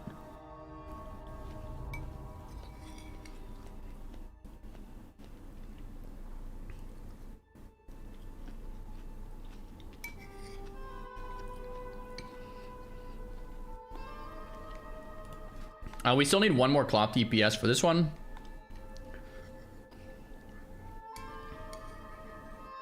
Check it out.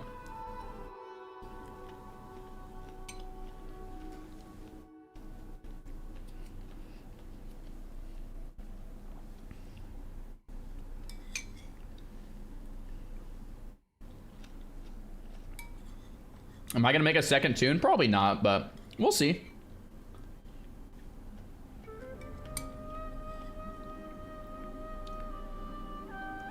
I can trade boots, but your leader ignored me.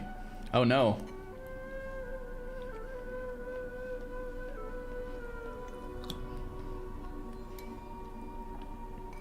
Am I gonna make a second tune on TBC?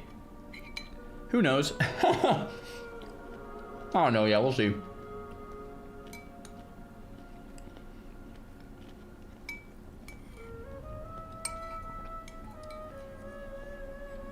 Either a second tune on TBC or a second tune on Midnight might happen.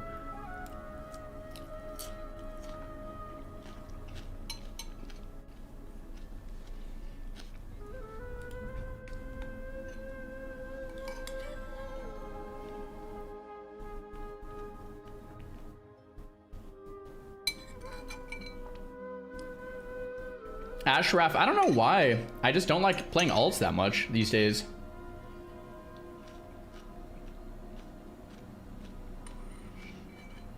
I already played Ashes of Creation and stuff happened, man.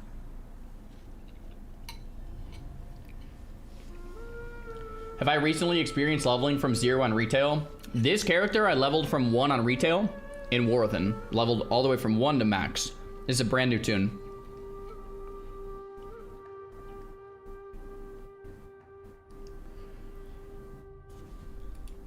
I'm gonna be right back while our tank log to his druid.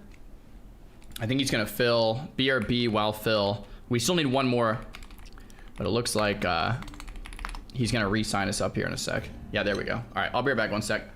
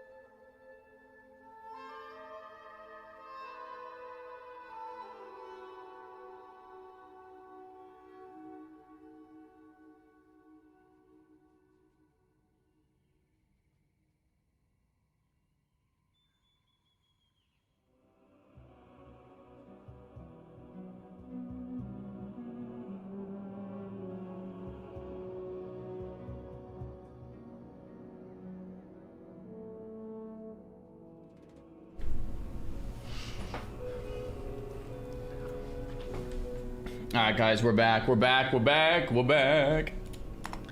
Back.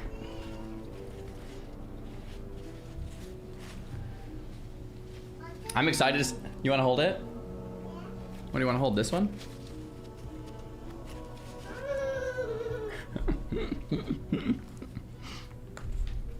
What do you want to hold? You want to hold that one? You can hold that one. You have to take it out there. You can hold that one. You just got to take it out here.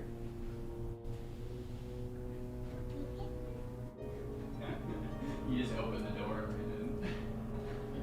You can hold that. Yeah. Yeah, you can hold that one, buddy.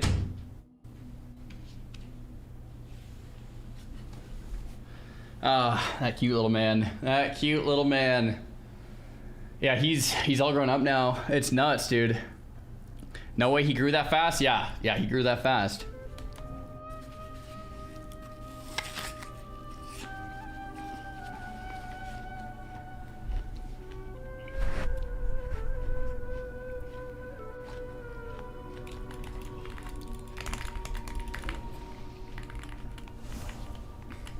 Oh, bro, this is such a good apple. Oh my gosh, let's go.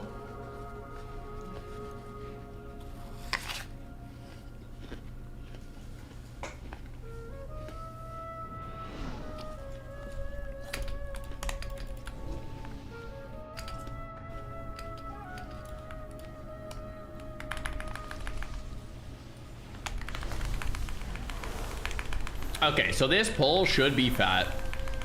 In theory. Yeah, this pull should actually be fat. 200k. Here we go. It's like our first proper pull in like many dungeons, by the way. 230. Yeah. That is how a lot of M+ pulls are gonna look. Right there. We do like 200 to 300k DPS pulls. Then we reset for cooldowns, do another big pull like that. Oh, I can't wait, bro. It's just hard to pull that off in M0s because everything dies quick. And yeah, Mythic Caverns also might just be like a good dungeon for this.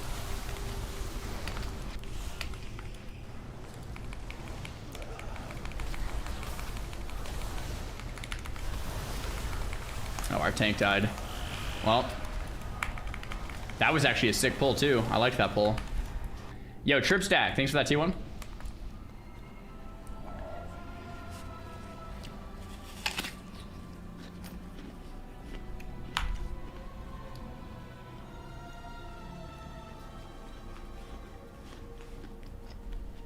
Another widow bag. Another bag of coin for Mujin. He be the one bringing my people here. Keep out of his way. Blame the healer? I was definitely gonna blame the healer, but I didn't want to say it out loud.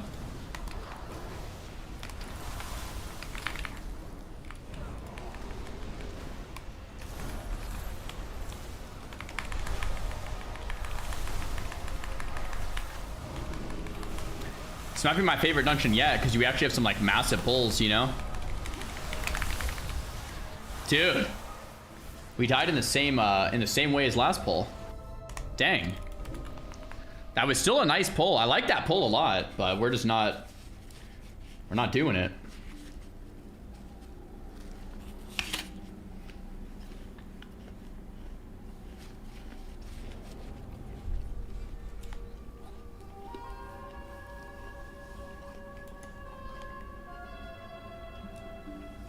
By the way, I bought the 5 to 100 pound Nuabels a couple weeks ago and I've been loving them. Bro, how amazing are they, by the way? Not sponsored, but holy crap, they're great. I love them, man. Glad you're enjoying.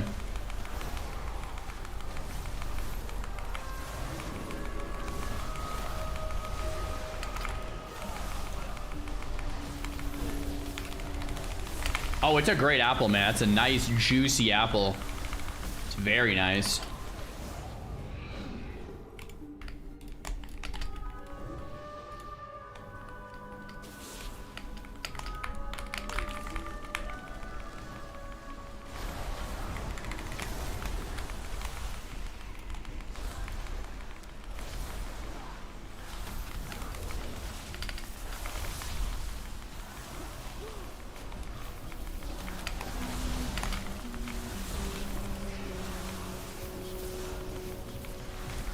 Yeah, my whole UI is in Discord if you want it, man.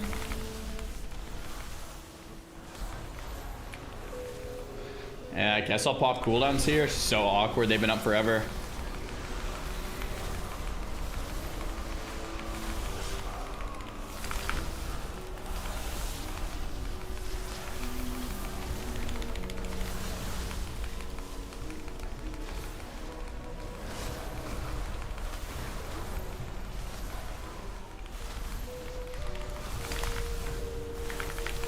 Nice, nice.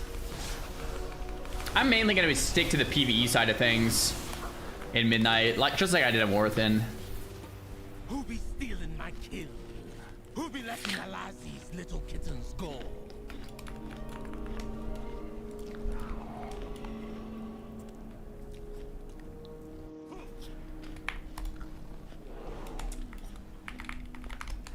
Yeah, I definitely plan to try to push M+ a little bit.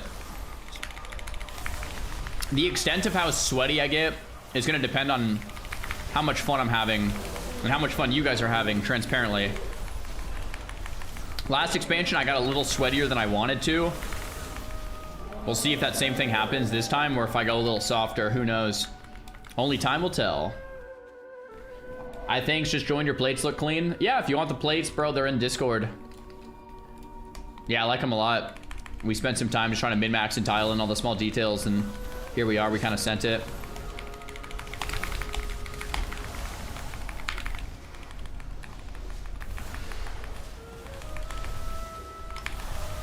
Jonesy, thanks for the prime. Thanks for supporting. I think I actually missed some subs. We had a Trip Stack with a tier 1, Wave with a tier 1, and Radullo with a tier 1. And you said, how are the gas prices in the US? There's something. There's something. We'll say that. And Wave says, the most Atiku WoW streamer there is. Thanks, bro. Celino, thanks for the 2 gifted. Appreciate it.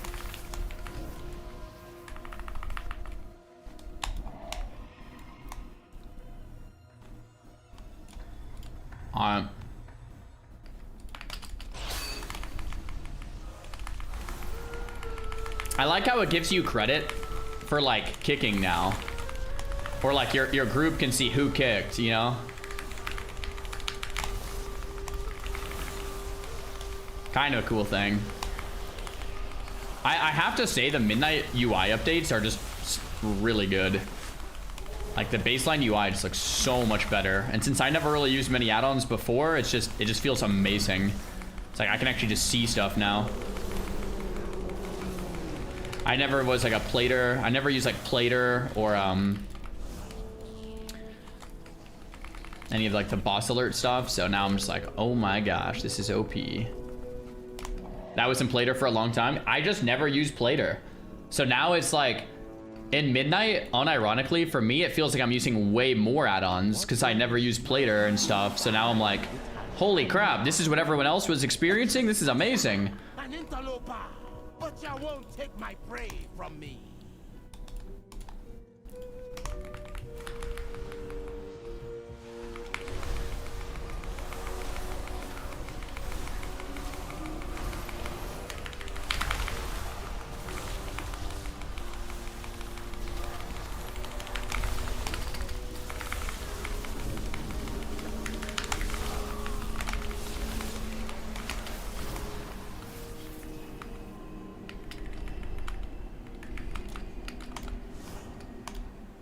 Shoot, no cooldowns. What a mistake.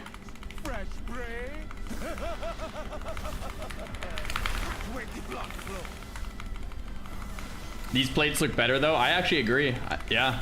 If I don't get ya, next will. I'm using better Blizz plates, yep. I don't know why I got pinged. Oh, is it to Lust? Maybe.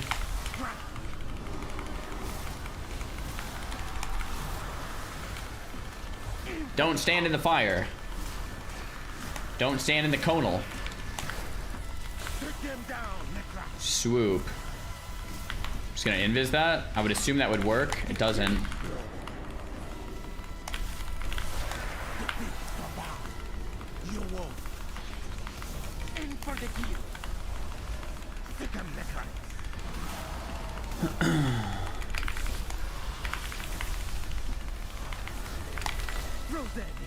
I have cooldowns now, but I'll probably just hold it.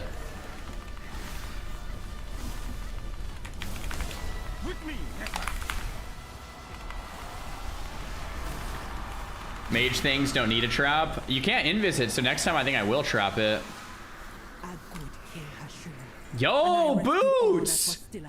Are you kidding me? The one item that I still had blue actually dropped. Let's go. We'll take that. Is all about bloody LFS. Would you like the next pack for Gnome Story? I mean, we got TBC for bloody LF then, now midnight too. The next expansion, the story about gnomes? I mean, maybe. I'd have to think about it. This is hex magic. So we are... We are pretty decked. We're almost fully epicked.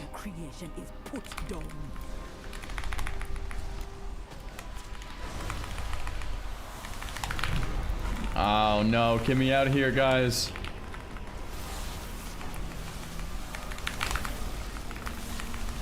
This is what I don't like about the orb build, man. Too, it's like trying not to pull stuff, you know?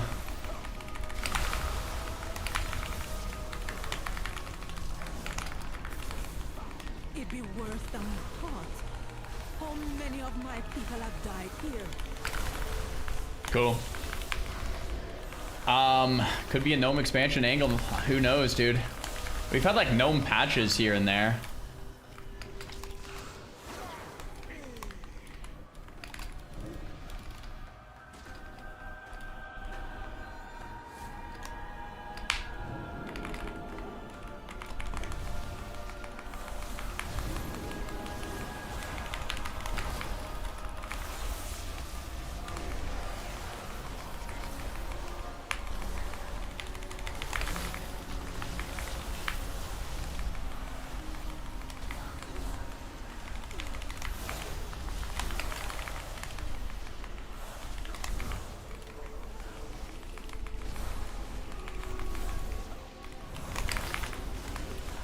Sick. I don't mind this dungeon either. This one's not bad. I feel like a good dungeon for me is like I just want like good tempo pulls. I want like a good series of massive pulls that you can just slam. The mechanics on the bosses feel pretty nice.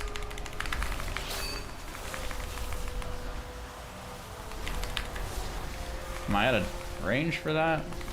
Yeah, there we go.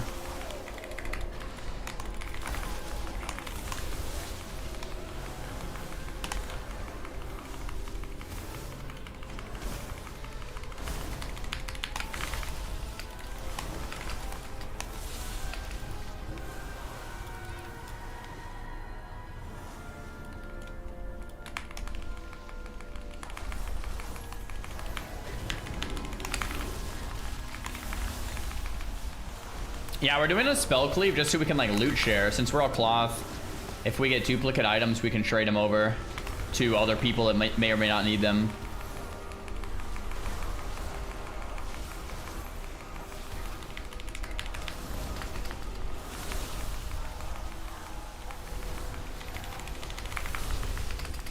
Our blood DK is no longer the Abyss tank. I have no idea. Like I said, I haven't even looked into any like Abyss lists or anything like that because I just know it's all gonna change and it doesn't actually matter.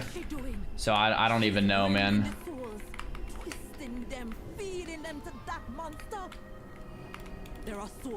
I don't even know what's the best tank. Once the season starts, we'll figure stuff out. But until then, it's like whatever. Actually, this is the boss. Maybe I'll save my cooldowns for the boss.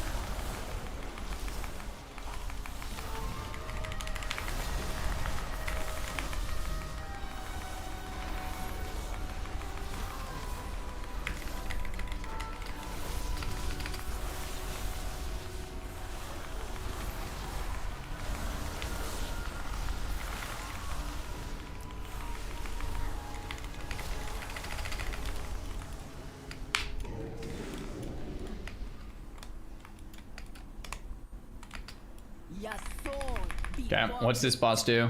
This affliction is hard.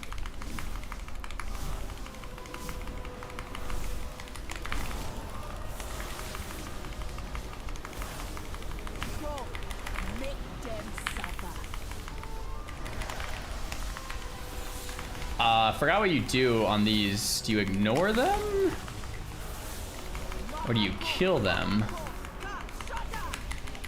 Unmake. I feel like I might die here, so I'm just gonna block.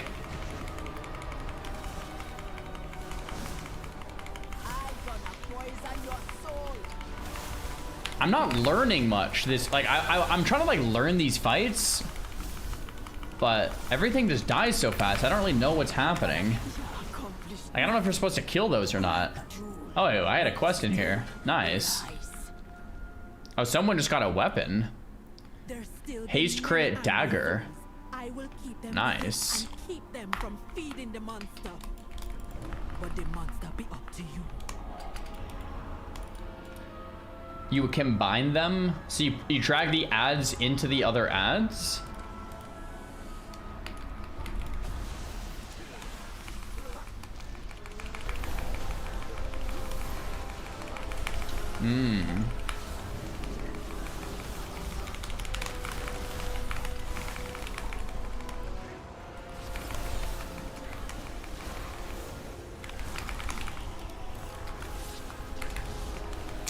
I think we need to kick Spirit Ren, guys.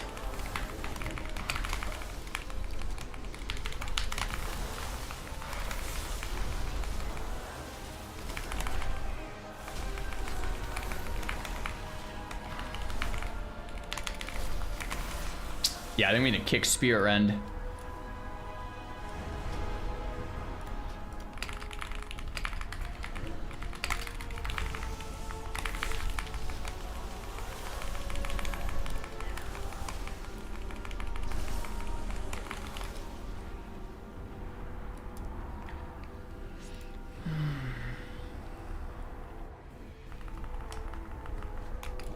Here we go. This boss is kind of cool too. It like ports you through the maze and you have to come back up. What have you done? Be careful. He seems powerful and unstable.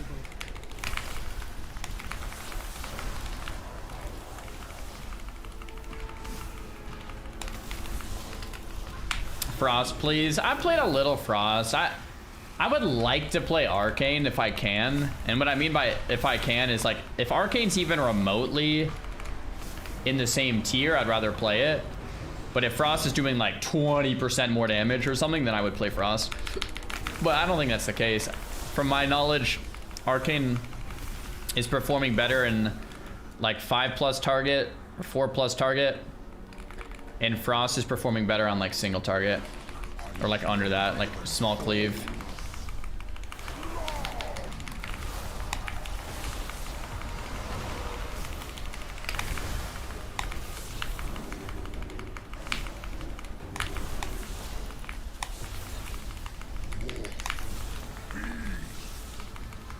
Crush souls.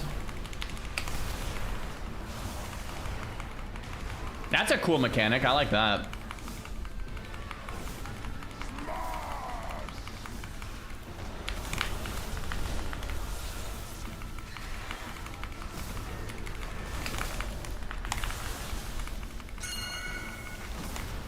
Get my hands on you.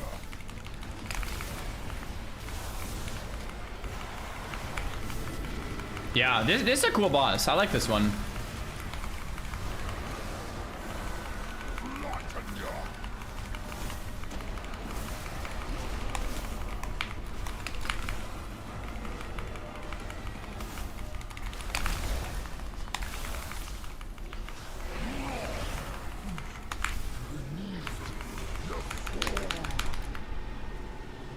Can you one phase him if you kill him quick enough?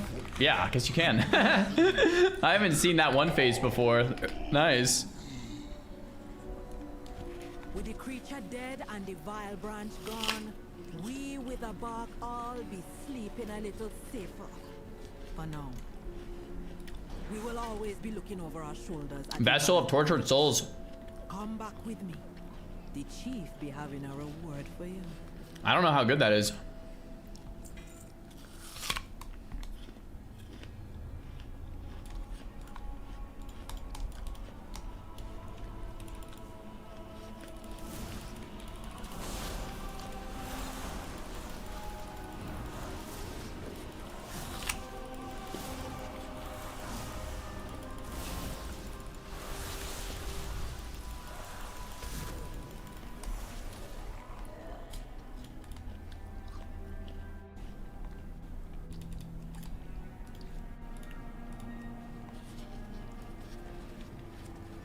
All right, I think we have like 4 more to go or something.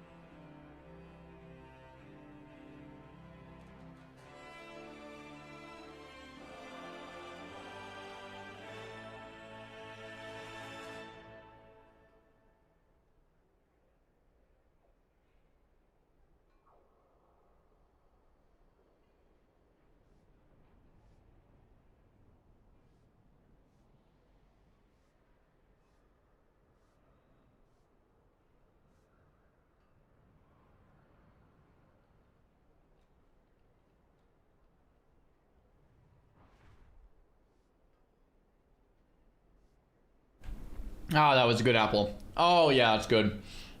How do I like my steak cook? I used to always do medium rare until the last like year.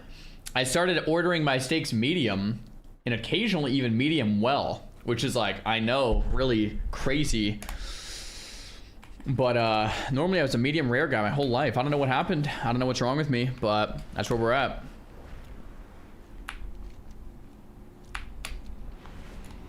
I'm sad you muted the apple ASMR. Yeah, it was a very nice crunchy apple, I will say.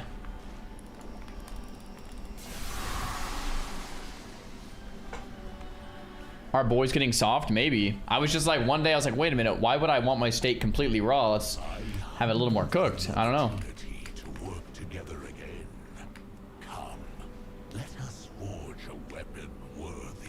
Wait, where are we going? I don't know what dungeon we're going into. What kind of apple was it? I don't even know. You're a PvE player? Mainly, yeah. Nexus, yeah.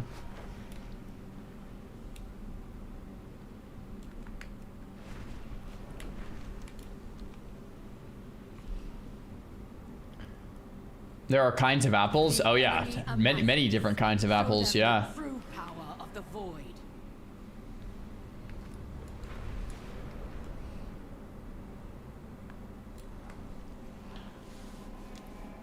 Nah, what? I don't think it was a pink lady.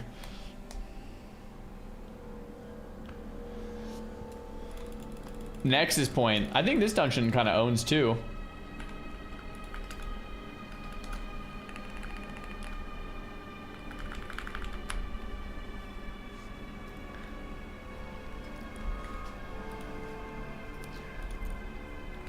$240 item level, baby.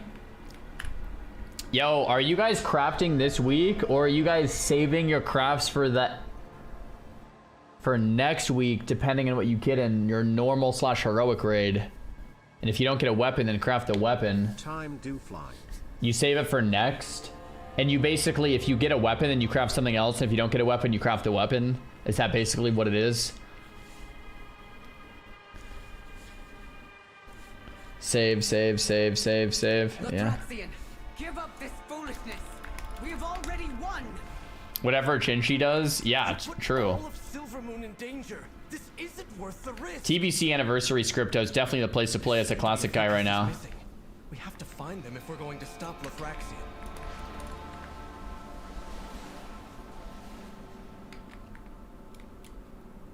No reason to craft until you get to challenging content anyway. I mean, that's true, yeah. Crafting is challenging content in general, if you know what I mean.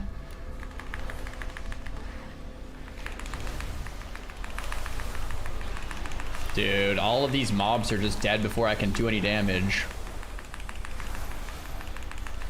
I didn't even get... Okay, nice. I popped every cooldown and I just all died instantly.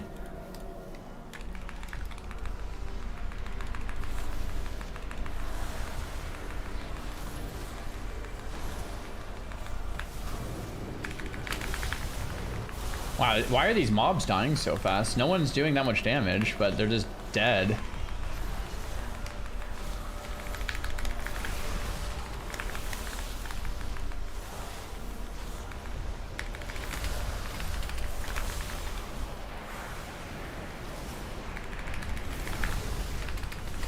Honestly, relax, stop min-maxing OMG.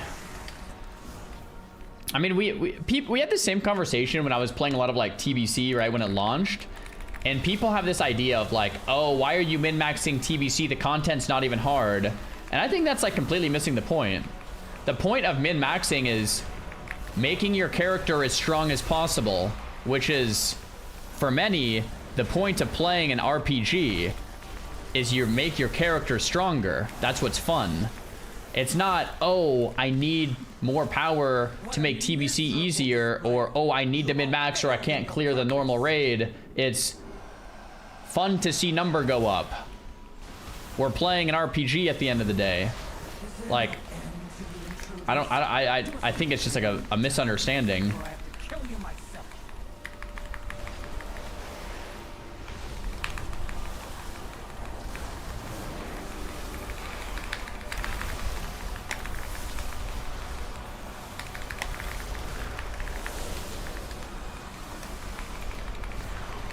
Man, this dungeon's kind of troll. I haven't had like one pull where I can actually do any damage before everything dies instantly. I don't know what's going on here.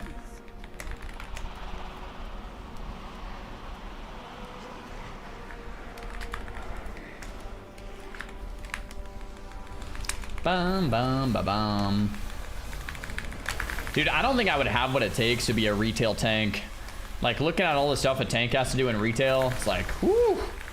That is a roll, man.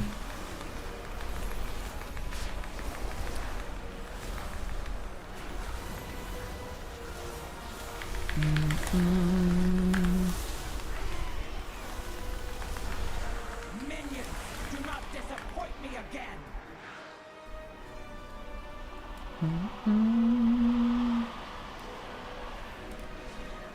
This place has the best music out of any of the dungeons too, I think.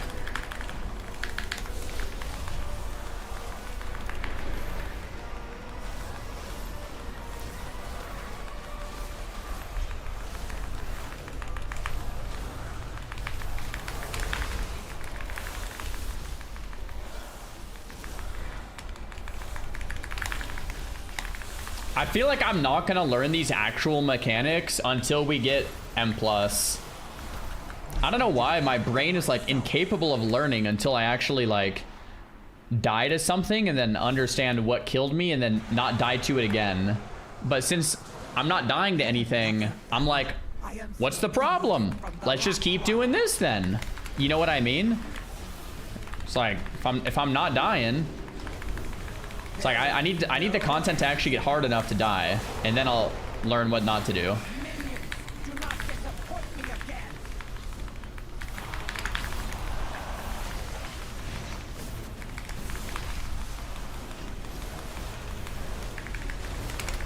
There will be no end to your if it ain't broke mentality. I mean, that's kind of how my brain works. Like, if it's working, like... Okay, so I would assume you, like, don't stand in that. Oh, wait, no, you do stand in that, I think. Yeah, you actually get a damage amp. I remember that from last time. Wow, that's so much damage. What's this? Our monk got a mace. Nice. You need to touch the stove and get burnt? Exactly, yeah. Yes, because you're put to the test, then you analyze. No need to analyze things that might happen potentially. Right, yeah. I wanted to try to learn this week so I knew the mechanics for Mythic Plus, but I'm just like, it's hard for me to like stay engaged and learn when you just don't really need to. Shame that the void has corrupted you too. Does anyone know what old school dungeons are going to be in week 1 of M+? I feel like our guy might die here. Because those are ones I could maybe study up on since I don't know any of them, basically.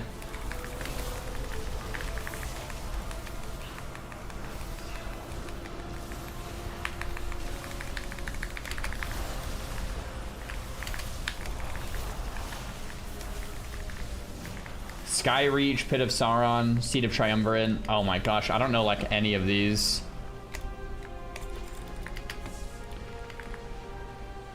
I know like Stratholm and like Scarlet Monastery, Dead Mines.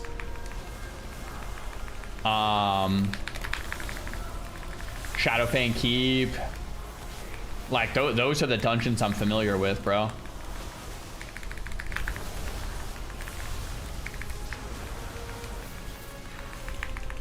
Yeah, I know Wailing Caverns. I know where not to jump.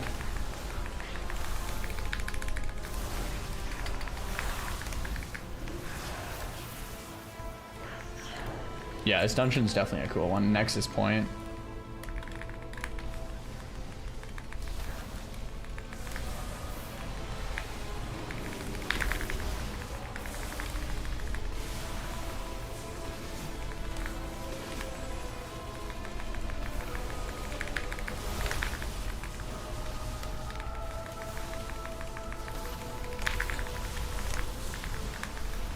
Cool.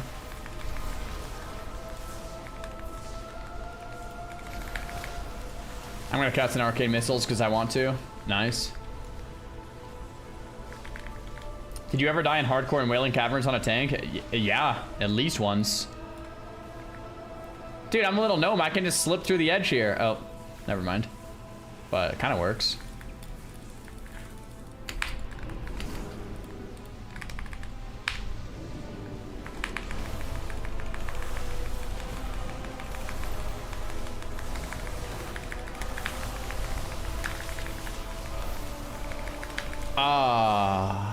I tried to greed one more cast. Oh, our healer got stuck. Our healer got stuck on the ledge back there, dude. Nice. Need to repair that gear.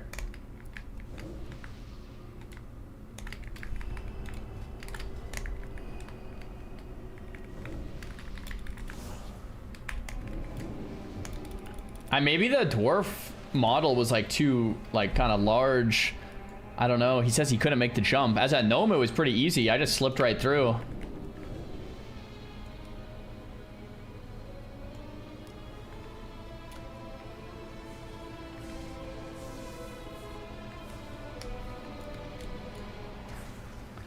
Do you have 3 buttons for damage, or am I seeing it wrong? Yeah, you have your builder, barrage, and orb. Yeah, it's basically 3 buttons. You have to hit the 3 buttons in the right order. But yeah, basically 3.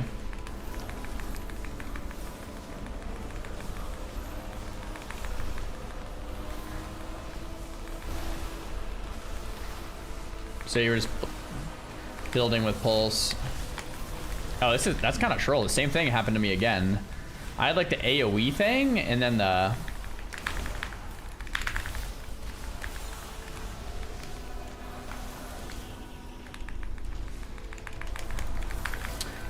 other arcane thing spawned under me, so I didn't really see it.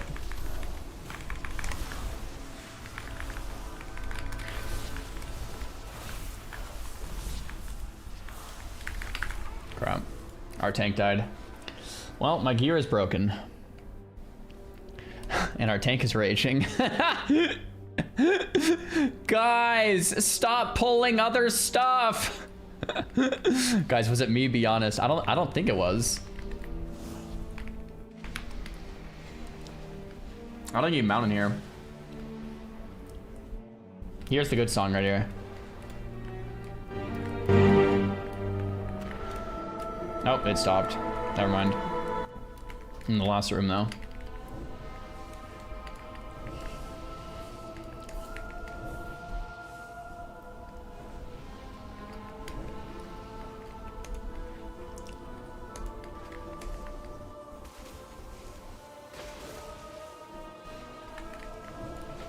Nah. Well, we have red gloves, but I don't think you can mount here. I wonder if you could blink through this. Let's try. Oh yeah, you can. That's probably what I'll do as a mage. Oh, you can just gate through. Nice.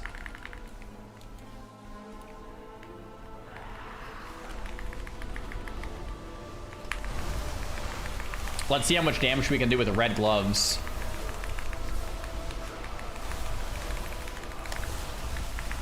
Best pull of the dungeon, TBH.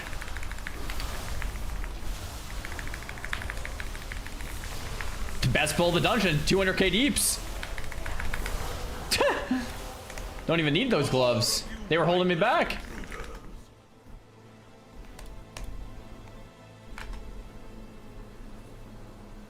Stay away from my work. This is but another prototype. So on this one, you go to like the cross and you do a little zip zap.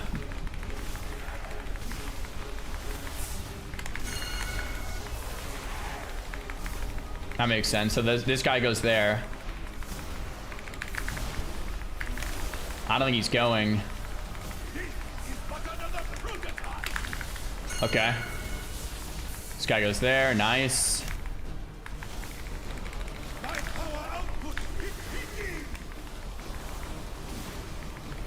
This guy's just not going. That's fine. Probably don't even need to do it. It would be good to. Probably.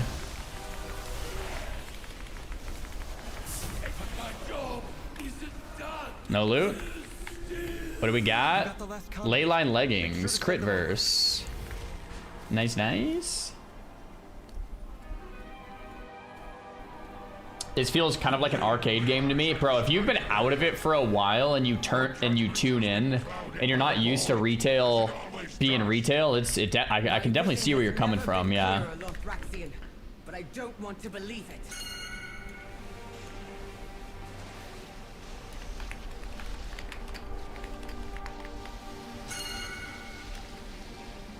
Boom, boom, boom.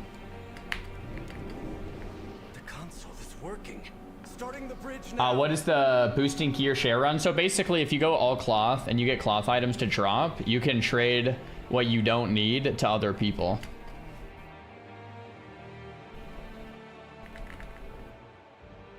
The enemy amasses.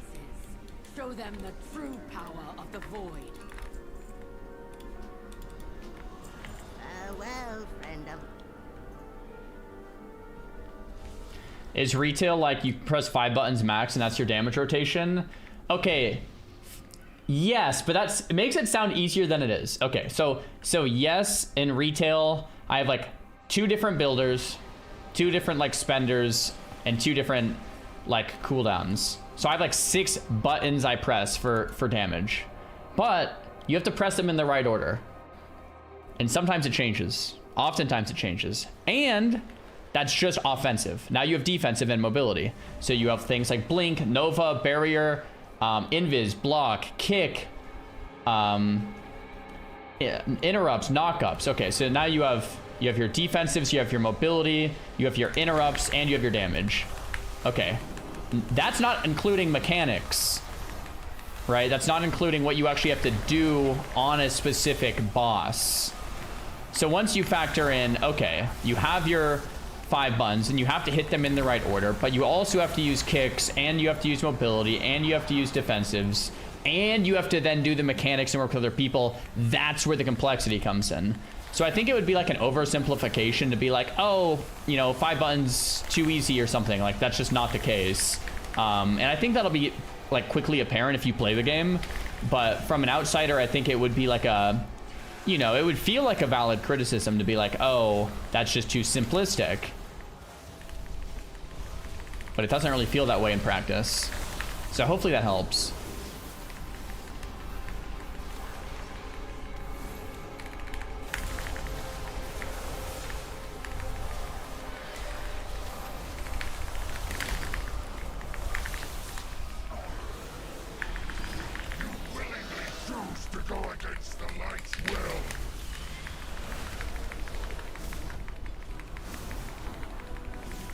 So are you talking to himself before playing League of Legends? Yeah. So League is actually a decent example of this, because like when I first started playing League, or before I first started playing League, I was like, bro, League has 5 buttons or 6 or whatever. How hard could it be, right?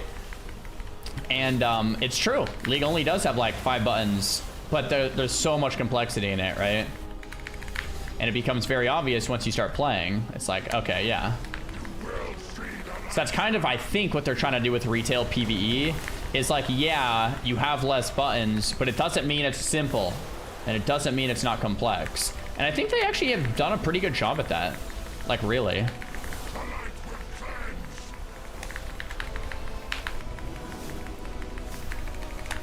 So I think at the end of the day, that's what makes like a really good game. Oh yeah, okay, which one? This one, yeah. There was this like Counter-Strike quote that I really liked that I can't remember exactly how it goes, so I'm gonna butcher it, but it was something like,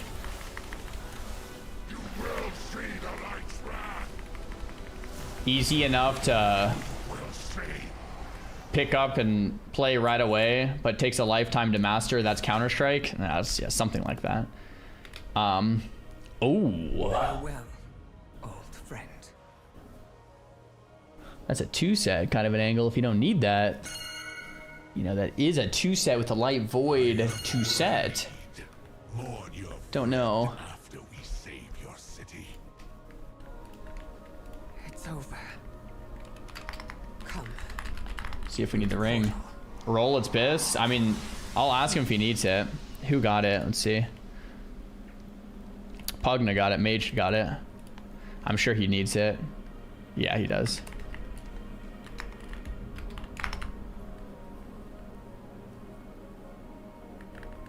Congrats to that guy. Congrats to Pugna. Enemy amasses. Show them the true power. Wait, Pugna? Why can I attack you, even though you're in the same group? What the heck? Why can't I attack him?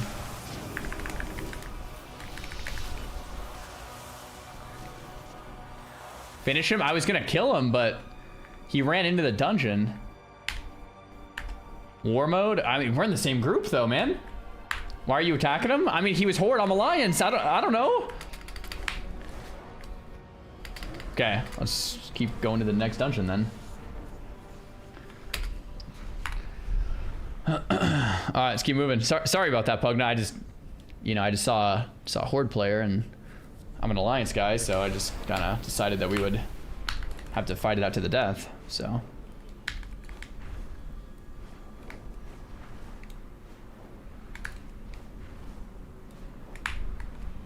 Cool.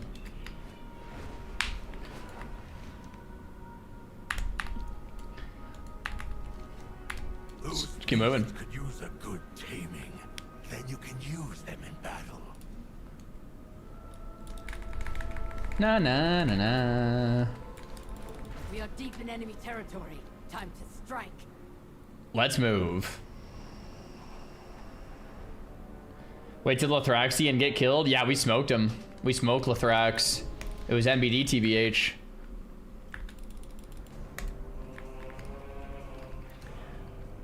Man, this place reminds me of a dungeon in Wrath.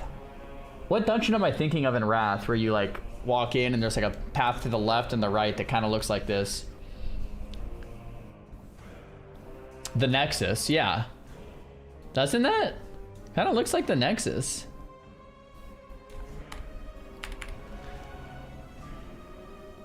It's very similar. I don't know why Pugna's taking so long to get here, man. Crazy. Don't know what's going on with Pugna.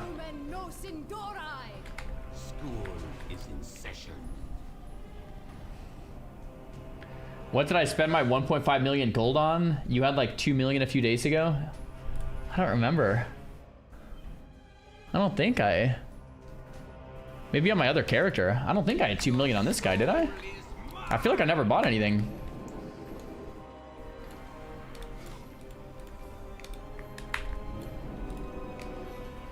Okay, here we go. This is going to be a fun pull. There's no way this isn't a fun pull. I just want to slam my damage numbers. Right here. Now we're ramping. We're ramping. We're ramping. We're ramping. Okay, that's not as much damage as I thought we would do there. Definitely not as much. Everything just dies too fast. That's the problem, man. We were like mid-ramp and half the mobs were dead, you know? That has to be it. Has to be it. Not a Tiku, exactly. You've been robbed, yeah.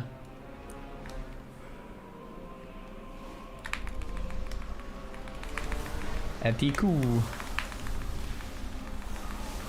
Bring on the plus 20 keys. I don't know if I'm good enough for that, but maybe like a plus 4 or something, you know, so we don't just insta kill. I like Arcane more than Frost for like AoE stuff usually, yeah. Show me more of that potential I've been seeing.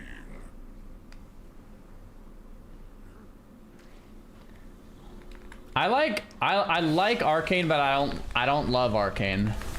I would rather have the Aether Attunement Missile build with Sun Fury. So I liked War Within Arcane better. I still like Arcane, it's cool, but it's no War Within Arcane. I'll tell you that much.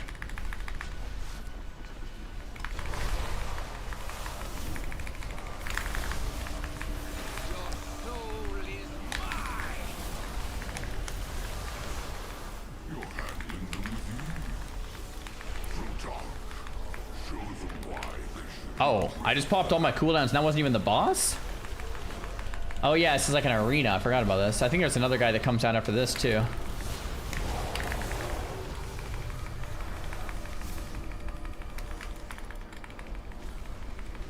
War Within Season 2 Arcane was best. I only played Season 1 War Within Arcane and I loved it. What was Season 2 Arcane? Was it similar? Or what? Because I remember in War Within, Mages got a change where you started using an orb build where you just like spammed orb or like spam barrage. It was like an orb barrage build. I actually didn't like, I'm not a fan of orb barrage in general. I just don't like, it feels like you're playing a slot machine spec. Orb procs like crazy. I actually don't like that. I liked Season 1 War Within where you played like Aether Attunement and like orb barrage wasn't spec'd. Like early Season 1. That was my vibe. Your keyboard sounds like an eargasm. It's so good. Glad you enjoy, man. I don't like slot machine or barrage specs. Like, I feel like it's like I want to like have a, I don't know. I just don't like random orbs shooting everywhere either, I think.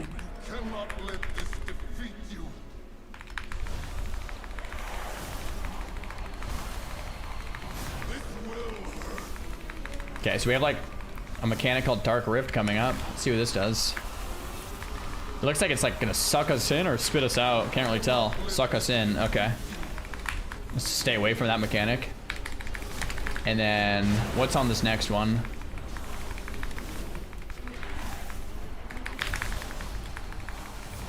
Cosmic Spike. Okay. Gather Shadows.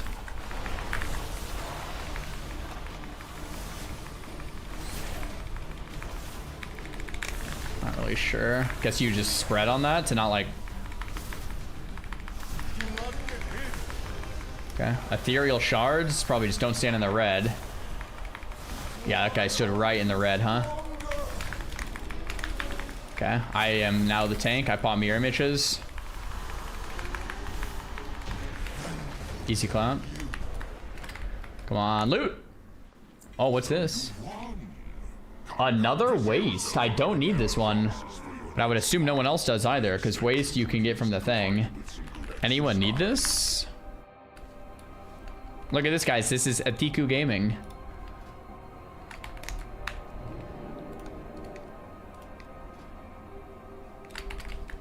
No one needs it.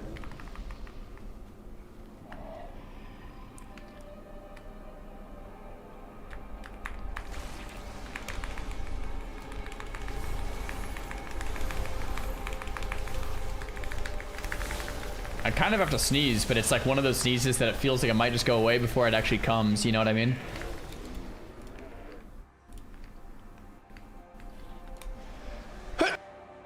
Ugh. Excuse me. Got it. Alright, we're good. I mean, I have like big cooldowns. I just don't actually want to send any of them until we have like a pull that's worth sending them on. It's like single target.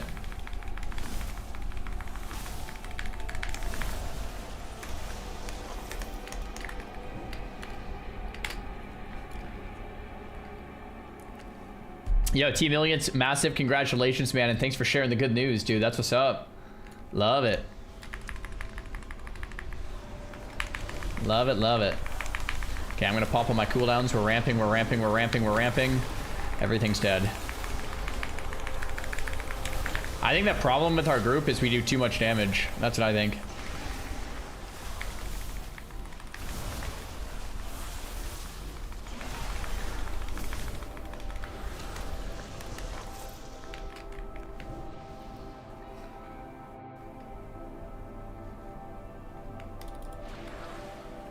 Woohoo. You got 2 more sparks this week? Wait, really? So you have 4 total, M0s? I didn't know there was 2 more sparks this week.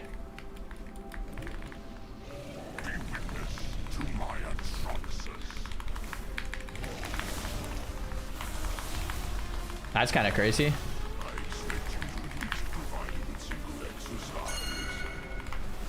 He pings me when it's time to lust. I guess it's time to lust, huh? I don't even have cooldowns for 30 seconds.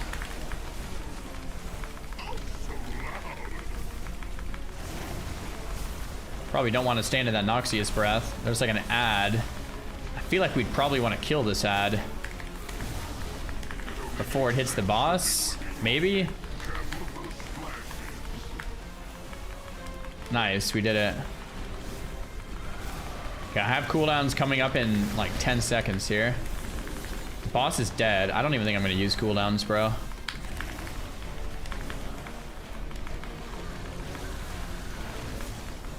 Come on, loot. Nothing. Someone got a haste mass socketed finger. Huge. Someone else got a verse mass dagger. Nice, huge. No, no, no.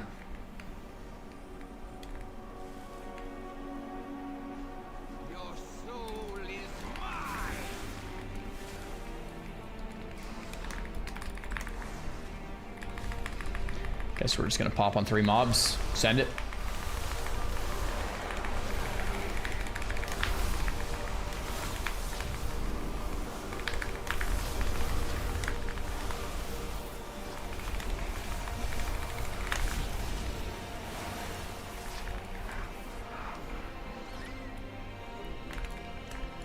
No, no, no, no, no. What's the most viewers I've ever had? I think I had 50,000 during the OTK Makarat tourney, which was like a crazy, crazy, crazy day, man. That was a crazy day. Here's the good song again. Here we go.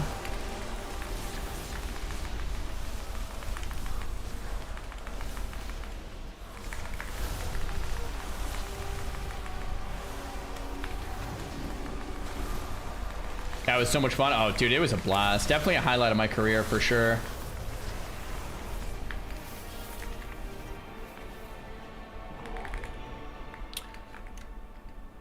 What's the incentive to play Midnight? I think whenever there's a new expansion in WoW, it's just, it's too fun to pass up playing a new expansion. Like, new expansions on launch are just so much fun, man.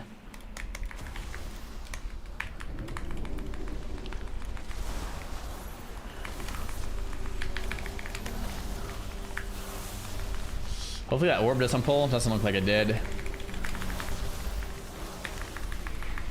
I'm gonna pop late cooldowns since they just came up and everything's dead. Nice.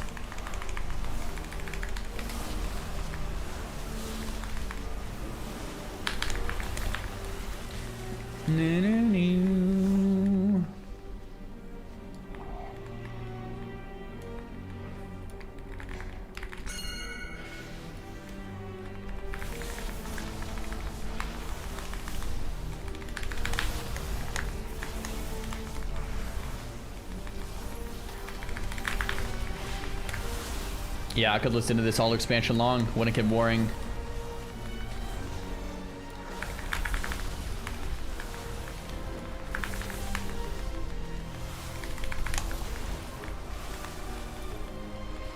Bum, bum, bum, bum, bum.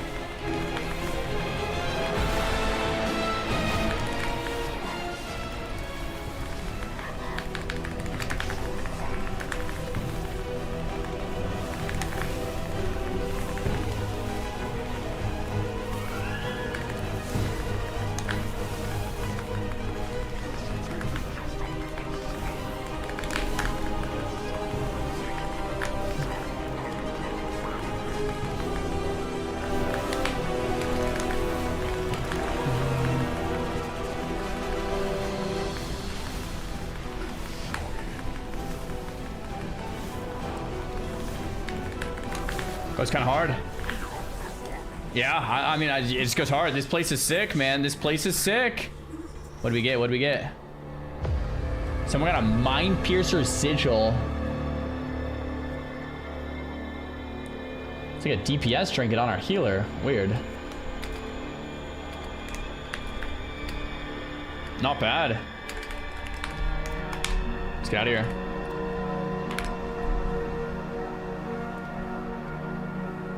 Kite the ball into the black hole. What if you just kite it the whole time? Does that work? What's the learning curve like for retail for a classic player? I'd say the learning curve is pretty high, but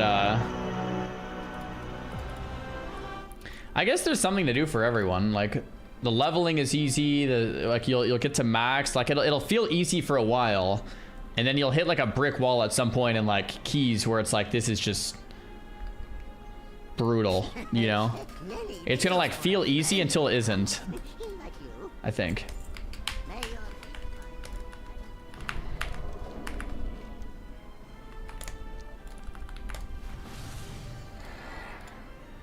I don't know where we're going now. Blinding Veil, okay.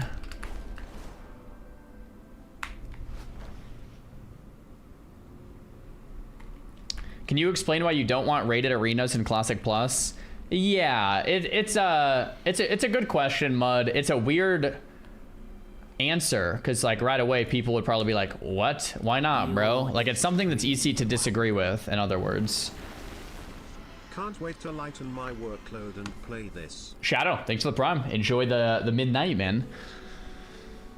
Mud, so yeah, the reason I don't think Arena works in Mythic Plus, or sorry, that Arena works in Classic Plus, is because if you want to put an Arena, Arena sucks with Classic DRs. That's one of the biggest reasons. Okay, so if it sucks with Classic DRs, then you could change DRs to not suck. But changing DRs to not suck would break World PvP and 1v1s, which is the backbone of Classic PvP. Okay? So Arena sucks with Classic DRs, so you change them, but it breaks everything else that makes it already good. Okay, so that's one of the first lines of reasoning. You could then say, just put it in with sucky DRs, because you might say that. It's like, okay, so if you put in bad arenas with bad DRs, okay, so like the arenas just suck, but you do it that way anyway, sure, because let's just play out that argument. The argument then becomes, now we have a rated queue system that you sit in a city and queue. So sit in city and queue.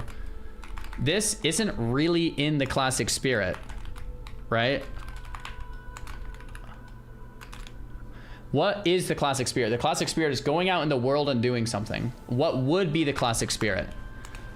The Classic spirit for PvP would be something like getting people out in the world to engage with the world and other players. Something like a duel arena. Why does this work? This works because 1v1s are somewhat balanced. Not perfectly balanced, but like somewhat good, right? Obviously, we've had a lot of really successful 1v1 tournaments, and they're just really fun and work. So you double down on what works, okay? And keep the Classic spirit. Okay, so this is probably the reasoning if you want to just put it in like this. You would instead do like a dual area to double down on what works instead of doing something that doesn't work. And if you wanted to make it work, then you would break the things that do work.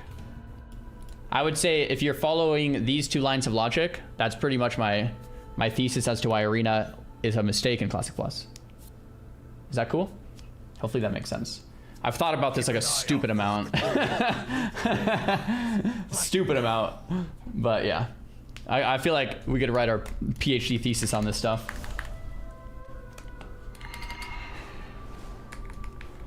Alright, let's go this way. Mud asked, why not just change the DRs? I already answered that, I think. But I'll answer it again.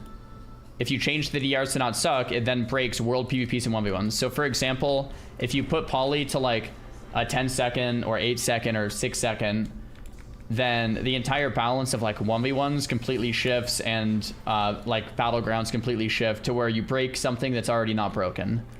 So that's kind of this right here. You break the backbone of Classic PvP to then maybe make Arena work. Is that a good trade-off? I would say absolutely not.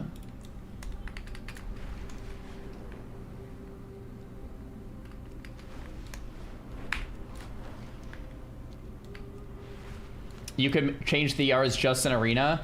So that's like kind of the conversation that we've had in Classic WoW, like, or sorry, in retail, where it's like, okay, Mythic Plus class design breaks Arena. So what do? One of the answers could be, well, you just change the class in Arena, right? And I think that's a fair knee-jerk response. And it's actually maybe a pretty good answer. What's the problem with that? The problem with changing classes just in specific instances of the game is it starts to break your class identity, and I really don't think Blizzard wants to do this. So essentially what I'm trying to say is your class is one thing out in the world, it's one thing in war mode, it's another thing in an arena, and it's another thing in a, you know, all these different types of the game, you're playing a different class essentially. I think Blizzard is like really doesn't want to do that. And I think maybe they have good reasoning there. But it's still like a good thing to like potentially think about. I just don't think it'll ever happen. It's also development hell, speaking from experience. Yeah. So I guess you could then add that, like change DRs just for Arena, and it like this kind of like breaks the flow of the entire game. I guess would be. Oh, this dungeon's really good too. I like this one. Blinding Veil.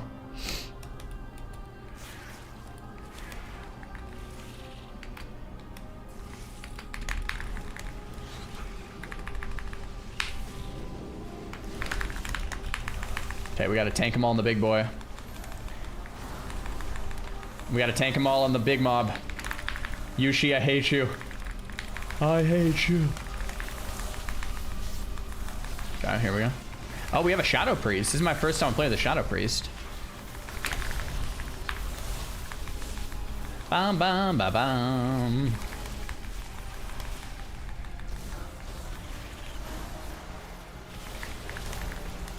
I feel like TBC TRs would work in Classic, though. No. It's a gamble, Mud. Like, you kind of... Like, so if you want to have that conversation more, like, okay, add in TBC DRs to Classic WoW, right? I don't know. You could make a real argument that TBC DRs would be great in Classic WoW. I don't know if I'm fully convinced. I think it breaks, like, world PvP interactions. I think it breaks, like, Battlegrounds a little bit. But it would probably still be really good. So I think you have, like, a pretty good point there. But then you still kind of have this thing, right? Is it in the spirit of Classic Plus to then sit in a city and queue? Or is it more in the spirit of Classic to have a dual arena? Right? To where people actually get out in the world and they don't just sit there and queue. So what does make sense? Right? What does make sense? What's a feature for Classic Plus that would make sense, be in the Classic spirit, but still make PvPers happy for the end game? What's in the spirit of Classic that wouldn't need changes for TRs? Dual arena or rated battlegrounds. Rated battlegrounds, they already work in Classic. The DRs already work. Everything already works. You add a rating system.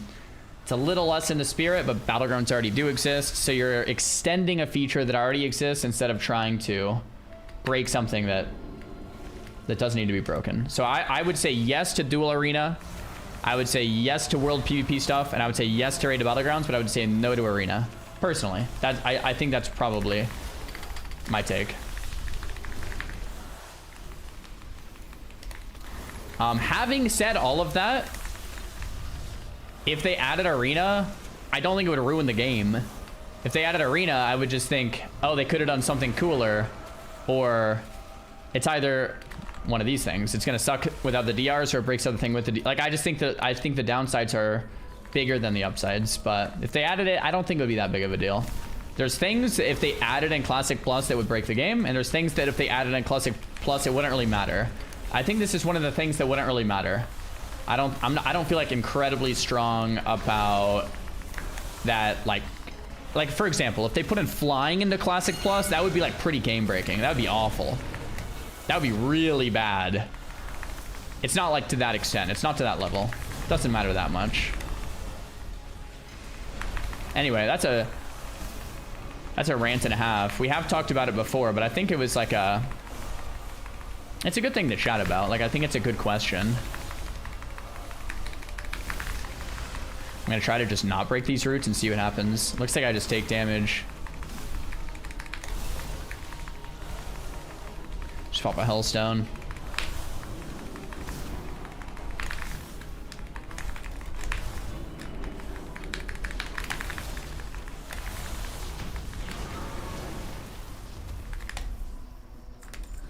Why is he doing dungeons? We had M0s reset, so we did a full world tour for gear.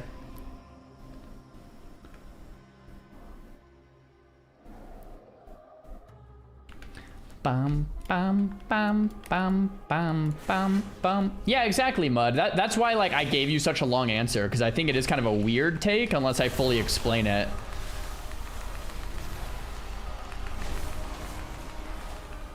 I thought that was a wall. What are you thinking? We must clear the defense. That totally looked like a wall, didn't it? Oh, yo, Haste Mastery Cloak. I don't know if you need that, but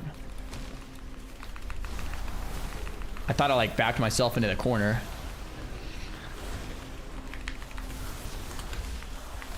Steven needs the cloak. Like I said though, Mud, like if they did add arena to Classic Plus, it would be like, all right, cool. You know, like I don't think it would like break. I wouldn't be like upset. I wouldn't be like pissed.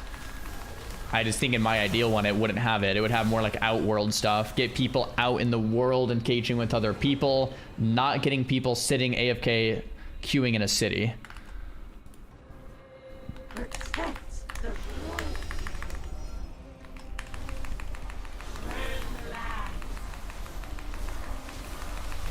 Yeah, this boss is gonna be sick.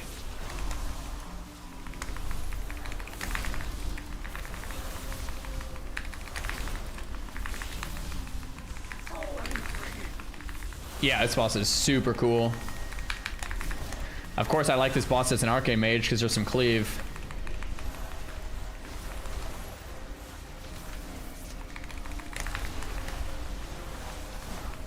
One thing I would like in a Classic Plus is an armory. Oh, totally, yeah. That'd be cool. That'd be super rad. I mean, if not, there could be like an unofficial armory, like a community-made one. But like even that, like an official armory is just cool. Like, I agree.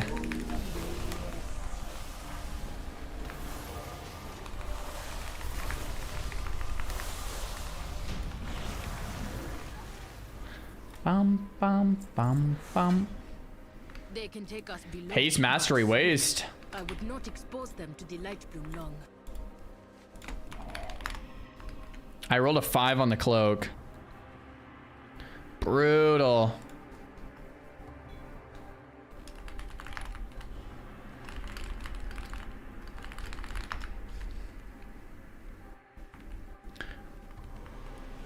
We lost cloak, guys. We lost cloak. The Shadow Priest won with a 96 roll. I missed the old armory. Yeah, the OG one. That, yeah, some nostalgia there. Bro, imagine in Classic Plus, Blizzard rebuilt the OG looking armory for it. And it was like working. I would love that, bro. That'd be sick. I will block the root waves. He will not escape again.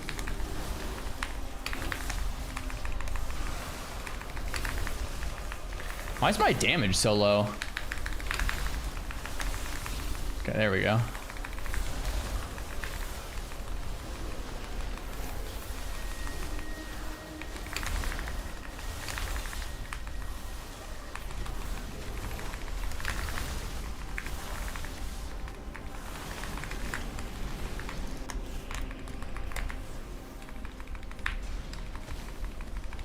Pop mirrors, see if we can tank it out.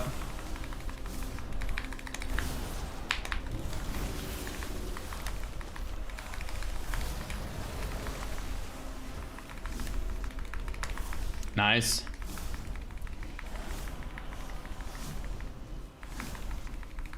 What's up with the stats? Why does something have 50 in but 700 stamina? Yeah, that's a good point. I haven't even looked at that. Kind of like a weird distribution, you're right. Behold my power. Burn for me. Okay, so I don't know what we're supposed to do with this one. I see.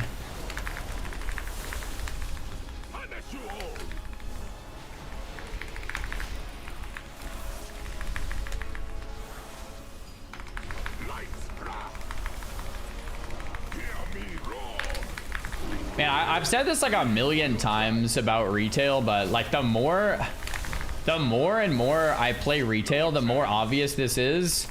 I love retail as a Mythic Plus simulator. It is just so fun.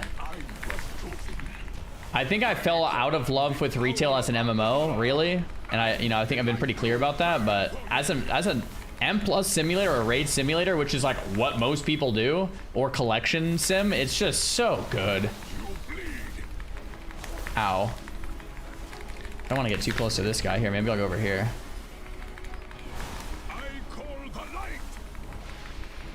Yeah, this boss will actually be really rough on M plus. There's not like many places to stand.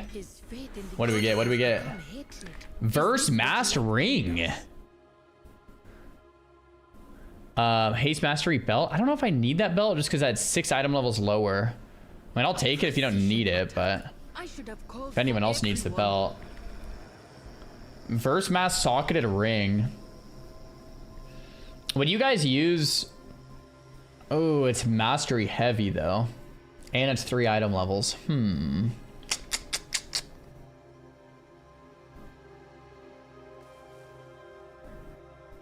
Oh, I can upgrade it for free. Oh, you're right. I forgot about that. Oh, I forgot about that. You're right. You can get free upgrades. You can upgrade the ring to 240 now.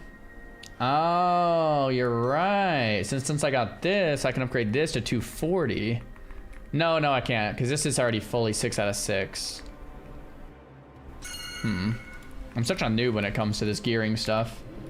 I'll have to look at it after the dungeon.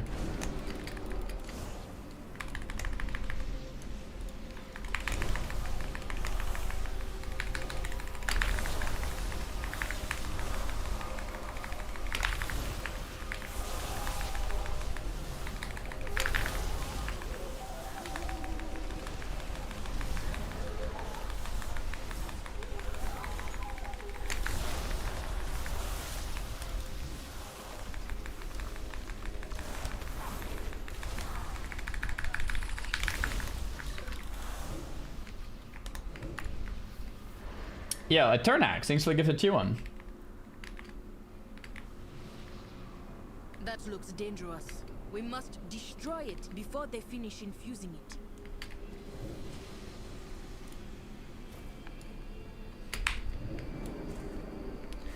I do think though this waste I can upgrade for free, since it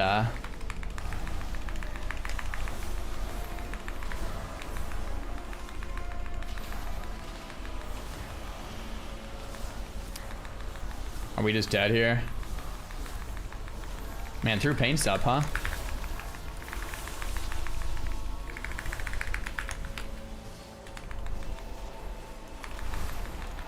Hot block.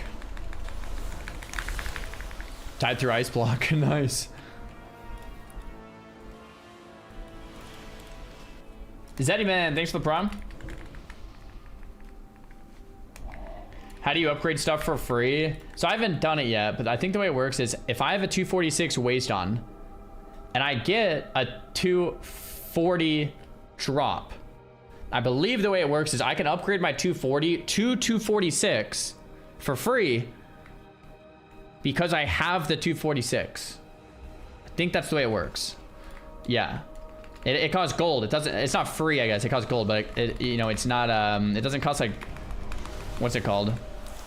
Veteran Dawncrest or whatever. But it's only because you already had the higher item level one on you, which is kind of like a cool system, really.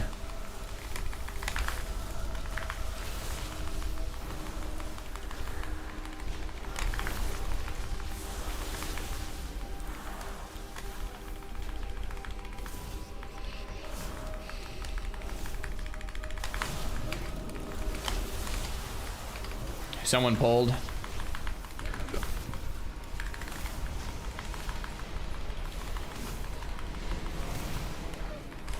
Oh, this would be a fun fight if I had cooldowns. All the ads. Yeah. I think you're supposed to eat these balls before they hit the boss.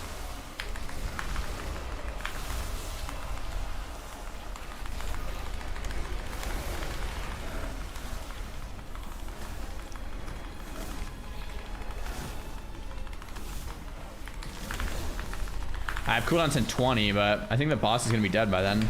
Oh crap. Am I dead?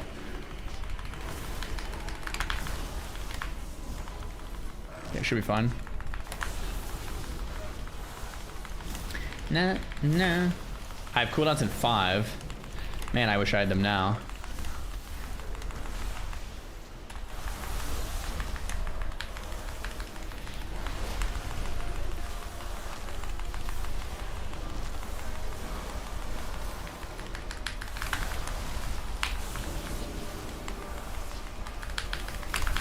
Oh yeah, almost 100k on that boss. We too must be. Not bad. Someone got a 240 head. Cool. Yo, Zero, thanks for the 2 gifted. I'm 242 item level, so I gotta stop playing. There it is. I wish I could see the damage numbers. Yeah, I think that's fair enough. Is TBC dead now? Nah.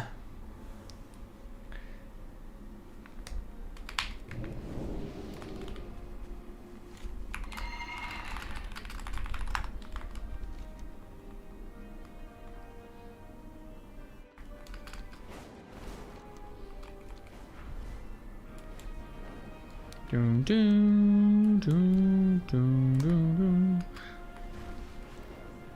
I'm trying to remember where the upgrade guy is. Don't tell me. I think it's in here. Yeah, look at that, guys. I'm remembering. Okay, so this belt, 240. I should upgrade. Total cost 0. Cool. And then 0 again. Now it would cost, but we're not gonna go past that. Nice. The priest traded me that. I didn't even know I needed it, so thank you, man. That worked. And then there's this 240 ring, which I don't know if I would actually use this. That's really cool quality of life. Oh yeah, it's nice. Do you miss hardcore? Definitely. What's my item level? We're 240 now, but I haven't crafted anything.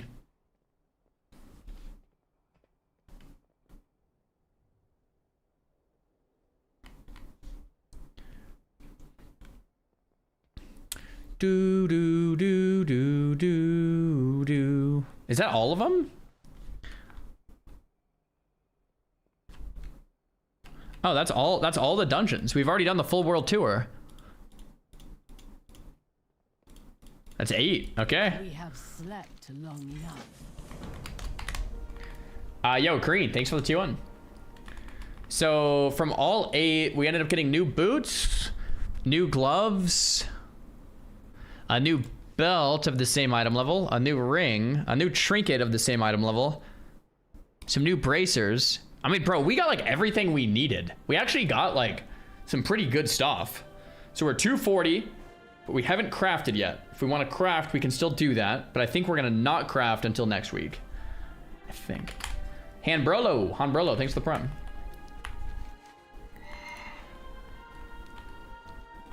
Okay, so we want to do hard mode, prey, and sparks.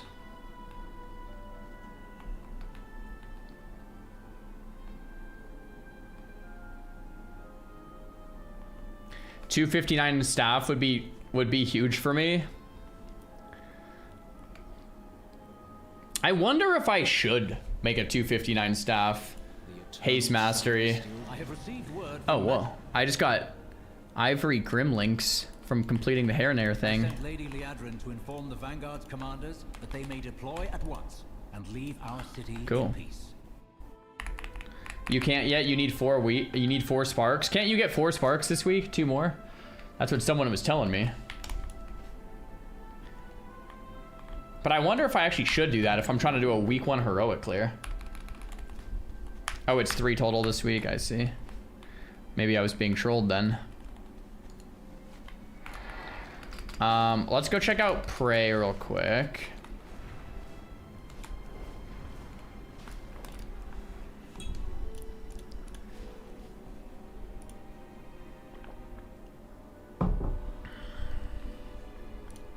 Bum ba bum.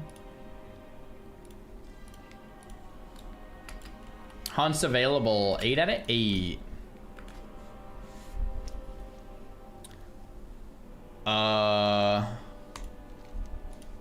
Let's do this one.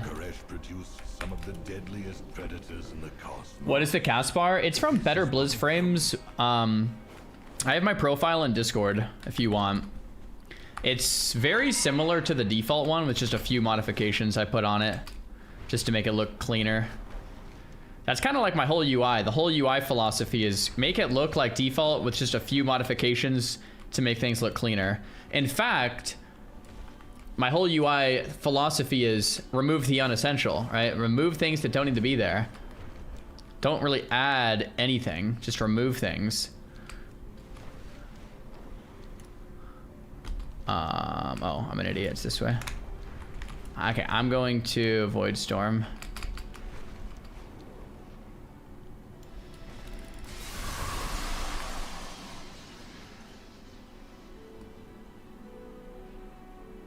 I hunger for the opportunity to work together again. Come, let us forge a weapon worthy of your allies. Bum bum ba bum.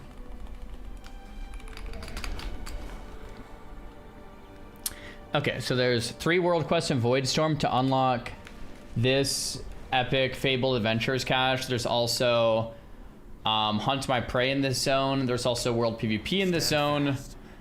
And there's must not claim any more of a bunch of stuff, I guess. I kind of wanted to get these hands too for the 2 set. Or this waist.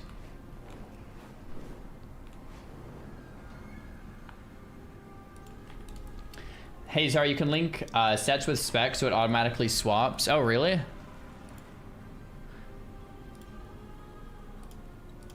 Does that work if I do it like that? So if I go Arcane.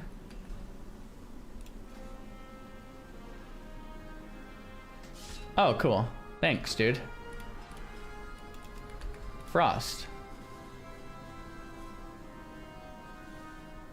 Oh, sweet. I appreciate that.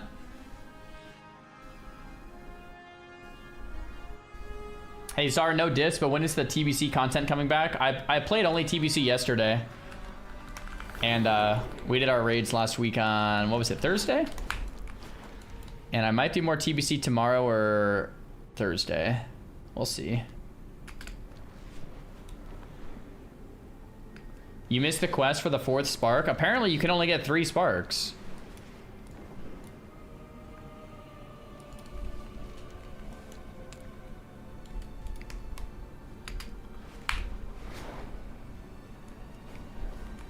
Okay, I was gonna try to get that guy off his mount, but no 4. Okay, we're gonna have to just disprove. Like, people are confidently wrong one way or the other. People are saying only 3, only 3, only 4, only 4. So someone's wrong. It's either got to be 3 or 4. We'll figure it out soon, later today.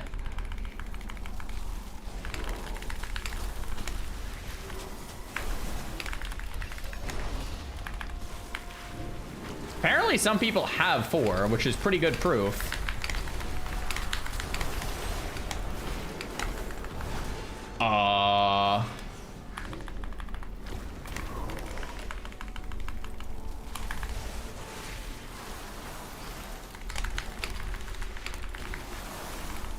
It's a bug if you have 4. Interesting.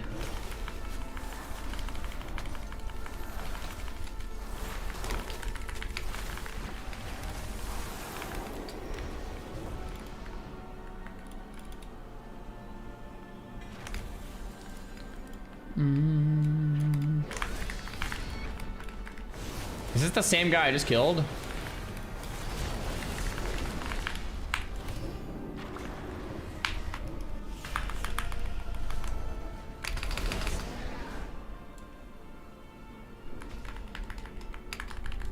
Dude, flying mounts in PvP are actually so silly.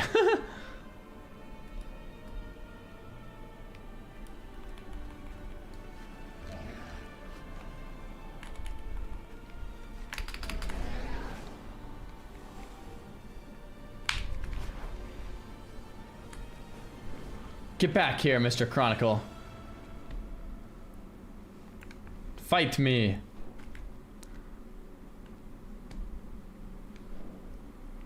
Fight me, Mr. Chronicle.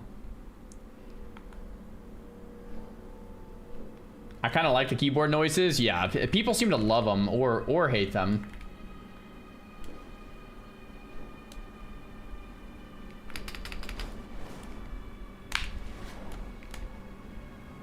I missed that? Oh, come on. Oh, this guy's name is Make Me Purr.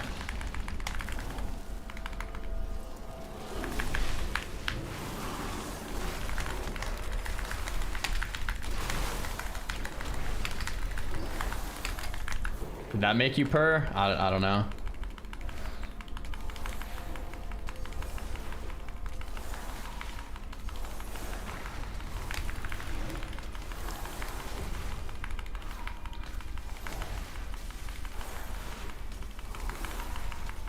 See if I can ever kill this guy.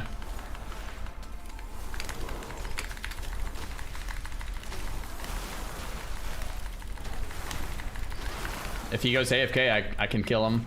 Oh, there's a bear tank. You guys know what this means. We run away and hide. Oh! Oh! Go! Oh, let me go! Go, God! Yeah! What the heck was that, man? Oh.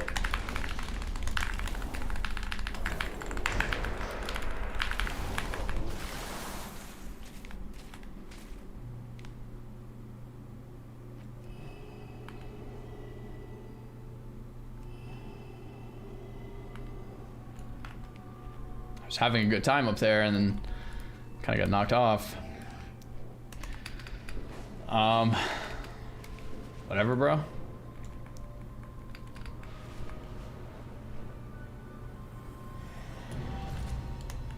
So I need 97 more kills when I get my Sparks of War quest done, which is supposed to give me a spark.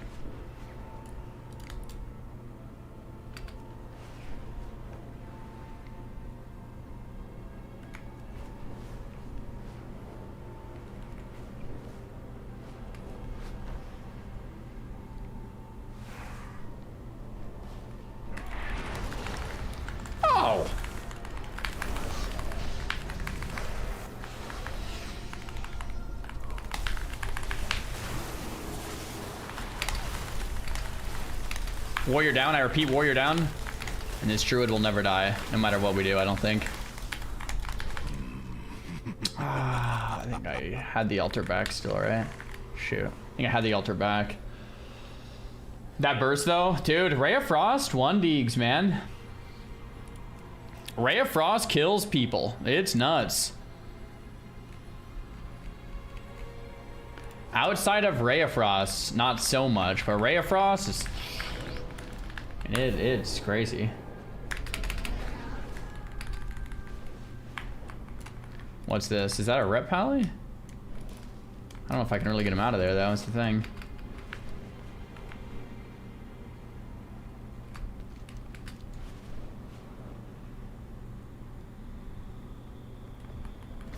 Okay, here we go. Let's go like DB sheep this.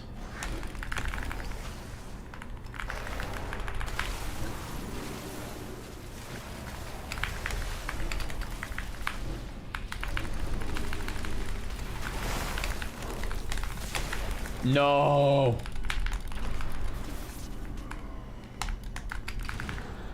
The bear. Oh, the bear.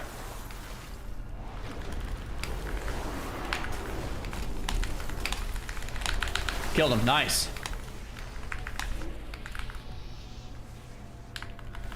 Na na na na. Like, what am I even supposed to do? Look at my look at this guy, man. Yeah, what if I actually do kill a bear, though?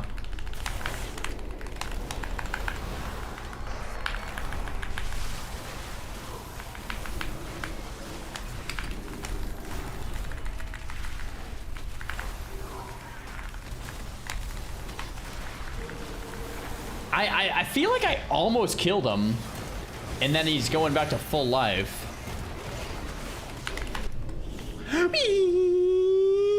I'm out of here. Okay.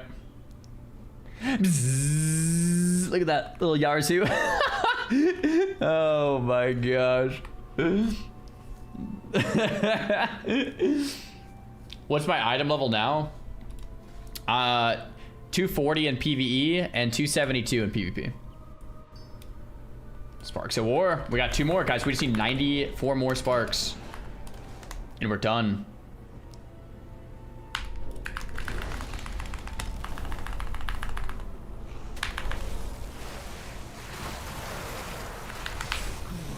I killed a bear. Did you guys see that? Wait, did I actually just kill one?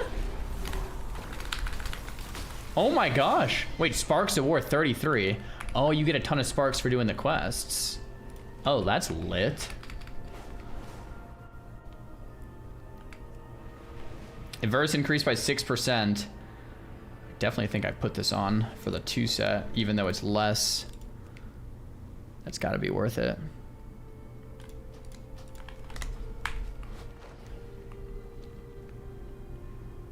Arcane for M+, I think, is going to be the move. Those beasts could use a good taming. Oh, dude, is this the same lock from yesterday or the other day?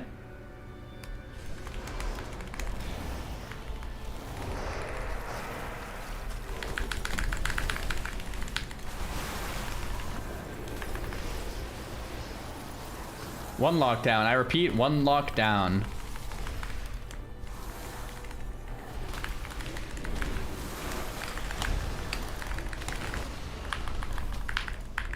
No way. We faked the CS. Oh my gosh, he's mad. We're killing lock upstairs. Invis. It's gonna be hell pot. Into the block. This is not good. Okay, we have a demon hunter and a mage. And I kind of want to kill that lock upstairs. What's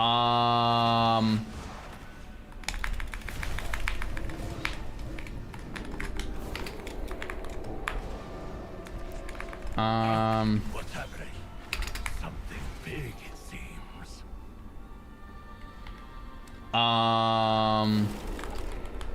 Yahoo! Get me out of here! I'm out. I'm out.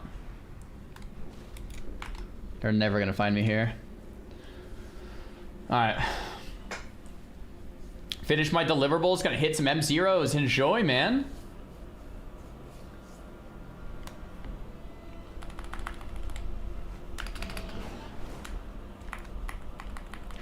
Is this the pally I killed earlier?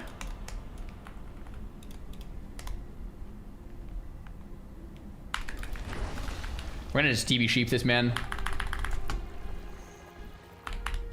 Oh. Sorry. About that. Good luck on your mining. And we have enough.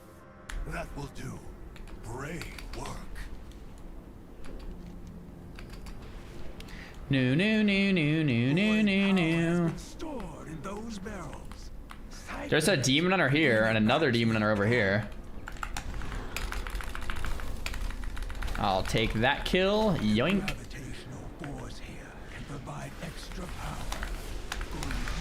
Oh, there's a Death Knight.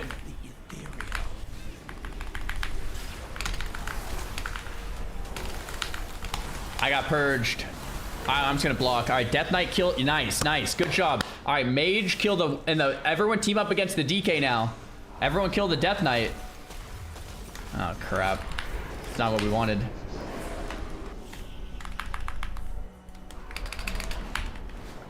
I'm out.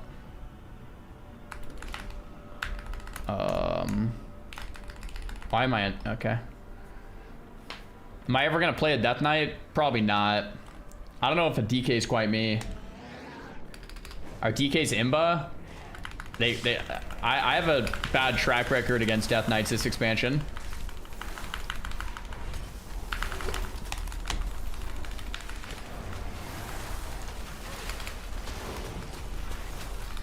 Woo!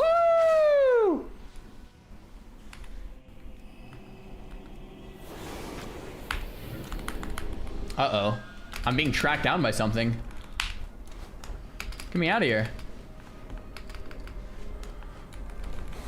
The gravitational force here can provide extra power. Nice. Go use it to eliminate some of the ethereal.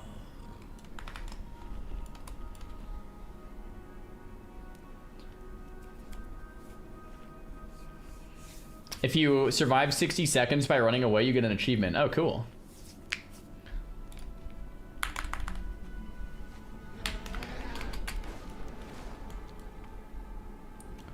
Is there a shimmer macro to not blink twice? You could probably make one, but I just have it.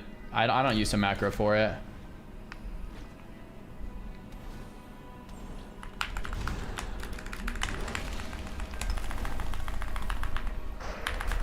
See ya.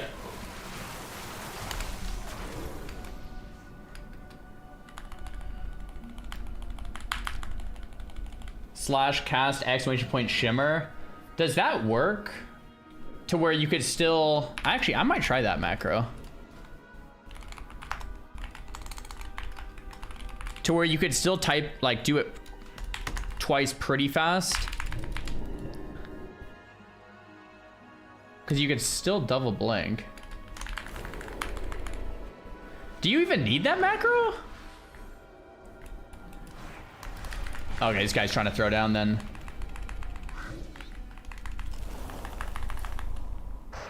Later, bro.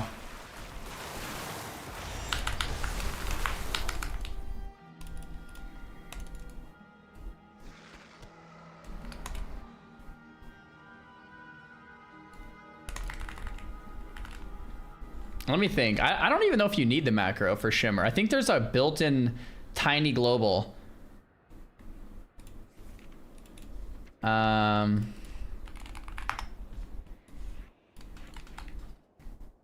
Let me try it here in a sec.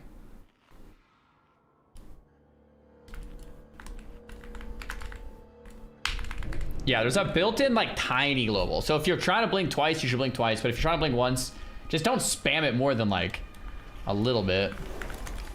So you don't even need the macro. That's why I've never noticed. If you're spamming like crazy though, like probably wouldn't be good. Oh man, we just faked a CS and send the CS. I mean, it's over, bro. I mean, it's completely over. I mean, it's just completely over, brother. I mean, that's enough of that.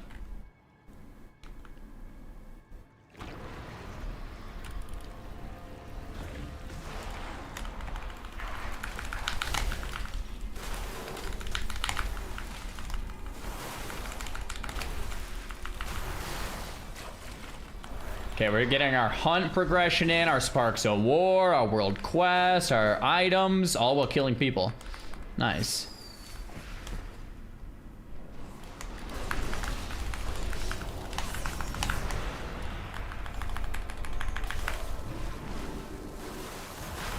Ah, crap.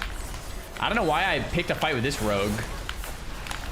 He kind of looks like a gamer, and I got purged on my altar. You gotta be kidding me. Who purges altars these days? Yo, by the way, Mr. Priest, I was helping you, man.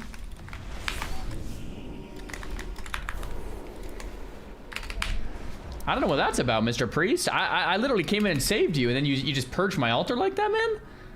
Not cool. Not cool. Not cool.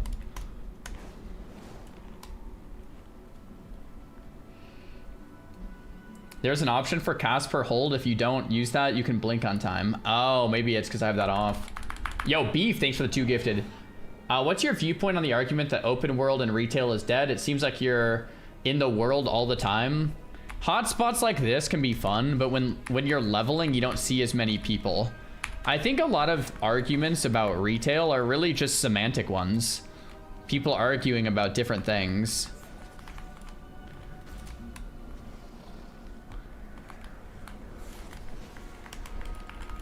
I'm just gonna try to... Okay, the Shadow Priest is... What is what is going on here?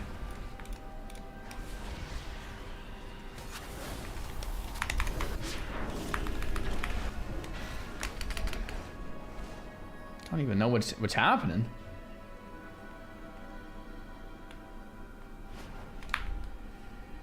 Uh-oh.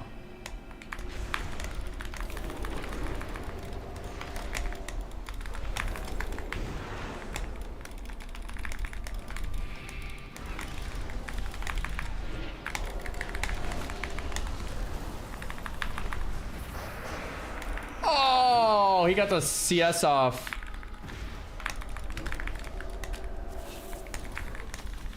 Guys, this is gonna be bad.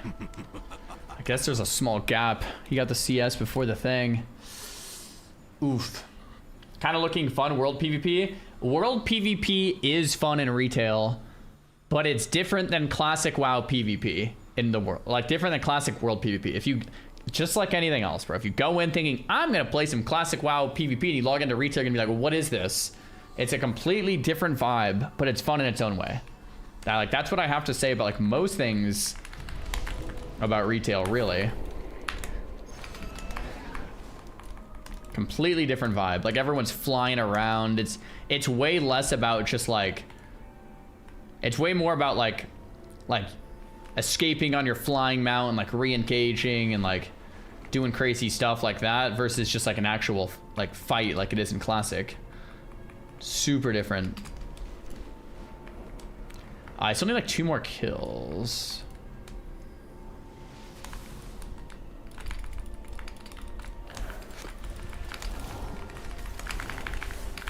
Okay, someone's bounded out here, right?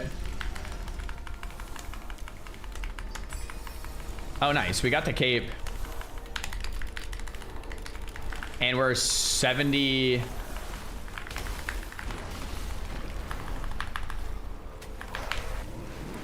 That should be like Chi-Chi. Nope. Okay. I mean, are druids just tankier than the rest of the classes? Like, I feel like that would just kill like most other classes, but this guy doesn't care about that. Huh.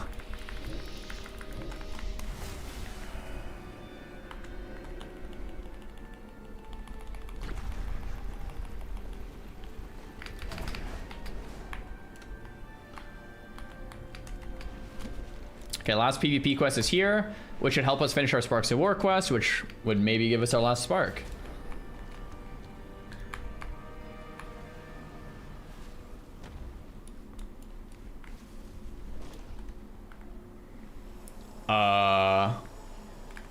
Hello. Hi, Razzle Daz. You're a healer, so I don't really want to kill you.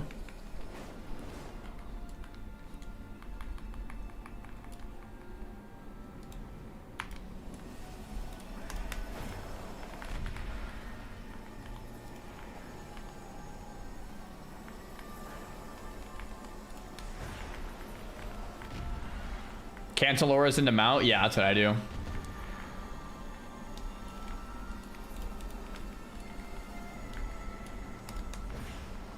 Yeah, M0s are out this week. Mythic Plus is in 2 weeks. I just got my first phone upgrade in 6 years. Feels good, man. Nice.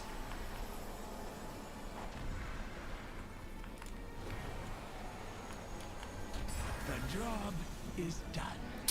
Woot woot. Okay, so I need 7 more Sparks of War.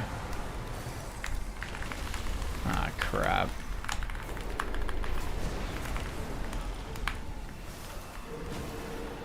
Wait, what's what?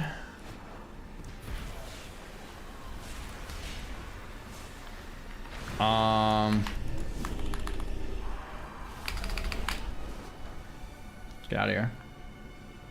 Lol, get 5-man? Yeah, that's what I'm saying. It's like, what was that about? I was fighting an evoker and then a demoner came up and then a warlock came up. It's like, I don't even know what happened there.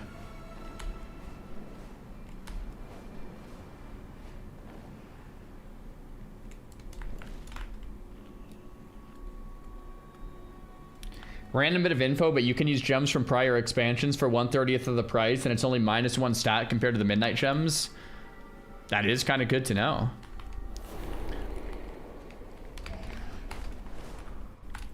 Okay, so we need 7 more kills for this little guy. I don't know if I could kill a Death Knight. Probably not. What about a monk? Maybe a monk.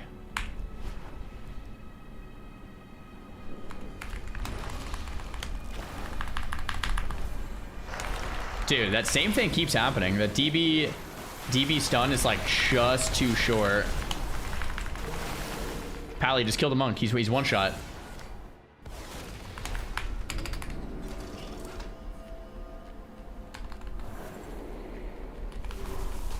Got him.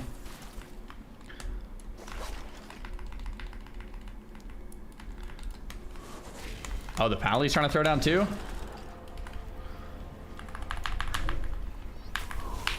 It's gonna be bubble. Do you have bubble? Do you have it? Yes, no. You've got it. You've got to do it if you have it, brother. Oh, lay on hands? Okay. Okay.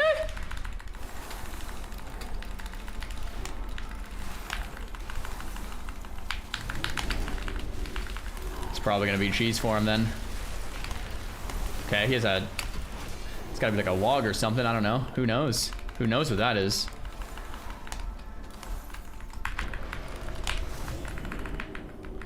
Get back here, Mr. Paladin.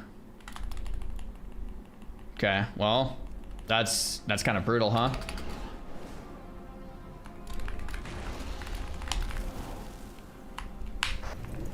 Chill.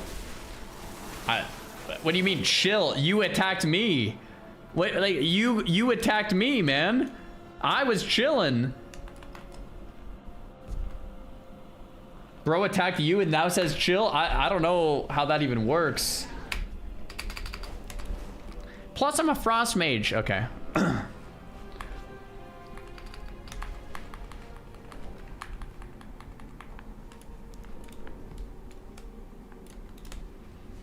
Oh, the monk's back. Ah, crap.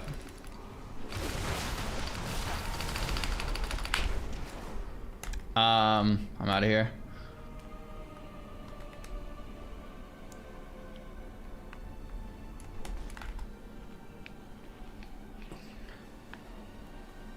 Okay, we need 5 more kills for our Spark quest completion, boys.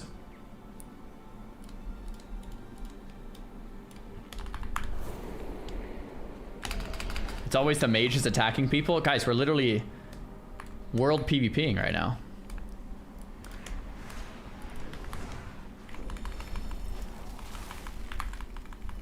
What do you mean? Everyone around is world PvPing. We've all agreed to engage in world PvP.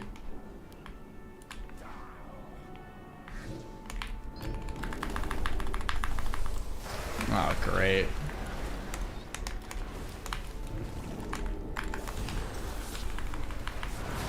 Ah, great.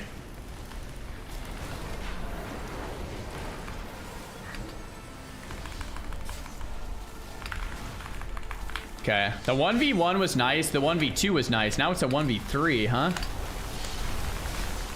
The 1v3's not feeling as nice.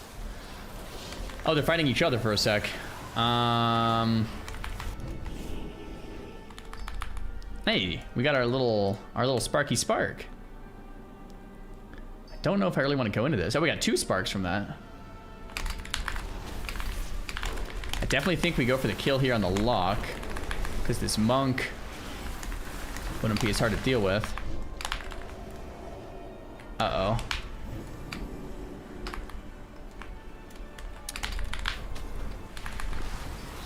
Okay, lockdown, I repeat. Warlock down. Monk's here. Okay, guys, we've run out of time. We ran out of time. Oh, man. Zara is clearly now part of my bike and training routine. Nice, bro. Have a nice ride. Is there somewhere we can see Zara's PvE gear? I'm new to Frostmage, so I want to see what he's running. I'm actually playing Arcane in PvE. But yeah, I was just grinding that a bit ago. We're now grinding some sparks.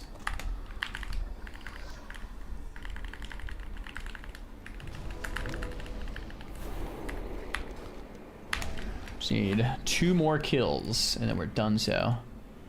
Oh, hey, look, it's a hunter. TB. Go for their stun. Frostbomb. Ray of Frost. See ya. We just need 1 more spark. There's a panda shaman right here.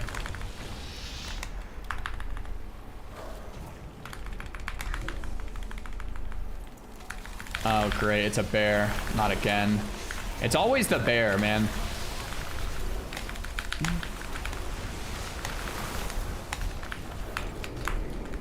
It's always the 1 million life bears, dude. Is it just me?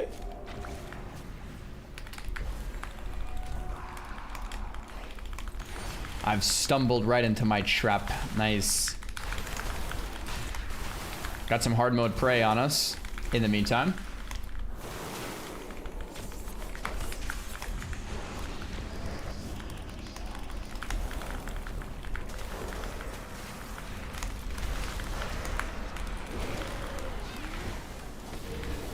I don't even know. Yeah, I mean, I don't even... Is Zar more of an otter guy? What does that mean? Otter?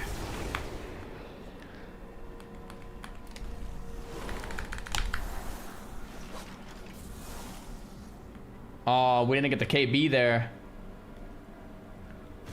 Oh, we did. Oh, we're done. Wait, no, we're not done. Are we done? We're done! Take the portal to Silvermoon.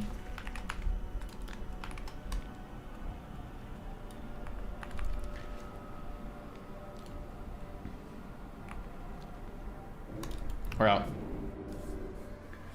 I thought they did a stat squish. Yeah, they did a stat squish. Now people have rescaled back. That's usually what happens. Na na na na.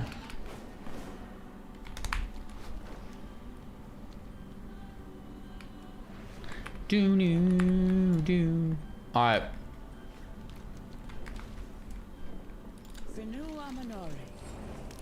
So I did receive a Spark of Radiance for the quest that didn't tell me it was going to give me a Spark of Radiance. For the 100 PvP kill quest, we got a Spark. So now we're at 3. Confirmed. Live. On stream. Can we get a 4th? Because everyone's saying yes, everyone's saying no. So we got to figure this out for ourselves.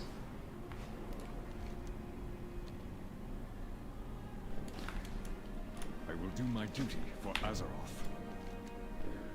Is Messiah Caverns the quest? Complete Messiah Caverns on any difficulty. You get a bunch of rep.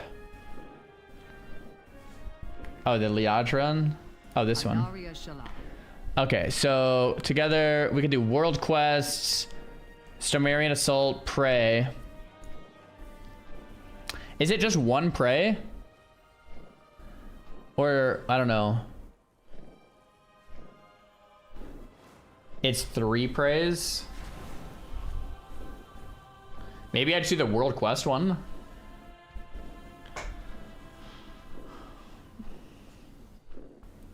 It's only 1 battleground if you do the battleground.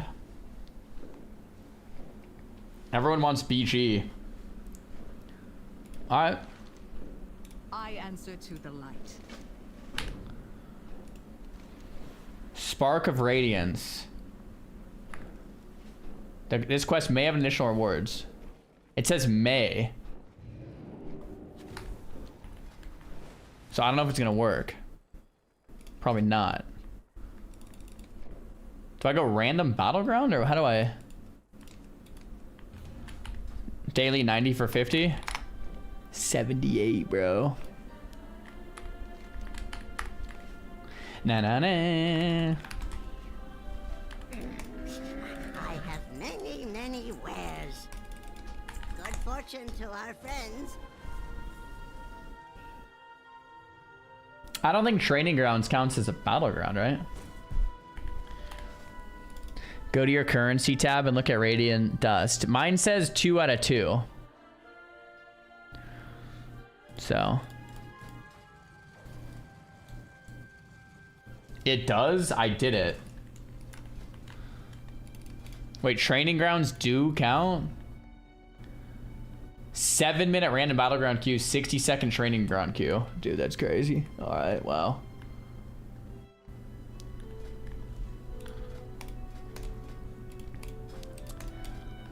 Ma.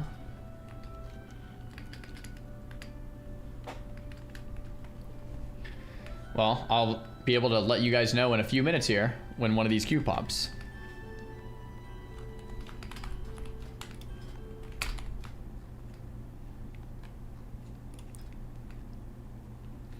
Bro, I actually have 1700 honor.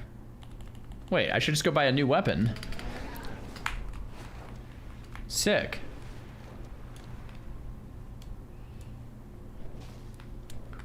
Glory to the Sindori.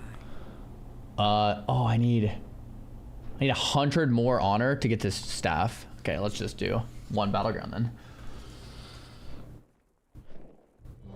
You went up to North Africa, man. What's good? Q-pop. How's retail feeling? It's feeling like retail, man. Can I go to org? Not as a gnome. Well, I could, but I'd probably die.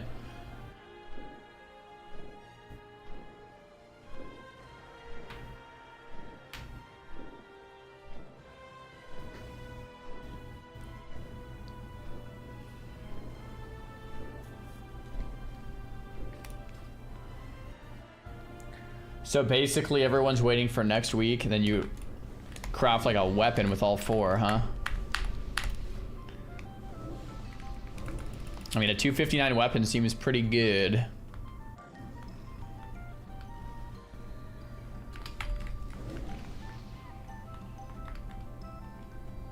Yeah, Mexican, Alvin. What's poly iteration DR now? I don't even know. I think it's 2 DRs. It's like 6 and 3 maybe. 630. Correct me if I'm wrong. I probably am wrong. How does PvP feel on Midnight? I'm not a huge fan of modern PvP. I don't think that's a big secret. Highest item level? The highest item level in the world is probably, I don't even know what, like 245 or something. 243, yeah. I'm like 240 without crafting, so I'm pretty happy with that.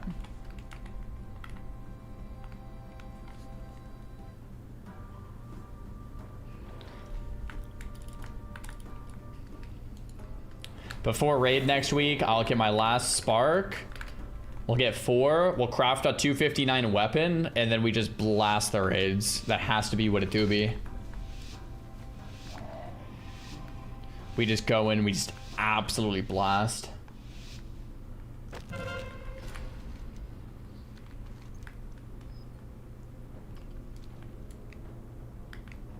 Are these bots or real players? These look like bot names.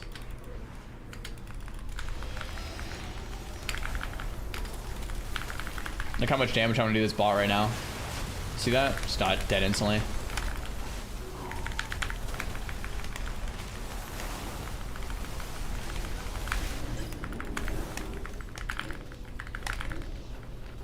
Will I run shuffles? Nah. No plans to.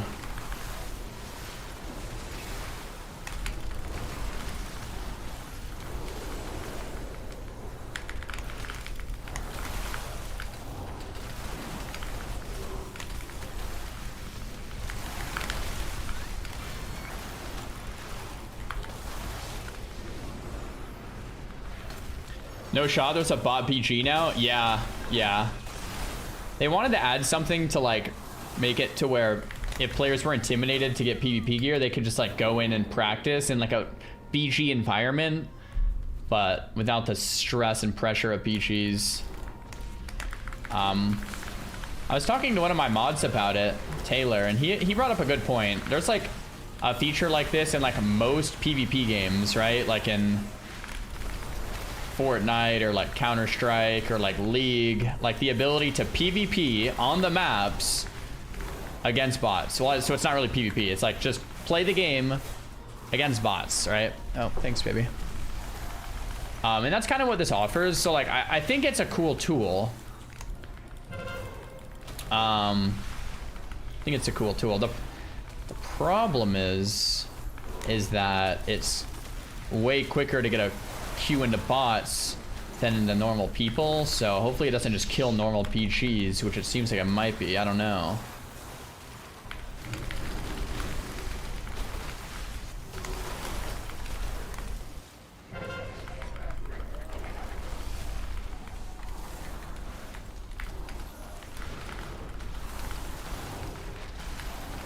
Why would that kill normal BGs?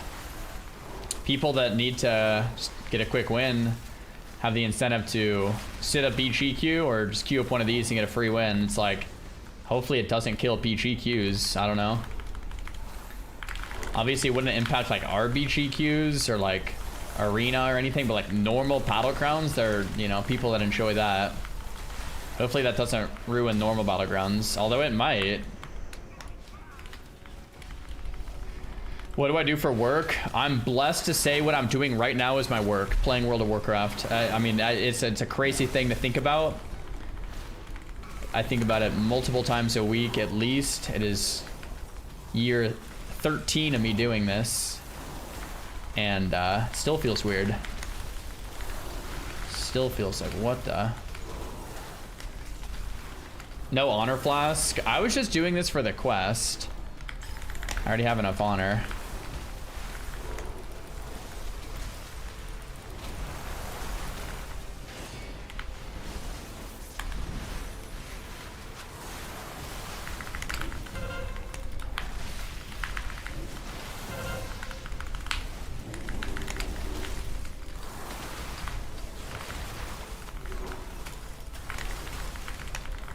How many sparks do you get this week?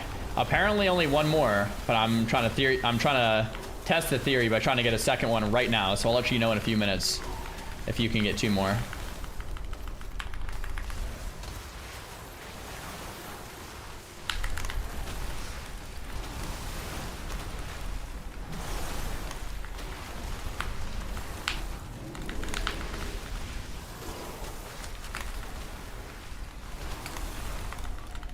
I tried that. It said it gave it, but it didn't give me the second one. Right. So if people have to, it's probably just a bug then. That's probably all it is.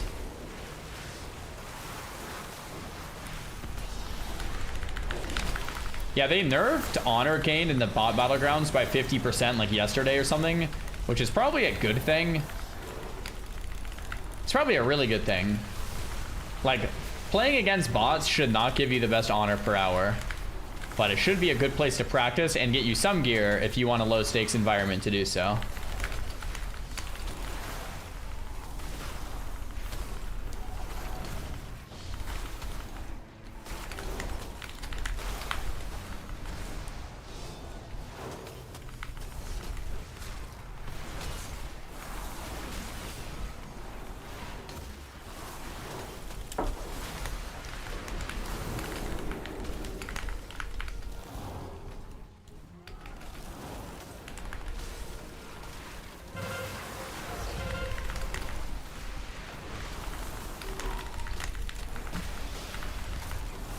And these bots are getting owned. Not gonna lie.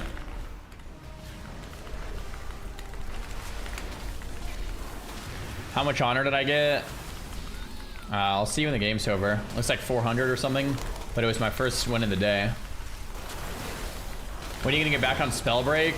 Spellbreak doesn't exist anymore, man. I don't think it does, at least.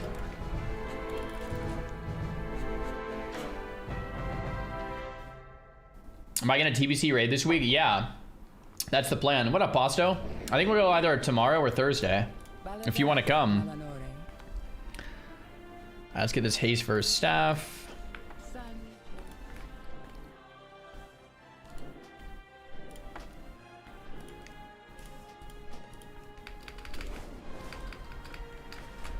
All right, see. Let's see who is right, the 3 sparkers or the 4 sparkers. I am the blade of the light. 3 sparkers were right, guys. 3 sparks. I guess if you had 4, you either mistaken or it was bugged, but doesn't seem to work. That is it. It was just bugged earlier. Maybe that's, yeah, maybe that makes sense. Cool.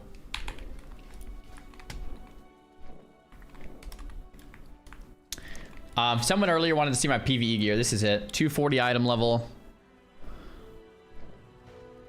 We kind of full sent.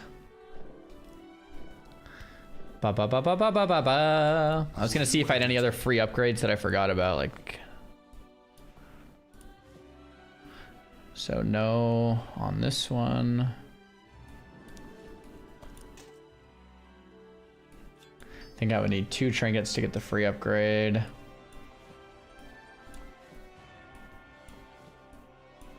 Cool. All right. You find what you seek. Okay, we're in a good spot. We got our sparks. We got in our M0s. Okay, now we go back to do our hard mode praise. Although, is there anything that I would need from a hard mode pray? It only gives 233 gear, right? It's this stuff.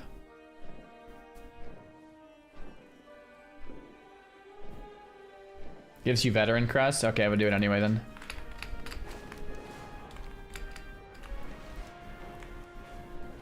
My prey is still out in Void Storm, so I'll go back there.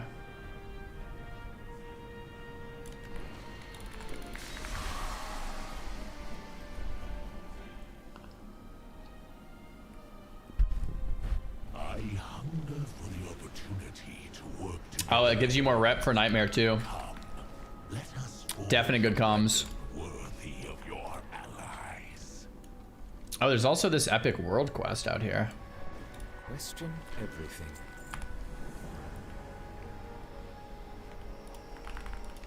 We embrace a new future.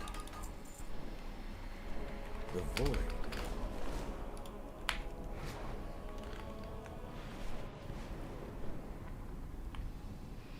Slay ethereals for an overflow diverter.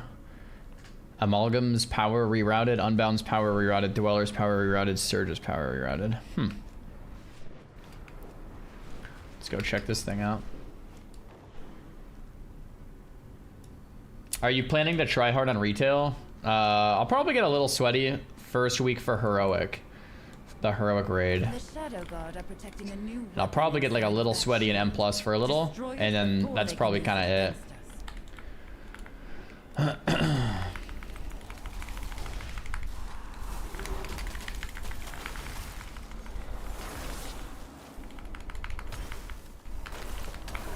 The PvP requirement for the Spark is dumb. I think you can just do world quests and stuff for it, no?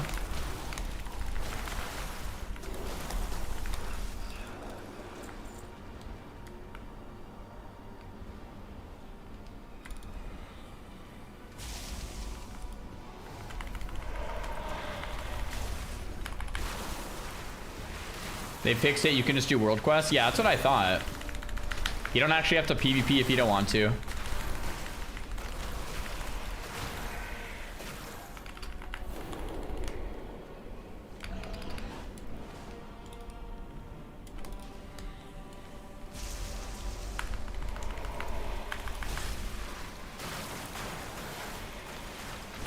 We want big sweat. You guys want full sweat? I don't know. We'll see, man. Hey, what up, Dwight? How's it going?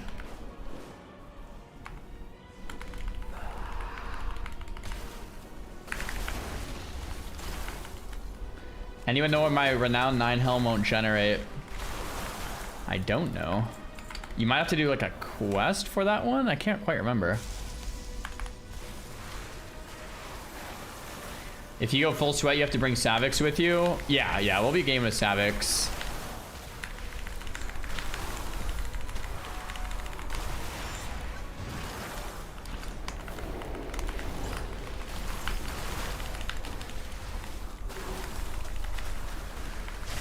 Imagine if Kai got rank 1 on Mage one day. That would be wild.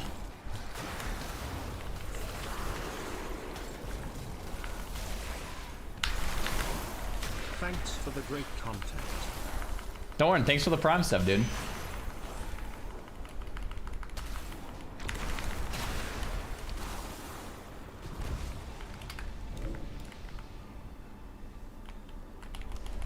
Na na na na.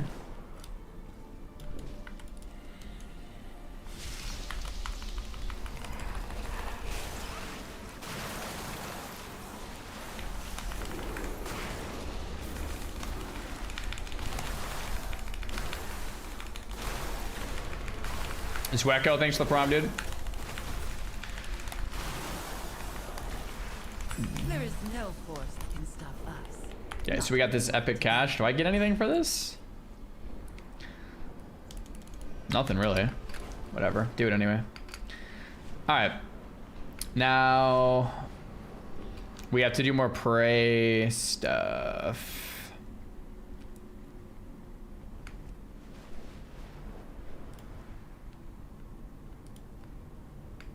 Guess we'll go over here.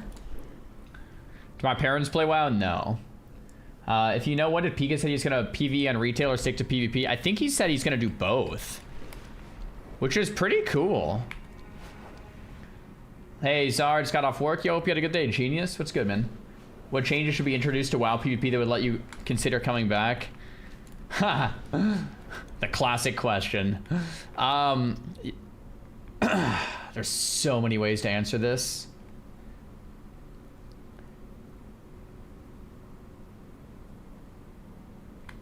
Your target is I would say the easiest way to answer this is there is no change really that would bring me back, because I'm 32 turning 33 this year and have a family, and I don't want to be sweaty anymore. I've mentally retired many years ago. So there's no change, probably. That's the real answer. But what change could bring other players back or invite new players into the game? That's a more interesting question. That's a more interesting question, right?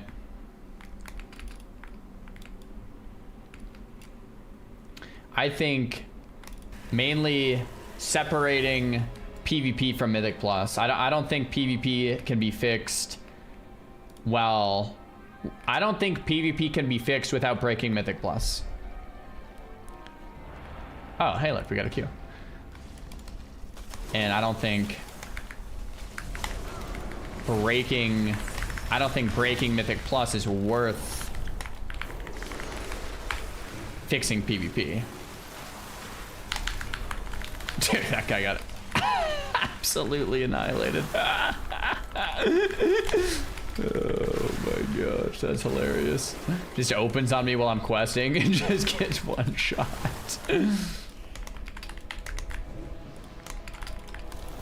But yeah, I would say that's like the overarching general issue, is that the way the reason classes are broken in Arena is because classes have to be a certain way for Mythic Plus to operate, aka you need a lot of mobility, you need a lot of defensives, you need a lot of AoE. So in order for classes to work in Mythic Plus, Arena won't be at least what I consider a good version of Arena until they break Mythic Plus to do it, which would never be worth it, to be clear, ever, right? Way more people on Plus. So I think that answers your question. They should do it like in Guild Wars where they have a normal PvE loadout. Yep, so that's kind of like the solution. I don't know if they ever will do that, but I think that would maybe be the way forward.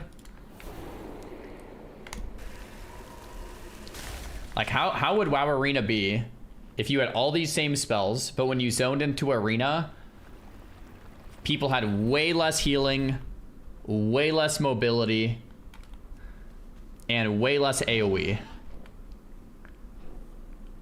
It's probably pretty good. Probably be a lot better. probably way better. I don't know. That, you know, it would be interesting to see, but I don't know.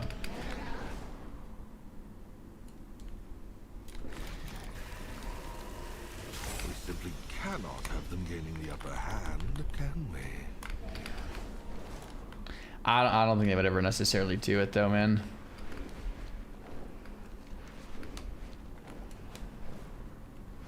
And like I said earlier, not even that would draw me back, right?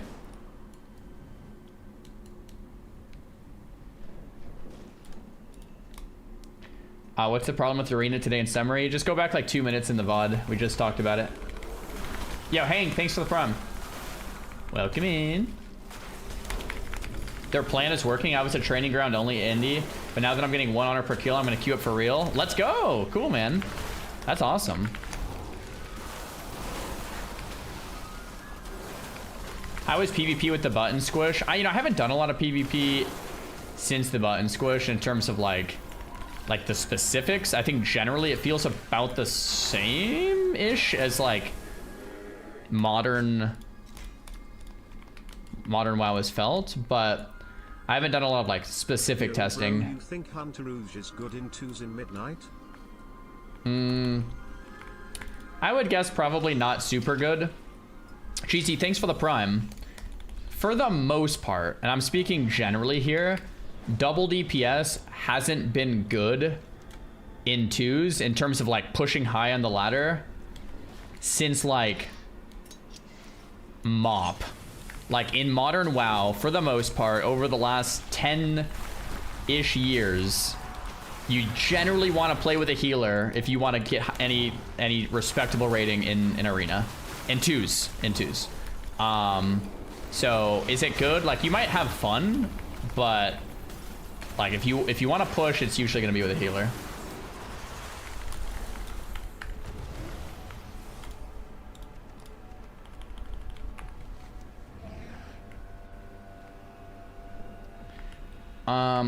What am I doing? I hunt my prey.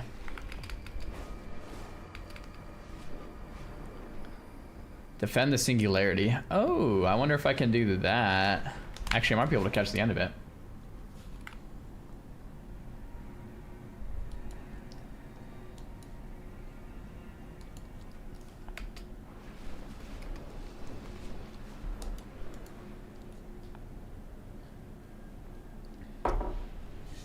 I think Enhanced Shaman Ret would be, it would fall into the category of like, you probably want a healer. Oh, nice. We caught the end of it. Cool. Uh-oh. Looks like they need me here. Is a clean UI required for M+? Not required, but it would probably help to have like a UI that makes sense to you.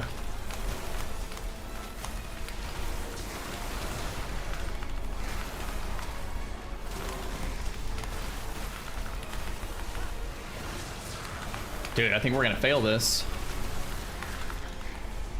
See if we can save it here. I wish I had my PvE gear on.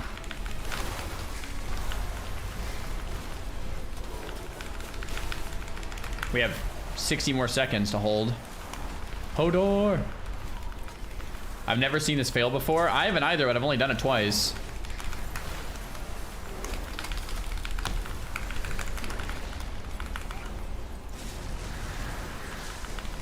$40 seconds? I think we fail. We have 9 more. This one rogue is soloing this, I think. He's just stunning everything. Actually, it's a rogue and a demon hunter and a shadow priest. 20 seconds. Crap, that one got through.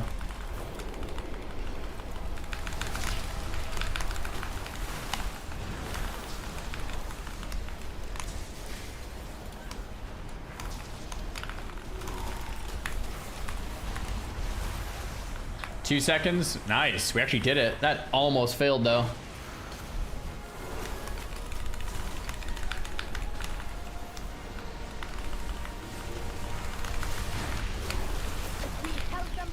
We did it.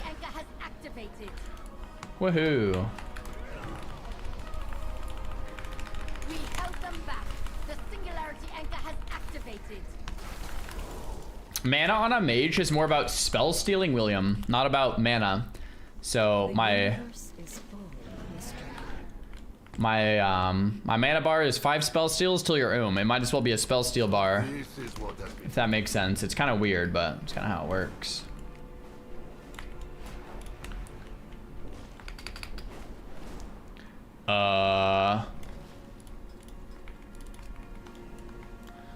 Let's kill this thing.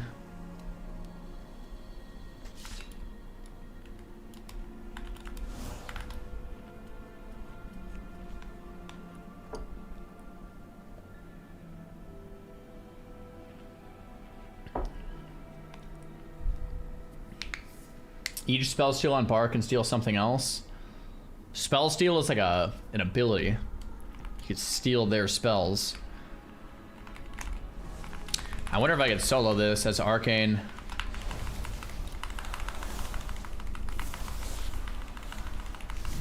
Not looking great.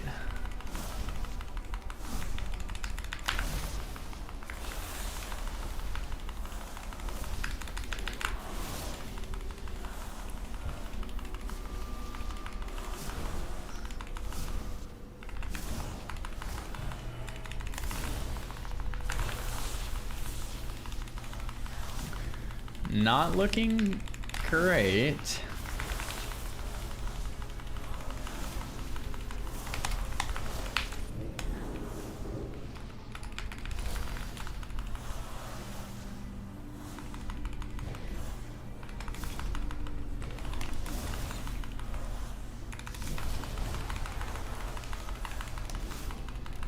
Woo!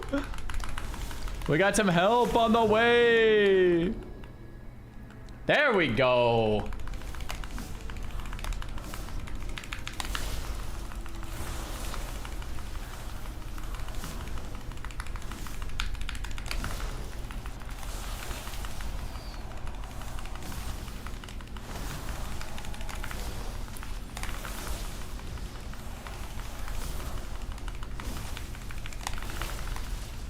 Nice.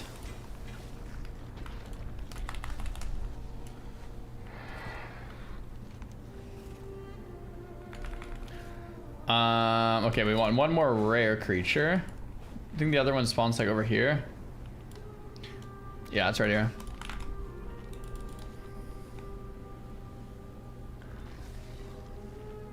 How do you make your target HP? It's better Blizz frames should do it for you.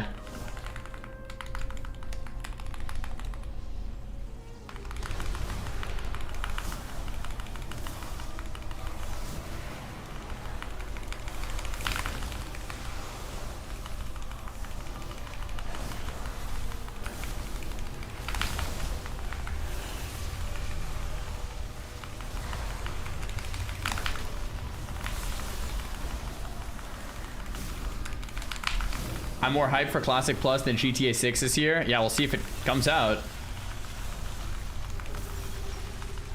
Add-ons are annoying to use lately with all the errors for me. Yeah, I just stopped using like pretty much all add-ons, or at least most of them.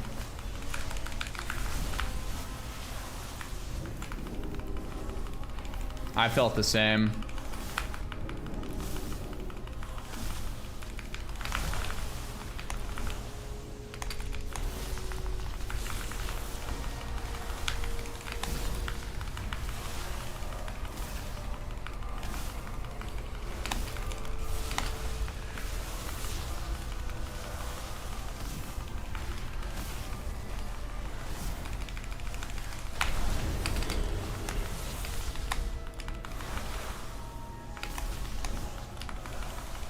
It seems soloable.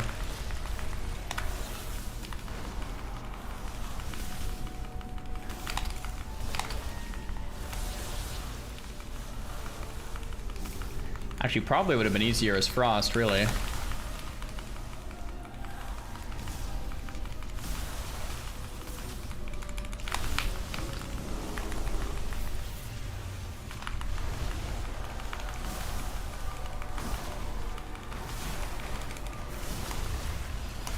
Noise.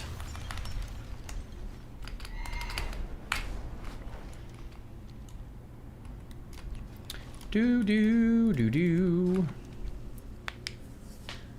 My UI, yeah, Donders, I just put out a full-length UI guide on my YouTube channel. If you want to check it out, I go in depth on all my settings, my edit mode, all my profiles. So if you want to grab it, it's in there for you. These Shadow God dogs will not deter us.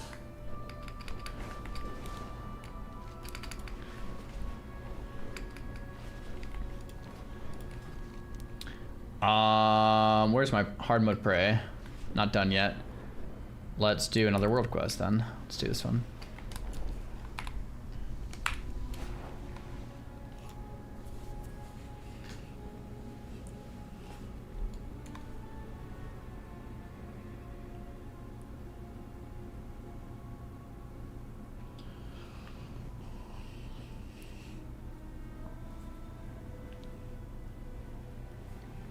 I believe you do get epics for hard mode prey this week for your first 2, but I could be wrong.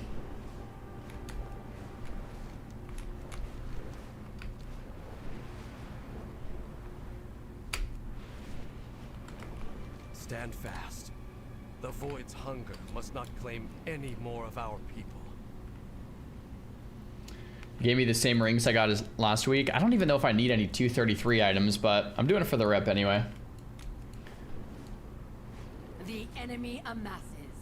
Show them the true power of the Void.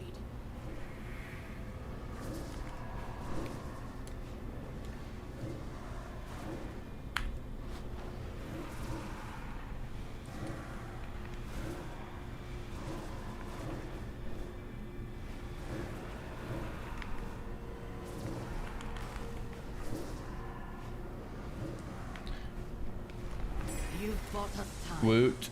Let us hope we spend it wisely. My prey is nearly revealed. Dun, dun, dun, dun. Do this quest.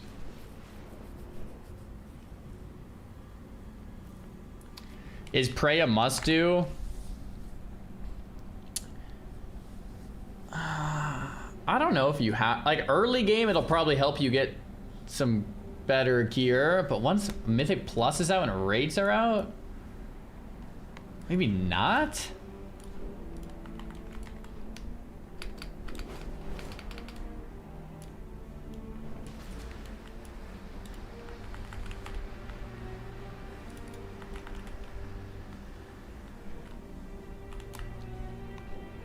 We're getting Nightmare. But what item level does Nightmare drop? Probably still nothing compared to like high keys or like...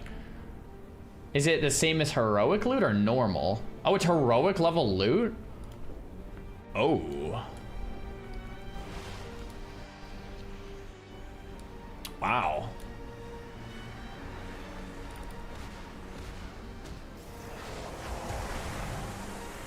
It's actually pretty good. I didn't know that.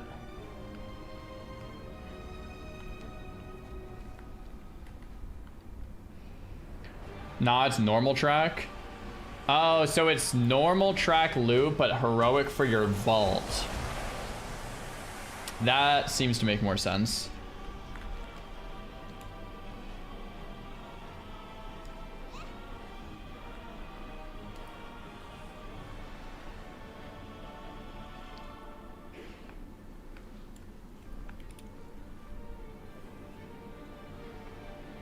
How am I supposed to kill all this stuff? It's supposed to be a group quest? It does say find group on it.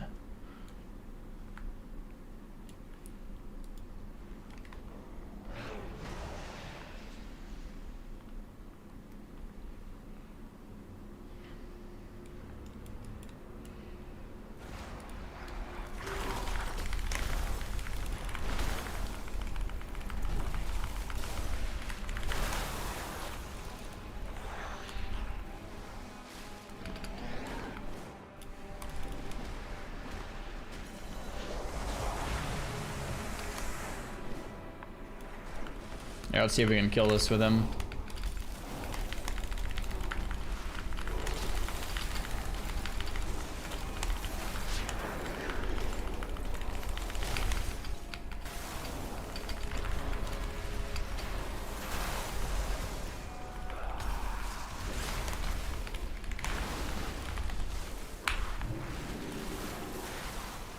Hey Cosmin, glad you enjoyed the stream, man. Thanks for hanging out.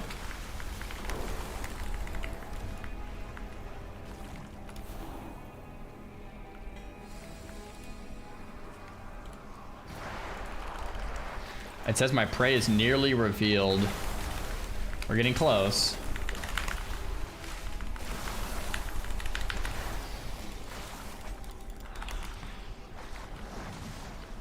Better Blizz plates and frames, yeah. It's on my Discord. I have a YouTube video on the setup too if you want it. There are new campaign quests. Oh, dude. I actually completely forgot about the new campaign quest. I haven't done those yet either.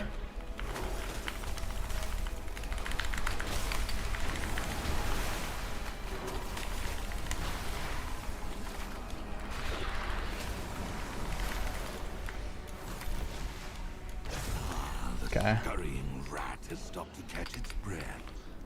Here we go. We got it.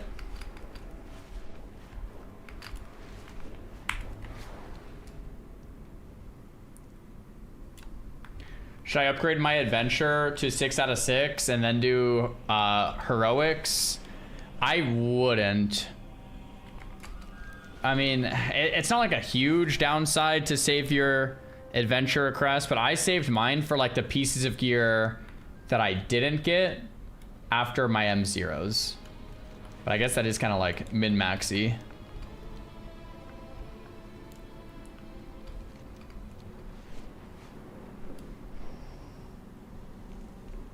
Oh yeah, this one's in here, I forgot. Here it is.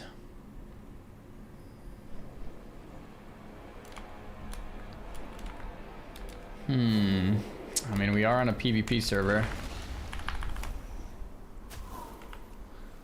Oh, he looks like he's disconnected or something. All right. 3 sparks total for now. Yep, 3 sparks. Keep an eye out for opportunities to loot when they arise. Like now.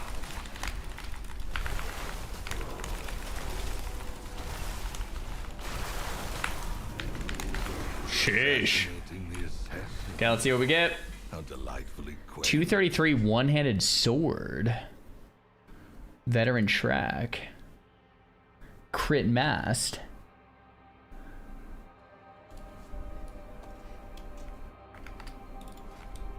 Looks cool. Alright. Sword looks really cool.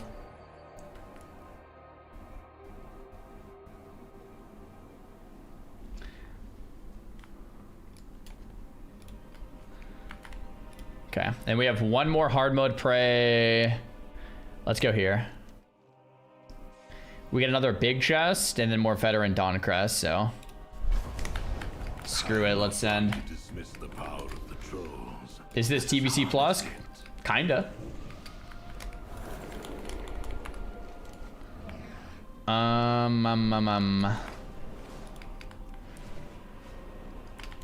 Let's go down here. I've been playing both, Sloaner. I've been playing TBC and retail.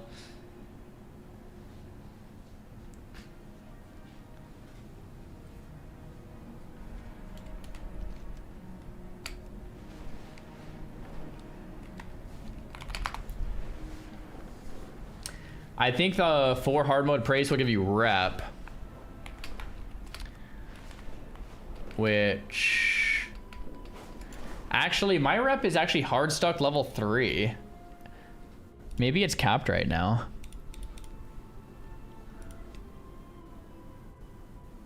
Maybe it's capped at 3. Hey, what up, Dillian? How's it going? Not so much, Caladu. I'm more like in the M+. And the, like the PV stuff. I kind of want to play both, but I don't have the time for it. Yeah, I feel you, man. That's why I wish they would have separated things, but I definitely feel that. Target is harvesting power here. Destroy the sources and evade their little guards. Do not get caught so quickly. I intend to savor this. What's Prey? It's like a world quest not like world quest. What? You basically go out in the world, you try to kill, like, okay, so this thing here. I'm ambushed by this thing, and I have to kill it, and it's gonna get me closer to like the final boss. So it's like a little boss hunting you down in the world. If you kill it, you get some loot. It's just like kind of like a side thing to make playing the world feel a little bit more interesting and dynamic, which I think it does that. Like, I think it's pretty successful.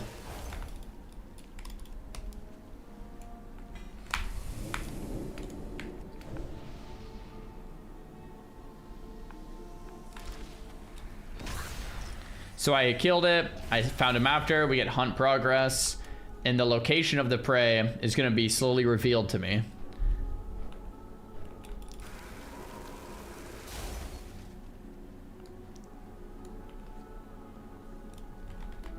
It's forced content. I mean, I don't think the super sweaty like M+ers or raiders are gonna need to do prey.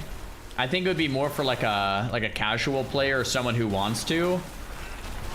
Kind of like delves, you know? If you're super sweaty, you could probably just skip delves altogether for the most part. But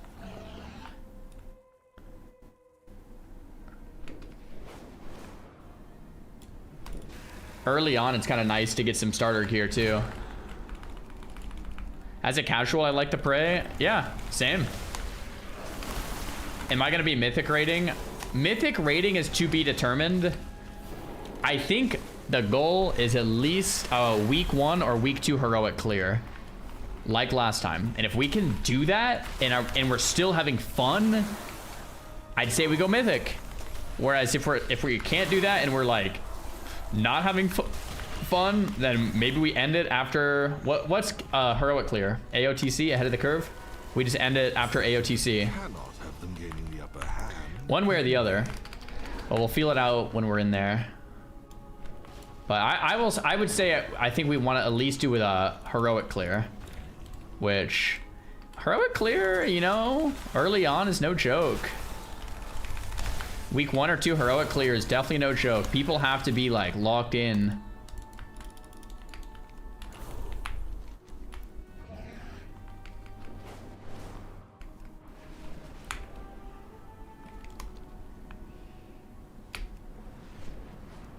AOTC takes my guild like 3 months. Yeah. I mean, it's definitely not easy.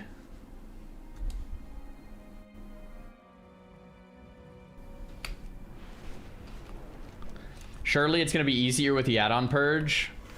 Maybe it'll be harder since we don't have add-ons, you know?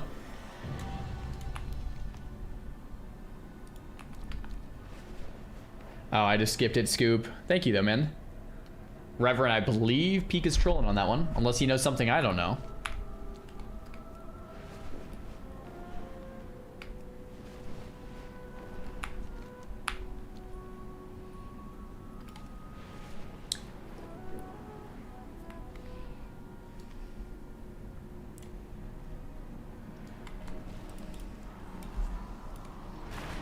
Amazon Prime.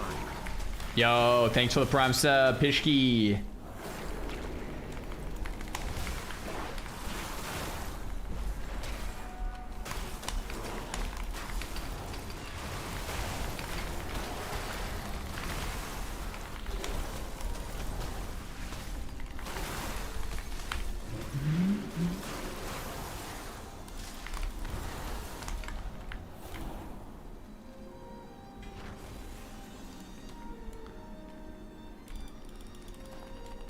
Okay.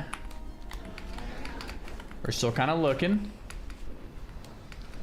Your prey is nearly revealed, it says.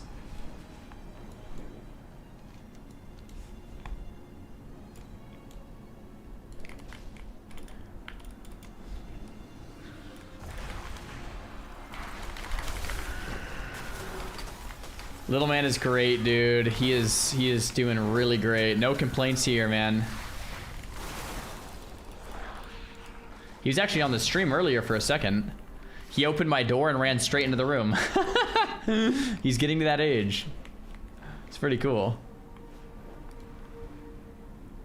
If you like retail as an ARPG, modern MMO, do you like Diablo, PoE, etc.? Yeah, I think there is a lot of crossover there. Oh, you're asking me specifically. Yeah, so I played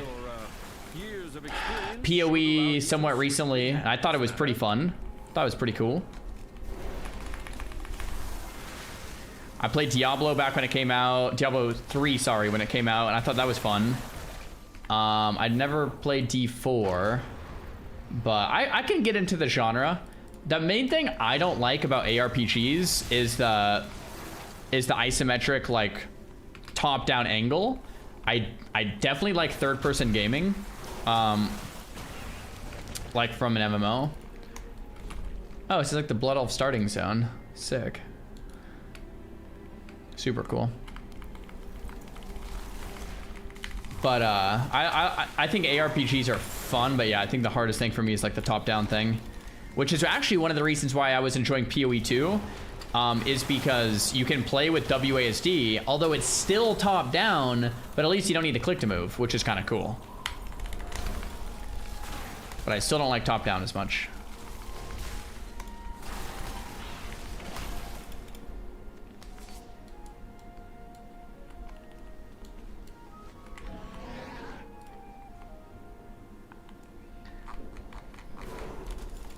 D3 was like 10 years ago. Yeah, yep.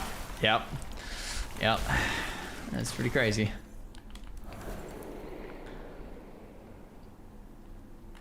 He said the same thing about League and liked it, so there's a chance. I mean, yeah, I usually say this about top-down games. Like, I don't like them as much as third-person games, but if I give it enough time, I can get into them. It just feels weird, and it takes some time to get used to. It's not that I wouldn't play them. Just saw an ad on your channel for the first time over a year. It was a trip. Yeah, Shango, thanks for the prime. And welcome back to ad-free viewing, baby. Thanks for the sub. Do I like Rocket League? I've never really played Rocket League, but I think that would be a game that I would just suck at. I think Rocket League would just, like, infuriate me because I would be so bad.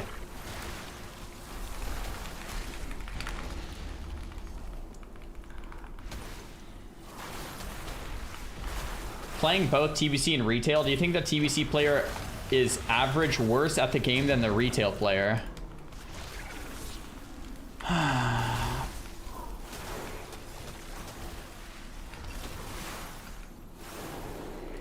A TBC player is probably better at TBC, and a retail player is better at retail.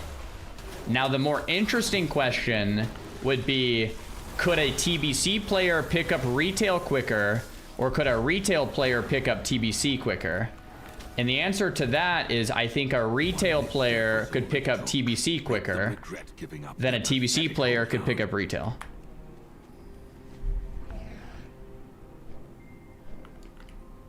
Retail just has so much going on that it would be easier, I think, for a retail player to play TBC and there would be way less going on, and you learn the mechanics of what's going to one-shot me and how not to die. But if you're coming from TBC to retail, it's a lot more to take in. Way more to take in. So I think it'd be a little harder. Students should do it themselves next time. Regardless, your efforts suffice for now. Wait. Oh, I'm ready for my final confrontation already. Cool. Yo, Bram, thanks for the prime.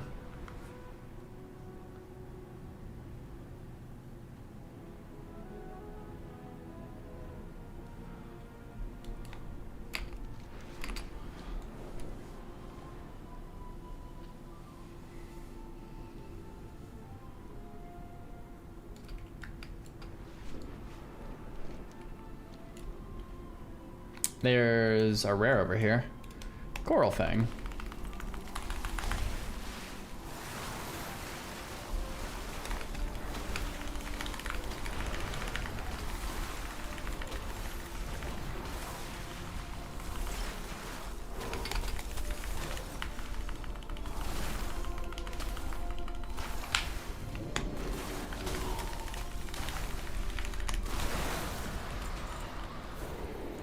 Noise.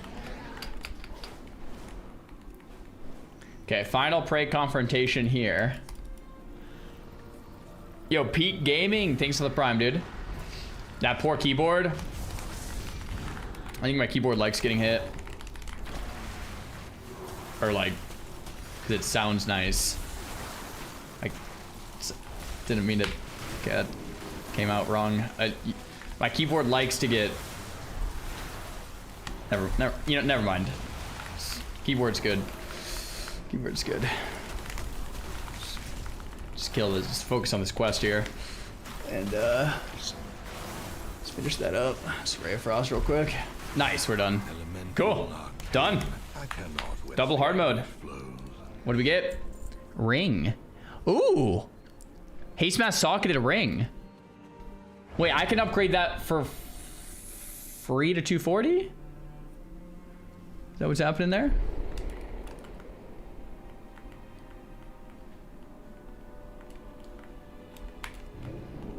Actually, it's only if I have 2 rings. Which, do I have 2 rings? Oh, I think I do have 2 rings. Oh wait, no, this one's 233. I might be able to upgrade this to 237. But I don't know if I can do it to 240. Okay, where's the upgrade, dude?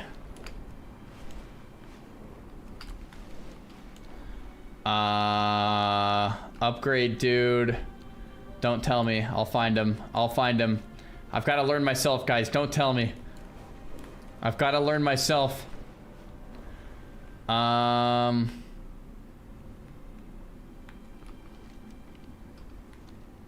Here. Wait, no. Oh gosh, where is he? Don't tell me. Right here. Okay, where is this? So it's just like here. Okay, let's see. 233. I can upgrade it to 237 for free.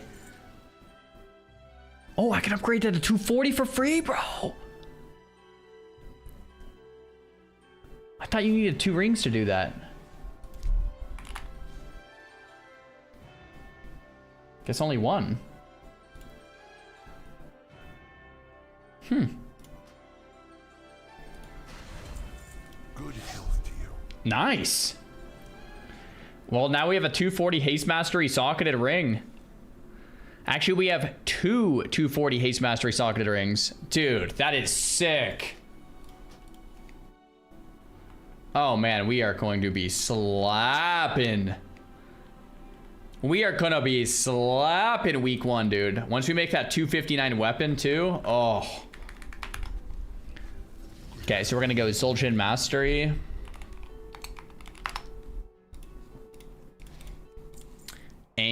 and flawless quick amethyst.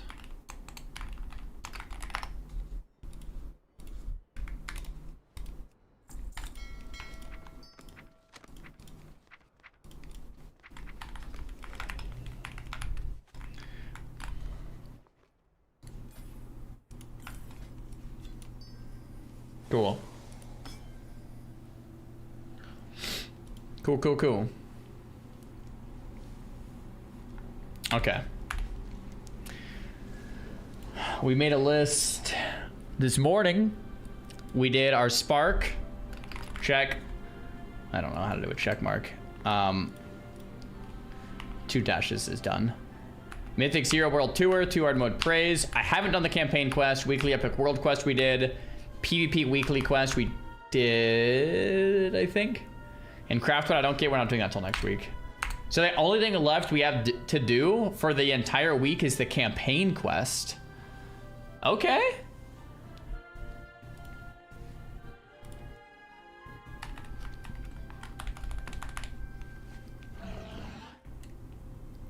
You're 240 after 2 weeks of M0? Yes, but I haven't used any Spark of Radiance or Veteran Dawn Crests. So I have 230 Veteran Dawn Crests and 3 Sparks. So if I wanted, I could pump up to like 245 or something, but I wouldn't want to do that because I'm saving it.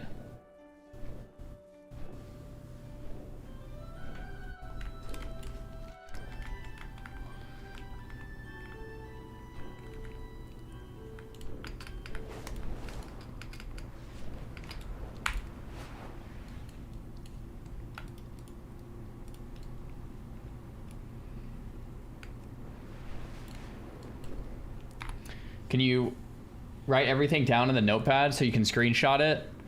That's what it is right there. That's what I'm doing for this week. I don't think I'm missing anything, but if I am, let me know. I've done everything today except the campaign.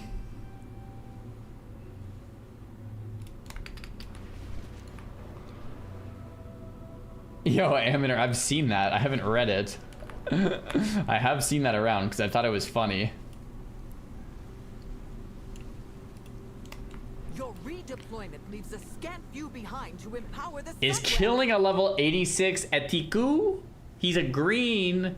He's not a max level, but he's not that low. It's not like he's a level 82. Oh, he logged off. I think I was gonna let him live. I think. Pleasantries can wait. Not yeah, like I would never kill a gray. You know, someone gray in world PvP, it's like, come on. But green? You think too provincially. We need the full might of the Vanguard to defeat Zalakai.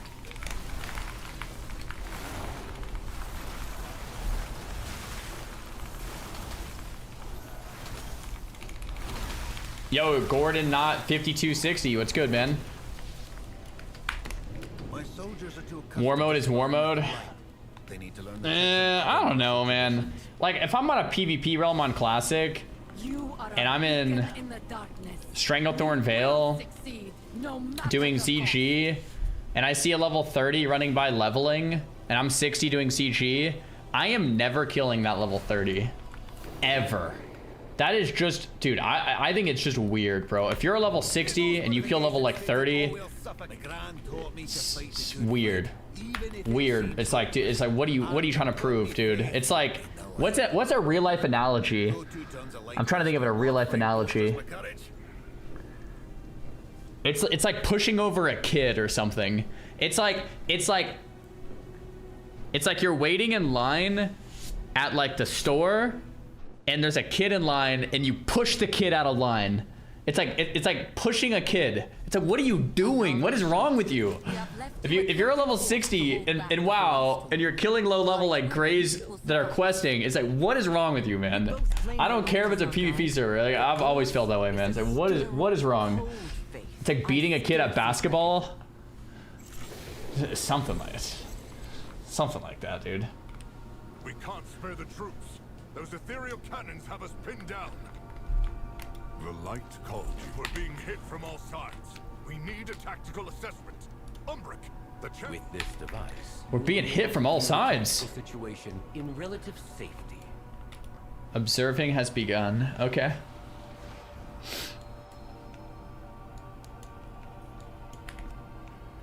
Whoa. The devouring host has been drawing out Vanguard forces and picking them off. They won't last long without rescue.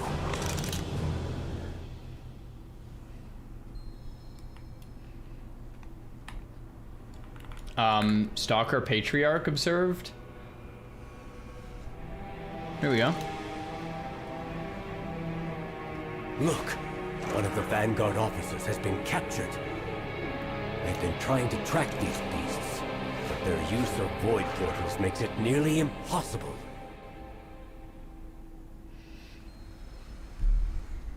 I don't know about these cutscenes. I don't know about these ones. My own people, captured by the Ethereals and their life force siphoned to power these turrets. I could scarcely believe it until I saw it with my own eyes. Yeah, people shoot me down in world PvP with those. We must rescue them, champion.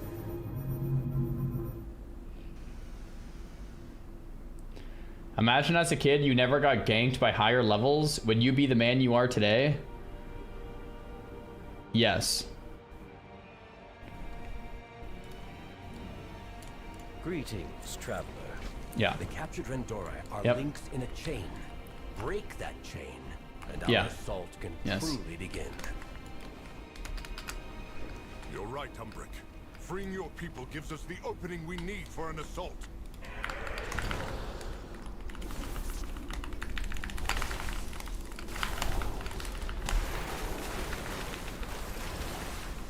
Bam bam ba bam.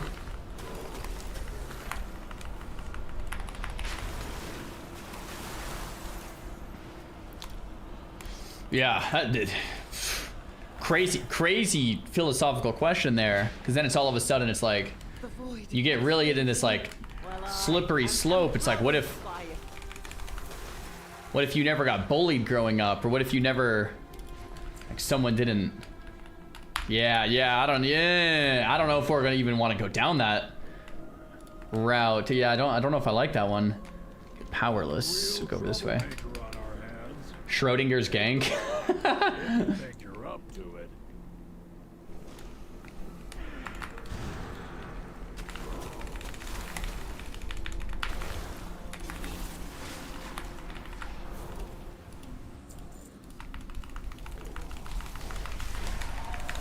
Exactly, man. Stick to rational optimism. I just like...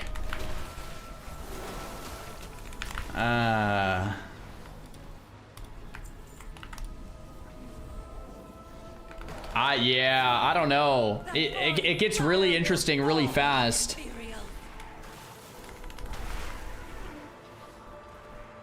I don't know if I like the argument. I don't know if you have read Brothers Karamazov, where Ivan has his nightmare with the devil, and one of the devil's rationales for like doing bad things is like, well, without bad there's no good, so I have to continue doing bad because without me good doesn't exist. I'm the other half of the coin, so like I'm really the other half of everything good, so I'm doing bad so that there's good. And it's like, the argument kind of makes sense, but it's like, bro, what? So like you killing a low level in Stranglethorn Vale because it makes the world go around is like not a very good rationale.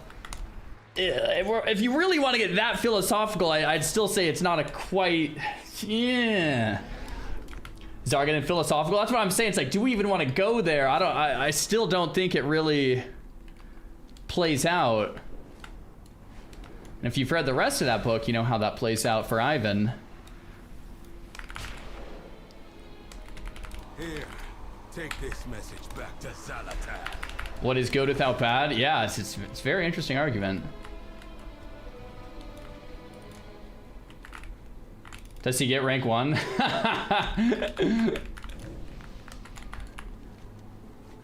Turrets deactivated.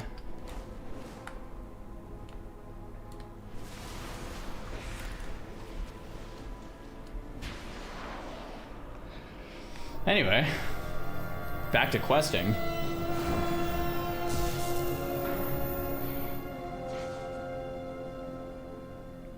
That was the cutscene. That was the cutscene. Nice.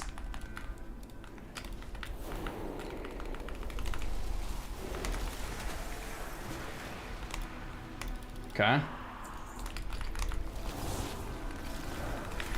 No PvP Peaches. I did a training ground earlier. It was pretty nice. We came #1 in damage.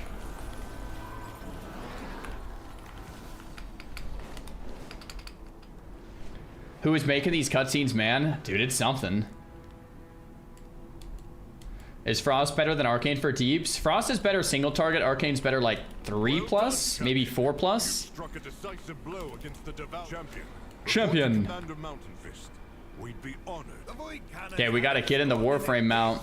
We gotta suit up. Seems only fair we return the favor. Got to give it a go. Let's go.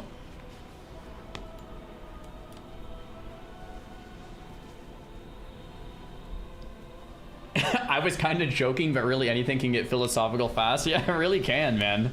Definitely can, Christian.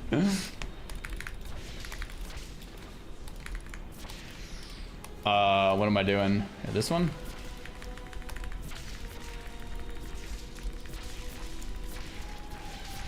Okay, nice.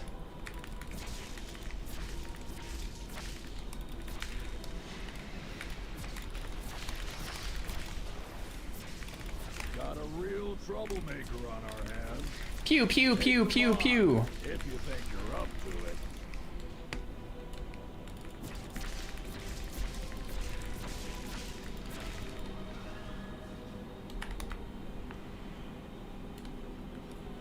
I can see why the light called you to this fight. You're an inspiration to all of us fighting the void. Check in with Erator if you haven't had a chance yet. Erator! Let me help you! Let me help you, Erator! Hey, Christian, thanks for becoming a member over on YouTube, man. That's what's up. Bzzz. Later.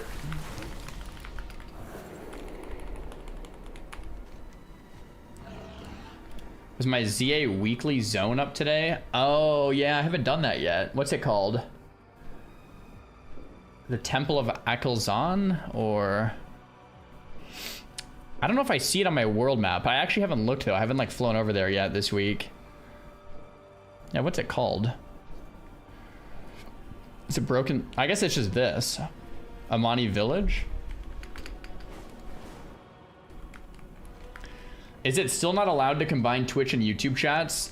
Apparently there's some potential new Twitch TOS on the way where the Twitch TOS might change soon to where Twitch and YouTube chats being combined are fine. I actually, I'm talking to Twitch right now about it to try to figure out what's going on.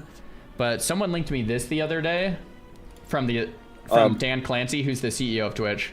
In this, this is something that in most cases we had not been proactively managing or policing putting combined chat on screen, but it was the case that if a report was made, then we were issuing warnings.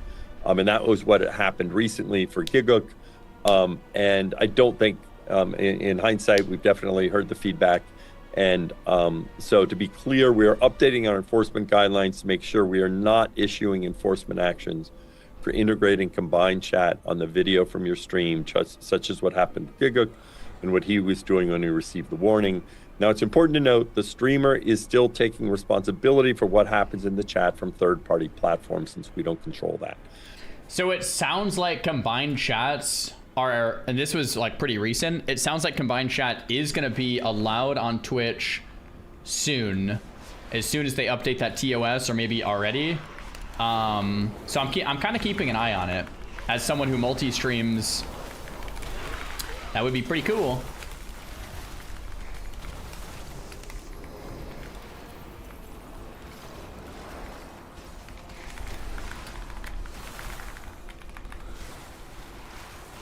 Do I invest? Not asking for financial advice. I'm just curious. I am the most standard S&P 500 dollar cost average Andy ever. Just, yeah, I am not a pro. Very just standard vanilla kind of a dude, right? I read a book like a decade ago from, what was it, Tony Robbins, his Unshakable, where he talked about that, and I was like, oh, that kind of makes sense. So within the protection of my light, yeah, we will defend you. I do nothing crazy.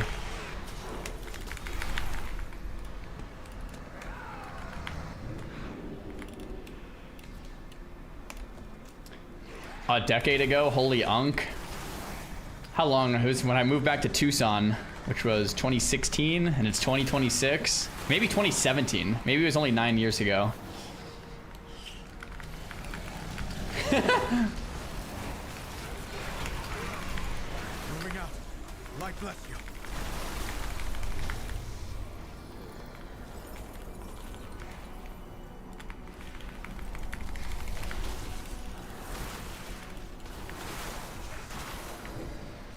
Few almost felt old for a second. Yeah, it's just like, wow.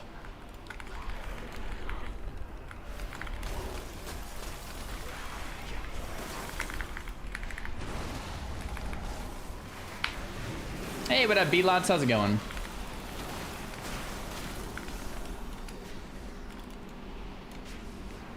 All these poor souls were peeled off from their units. We should stay together. Peeled off from their units? What the heck? It's more fun to watch you play retail because you press more than 3 buttons a minute. I mean, on Classic WoW, I spam my keys too. But there's a lot less that actually happens, I think, because I just spam the same one. Is eager to prey upon our convictions. New. Alright, where's the Vanguard rescued?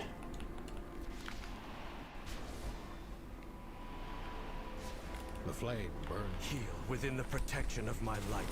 We will defend you. We will defend you. Nice, Erator. Nice. Am I the only one that actually kind of likes Erator's storyline? I was talking to Savix, and it sounds like he doesn't really like it that much. I actually think it's kind of cool. I mean, I'm not following it super closely, but like generally, I think it's kind of cool.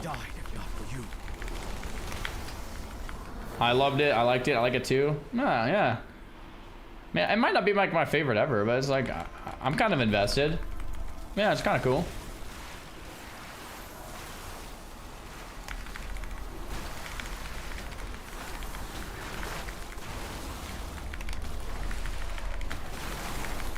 What can I do?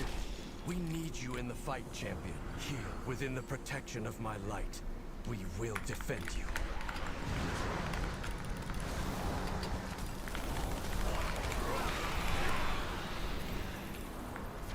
Mama.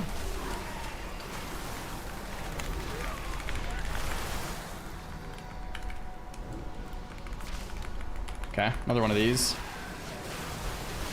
Thank you. We'll regroup for the next assault. It's good you are here. Turn that one in. For all you've done, friend. Return to muster point with Erator. Yeah, I can do that. And for me. So was it confirmed you can get 4 sparks? I can only get 3. I think the people that got 4 are either mistaken or they bugged out and got 4 and you're not supposed to. And they fixed it since. Which is probably the case. But I think you're supposed to only be able to get 3. We arrived before she left to track down our missing officers.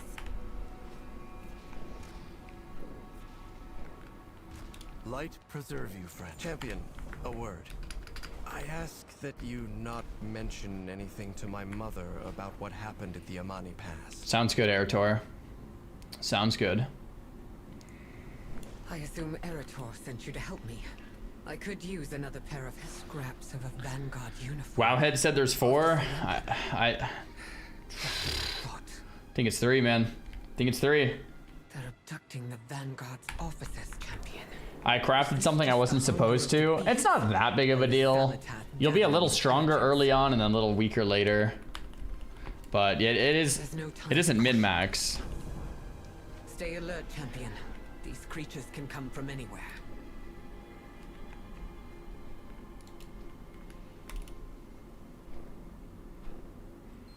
This was one of the soldiers from the Vanguard.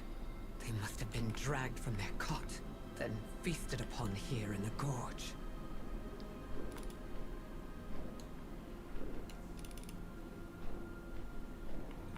This body is half-eaten, torn apart by those scavengers. Some people got to double dip somehow. It seems kind of like a bug to me or something. I don't know. Fresh. Wait, champion. Do you hear that? No Biz Crafts. No invited to my normal raid, bucko. Oh my gosh. You like goods, don't you? Then find them.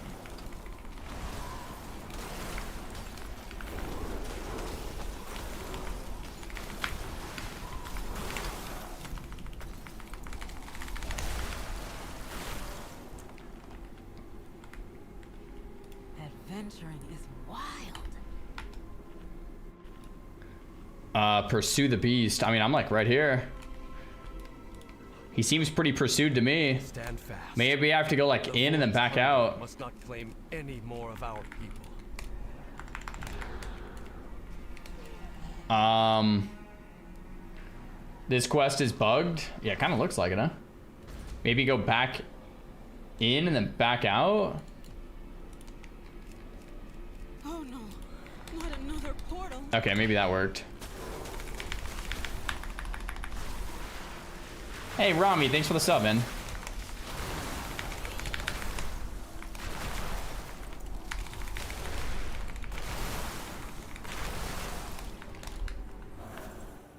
Defend against the ambush. Quickly, champion. I'll hold the rift open for you, and you can jump through and rescue. That port is so cool. How it like shatters the glass. I need help. Nadia freed from the void prison. My friends won't believe this. Oh, you're not with the Vanguard. Not that I mind the rescue. Who was that woman you were with? Was that the High Exarch's wife? I mean girlfriend. Huh. I thought she'd be taller. Is it true? She has a dark Naru for a heart? Hey, Nappy, how's it going?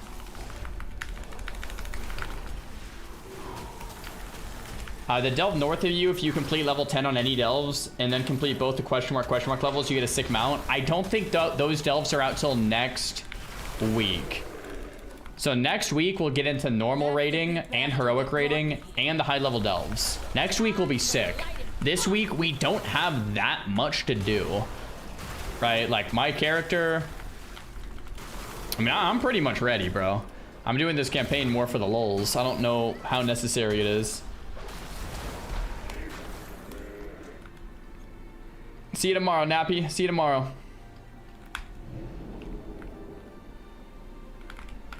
Champion, you made it, and you managed to rescue the. Yeah, we just fully cleared up M0s. Oh my light! It really is you. This is amazing. You have found me.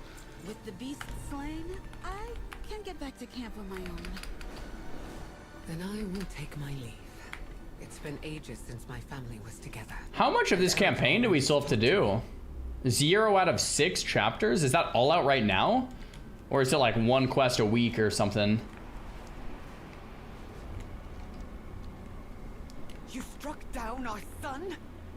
The void presses, but we Stay a little while and listen. Move on and skip. I don't think that's a cutscene. I think it's just... my failing, not the lights.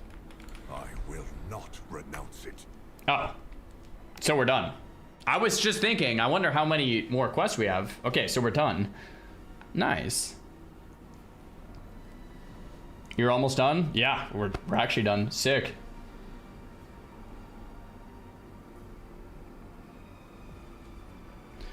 Okay, let's go here. Let's do this one. KJ, thanks for the prime, dude. I play this expansion for 3 weeks. I'm done. It's so boring, TBH. Hey man, if retail's not your cup of tea, got it. Totally makes sense. It's not for everyone. Having said that, retail gets good when there's content out, which comes out on the 17th and the 24th. When you can get into the normal raid, the heroic raid, the delves, the, you know, Mythic Plus, the other, there's gonna be 3 raids, Mythic Plus, delves, like, it should be pretty sick. I'm looking forward to it, but it's just not out yet. Like, it's just, we're not even there yet. So I wouldn't judge retail yet. I would judge it on the, you know, 17th and 24th, if you're into PvE at least.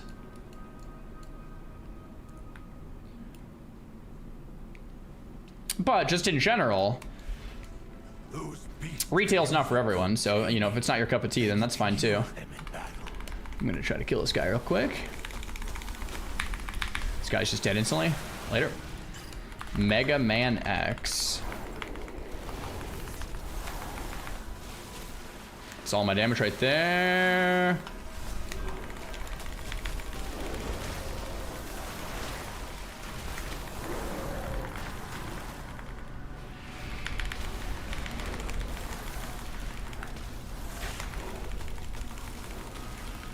Okay.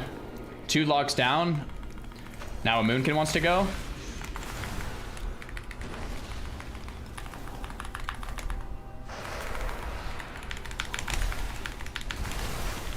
The first Warlock is back. I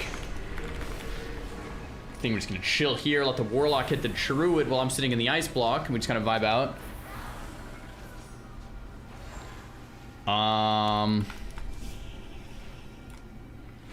Do I help the Druid or do I help the Lock? Let's help the Lock kill the Druid. Final answer. Okay, Druid's gonna die instantly. Nice. And now we kill the Lock. We go Lock, Lock, Druid, Lock.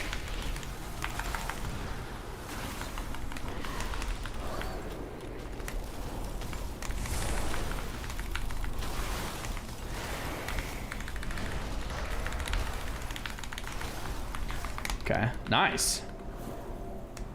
And then we just keep chilling up here. Rainbow Generator. Hi, Morgan.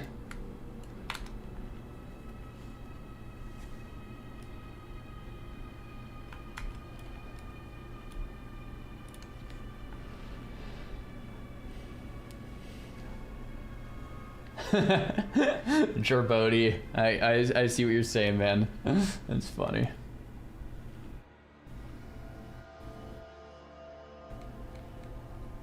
Hey, what up, Kivox? How's it going?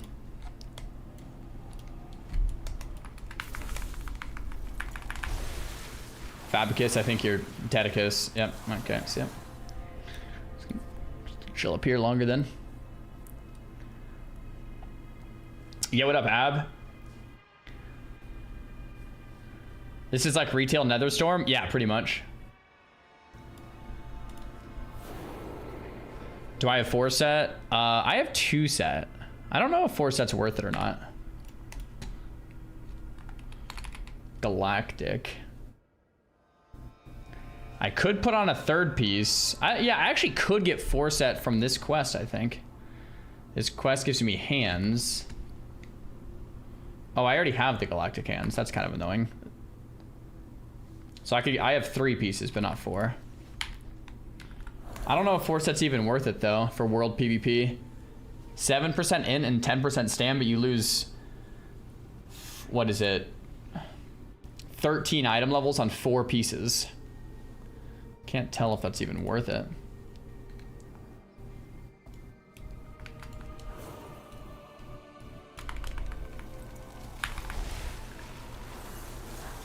Almost.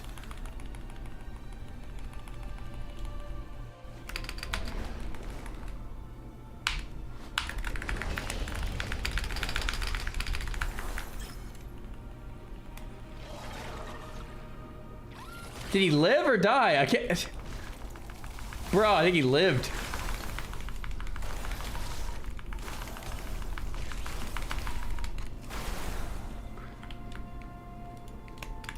Morgan Lily, 600,000 life. That's a prop pally right there, isn't it?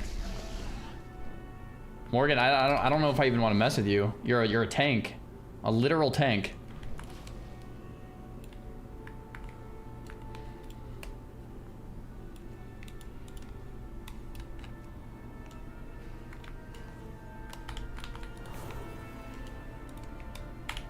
New.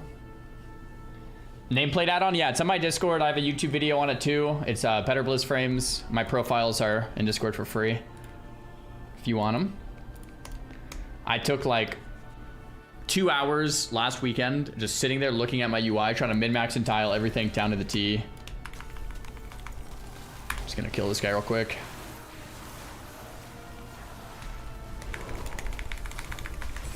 Okay, quest is done. Remember that.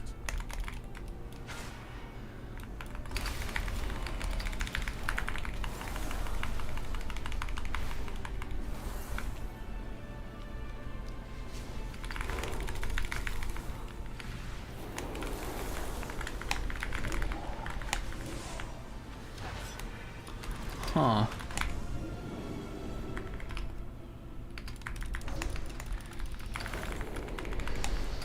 Escape artist.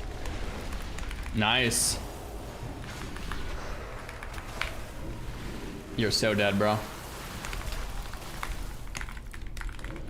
You're so dead.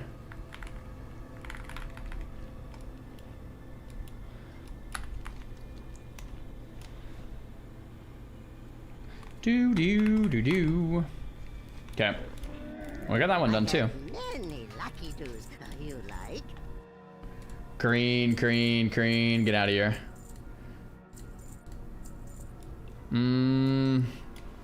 I have so many pieces of gear. But I don't want to get rid of something I might need. Just gonna keep all that for now.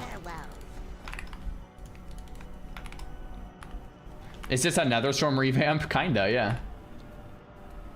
Yeah, we're gonna M+. We're gonna M+. That's the plan. We'll at least check it out. How late in the day do you usually stream? Right about now. Right about now.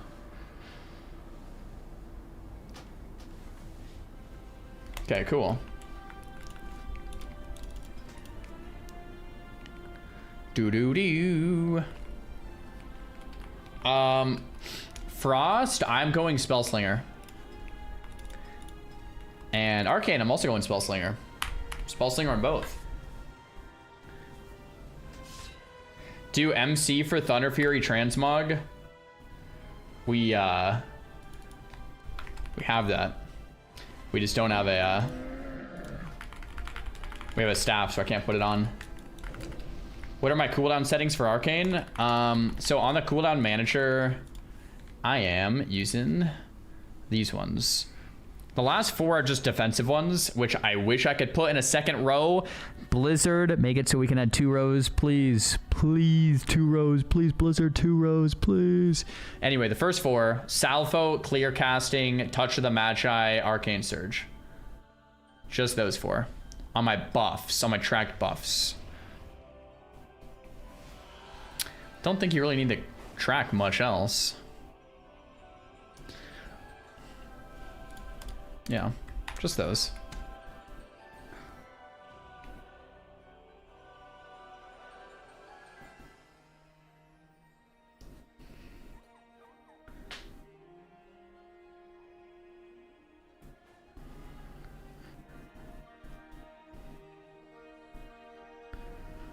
Yeah, or mastery, okay. I actually haven't read these as much as I should.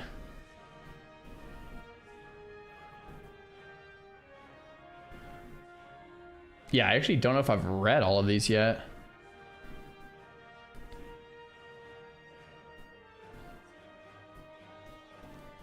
You can make it 2 rows. You can drag them. Guys, we're not going through this again.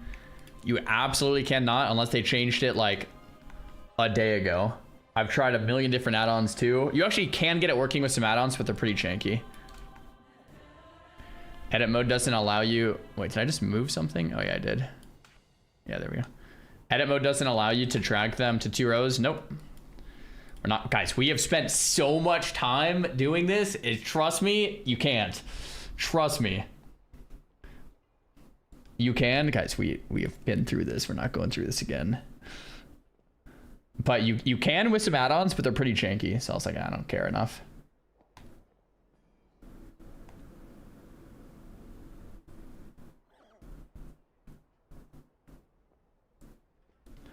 Mine literally says number of columns. I think you guys are thinking of is it tracked bars or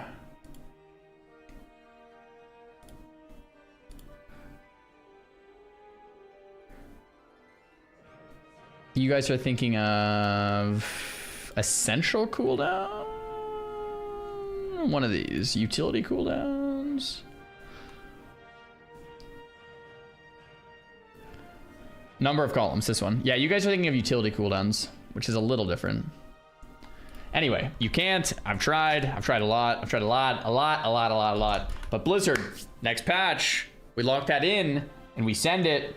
There we go. That's what we're doing.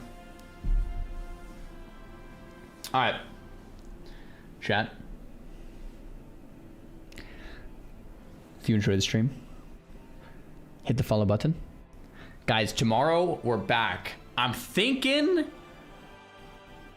yeah, I'll sleep on it and see what I want to do, but I'm thinking I might do my TBC re-clears tomorrow and then be back midnight Thursday, or we play midnight again tomorrow and TBC re-clears Thursday. Haven't decided yet. One or the other. All right, one or the other tomorrow.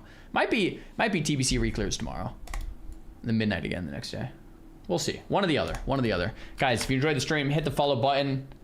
Final week of stuff until the raids. And once we're in those raids, guys, we are going to be no-lifing those darn raids. I can't wait. Shout out to Total Noob 26's wife named Sarah. Shout out to Sarah. Cool, guys. We're out of here. Peace.